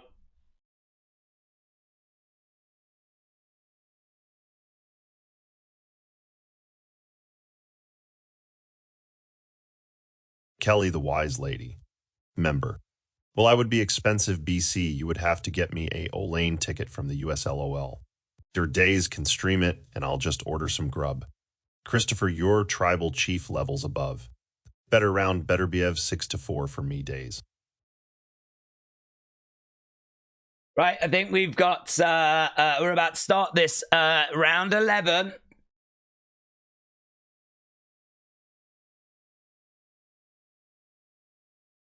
Yeah, it has been absolutely brilliant.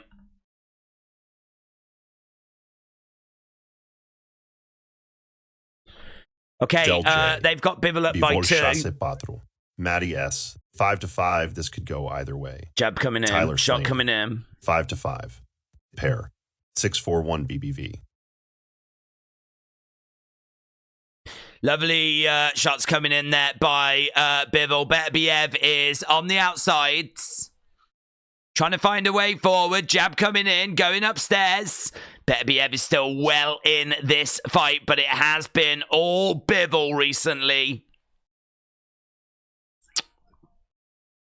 I mean, God only knows what the judges are actually going to say, because we all saw those Sheeraz scores earlier. Will there be a split? Beterbiev is in the middle of the ring then. He's still unloading. Bivol throwing in some shots to the body. Bivol has landed 138. Beterbiev 107. Beterbiev has thrown 578. Bivol 450. So Beterbiev has thrown a lot more, but not landed as much as Bivol. Bivol again on the outside. Beterbiev throwing out a couple of jabs. Nice, going upstairs, going to the body. Again, trying to throw in some shots by Beterbiev. Bivol trying to go upstairs, but no joy. Beterbiev gets out the way. Lovely head movement, lovely lateral movement. Right on the guard there by Bivol. This feels like it's another Bivol round. There's not really a reason to give this to Beterbiev. I have Bivol winning. It has been a really great last few rounds, this by Bivol. I mean, really since the middle of the fight, he has just took over.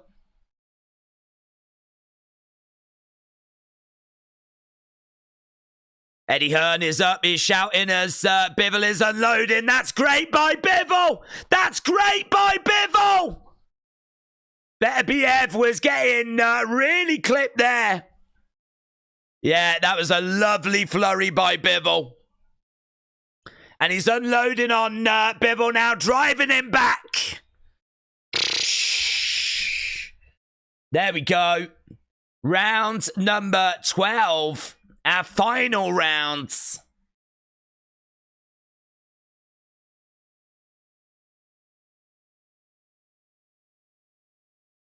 Yeah, I've got Bivol winning.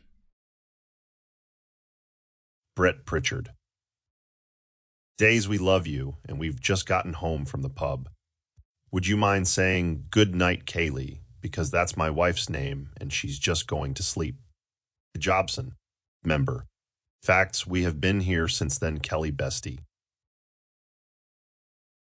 Good night, Kaylee. I hope you had a lovely time at the pub, had lots of drinks. Oscar Luis Hernandez Pereira. Who's winning so far? Bivol. Omar Kaif. Who's winning? Bivol. I've got Bivol winning. I think a lot of scorecards will have Bivol winning. He's really took over since the middle of the round, since the middle of the fight. Adam James. Final round. Bivol up by 1. Matty S. 6-5. Wow, what a fight. Pair. 6-6 draw. Okay, here we go. Beterbiev is all over Bivol right now. The DAZN scorecard has got Bivol up by 3. Yeah, I mean, Beterbiev definitely needs this round. Definitely needs this round.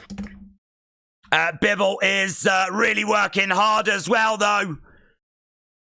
Beterbiev is throwing out some jabs. Bivol is responding.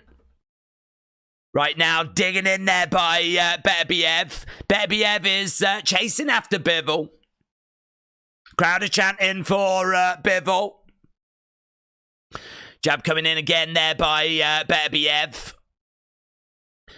Another big shot coming in by Beterbiev.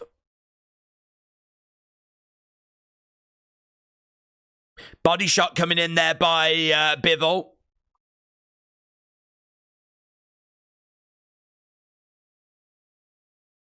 He did have to weather an early onslaught. They're really singing Bivol's praises here. Lovely jab there by Bivol. Eddie Hearn is up, trying to get the crowd going.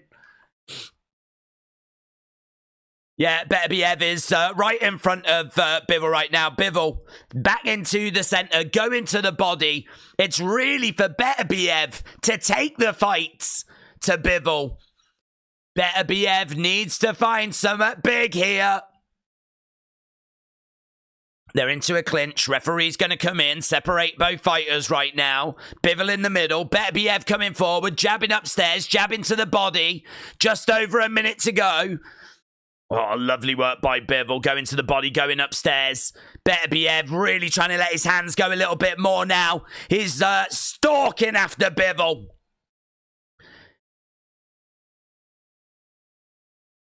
Can Beterbiev get something here? He is chasing after Bivol. Bivol is on his toes. Oh, there is a cut, you know. There is a cut for Bivol. Bivol has got blood coming down his face. 30 seconds left to go. Blood on the side of the face of Bivol. Beterbiev in the middle. Jab coming in there by Beterbiev. 20-odd seconds left. Look at the damage. Look at these two warriors throwing everything they've got.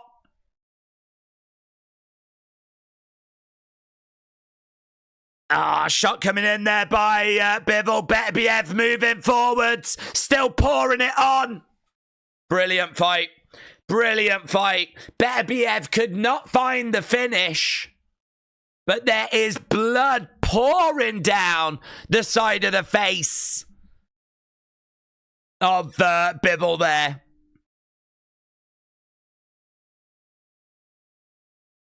I think it is really flipping close.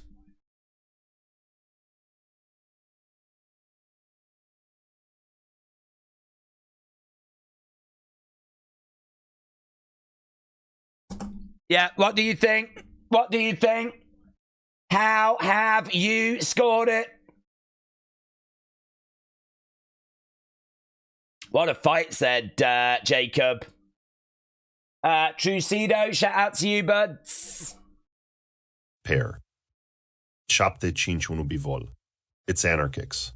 Draw. Proctor Dill. Believe it or not, right now UFC is doing a package of Yadong getting pedicures with his mom. Jacob Rowley. What a fight. Is this the longest stream of the year, said WrestleLandia? I didn't even realize we'd been over 8 hours. So, yeah, maybe. Bayview Blues, shout out to you, my friends. Would not be disappointed by a draw. I'm thinking Bivol, no, Beterbiev, 7-5.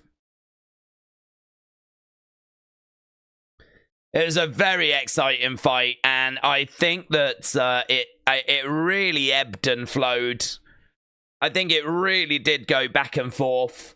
I think that Bivol probably deserves the nod.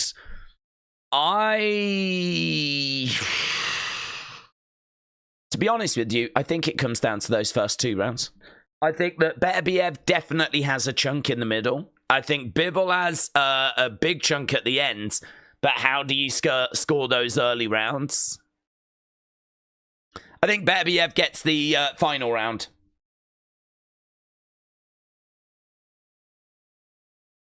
This is going to be really interesting, honestly.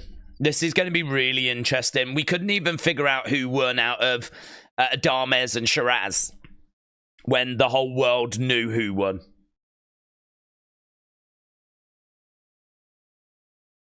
I am definitely down for another one.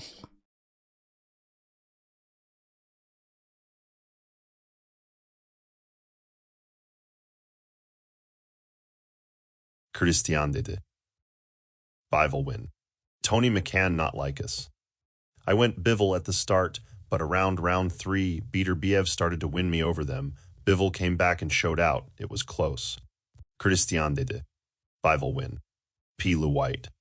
114 to 114. Matty S. Draw, what a fight, though. James Chadwick. Trini, I just looked at the profile. It's got videos on it with no views. What a loser, no wonder he's mad. Spartan Major 619. The longest stream is 10 hours long UFC 259 live stream. It's majority. And no! Bivol has done it! Bivol has done it! One of the judges had it 114. 114. Two of the other judges, 116 to 112, 115 to 113. It is Bivol that gets his hand raised. Eddie Hearn is in there with him.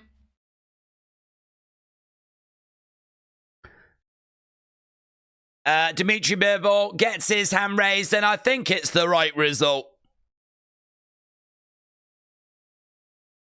I have Bivol just edging it, but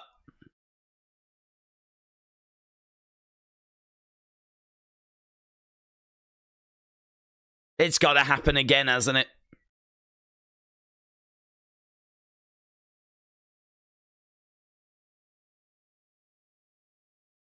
Amazing. Bivol gets the win this time. A lot of people thought he should have had the win last time. Bivol wins! Wow.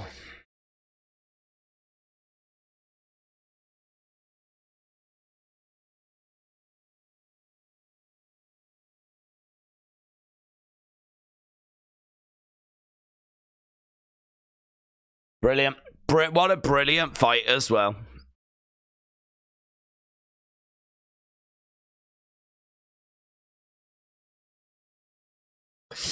But congrats to both, because that was an excellent try from BBV.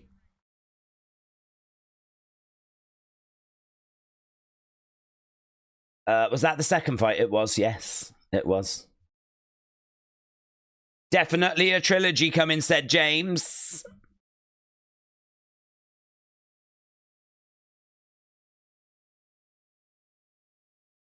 He said, Bivol said he's just so happy. Hillbilly Josh Loftus. 100% rigged, can't stand boxing.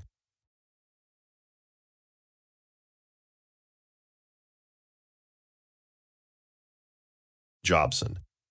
Member. Bivol new champ.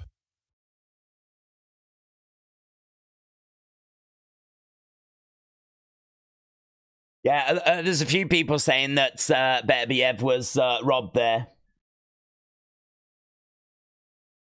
I think it's really close.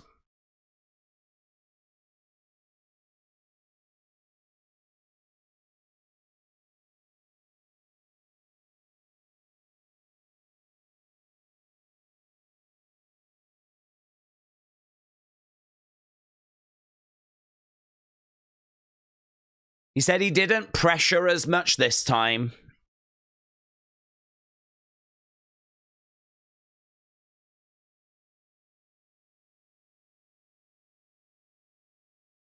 It's awesome, innit? Definitely a trilogy incoming. I was better. I was pushing myself more.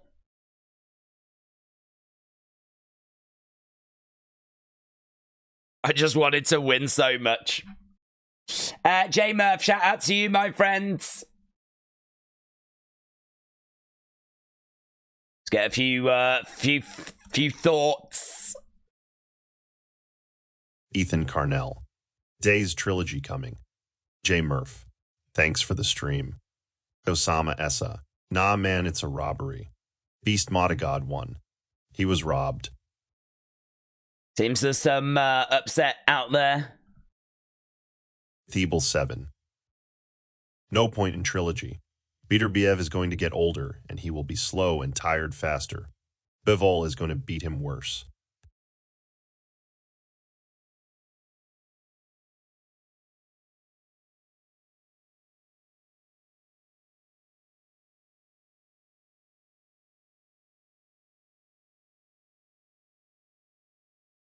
Days did great tonight, like always on these big events. James, thank you. That is so nice. James Chad, that is lovely. That's not what you expect from James Chadwick, but oh my God, what a cutie pie. That is so kind, James. Thank you. Oh my God, that is lovely. Is it time for one more?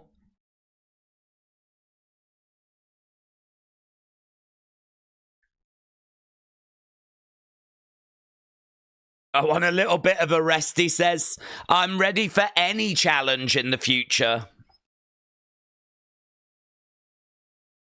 Yeah, I mean, I think he definitely deserves a rest after that. I don't think anyone's going to begrudge him that.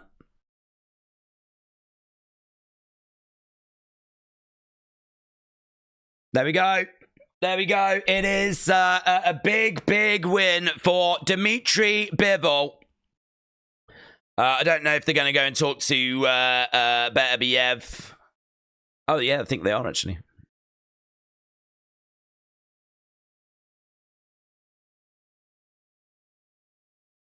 He says, I don't want to talk about the decision. It's tough.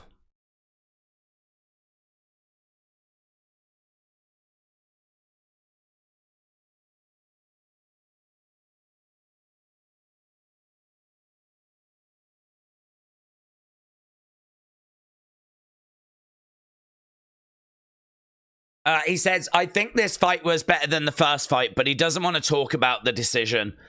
He's clearly very, very disappointed.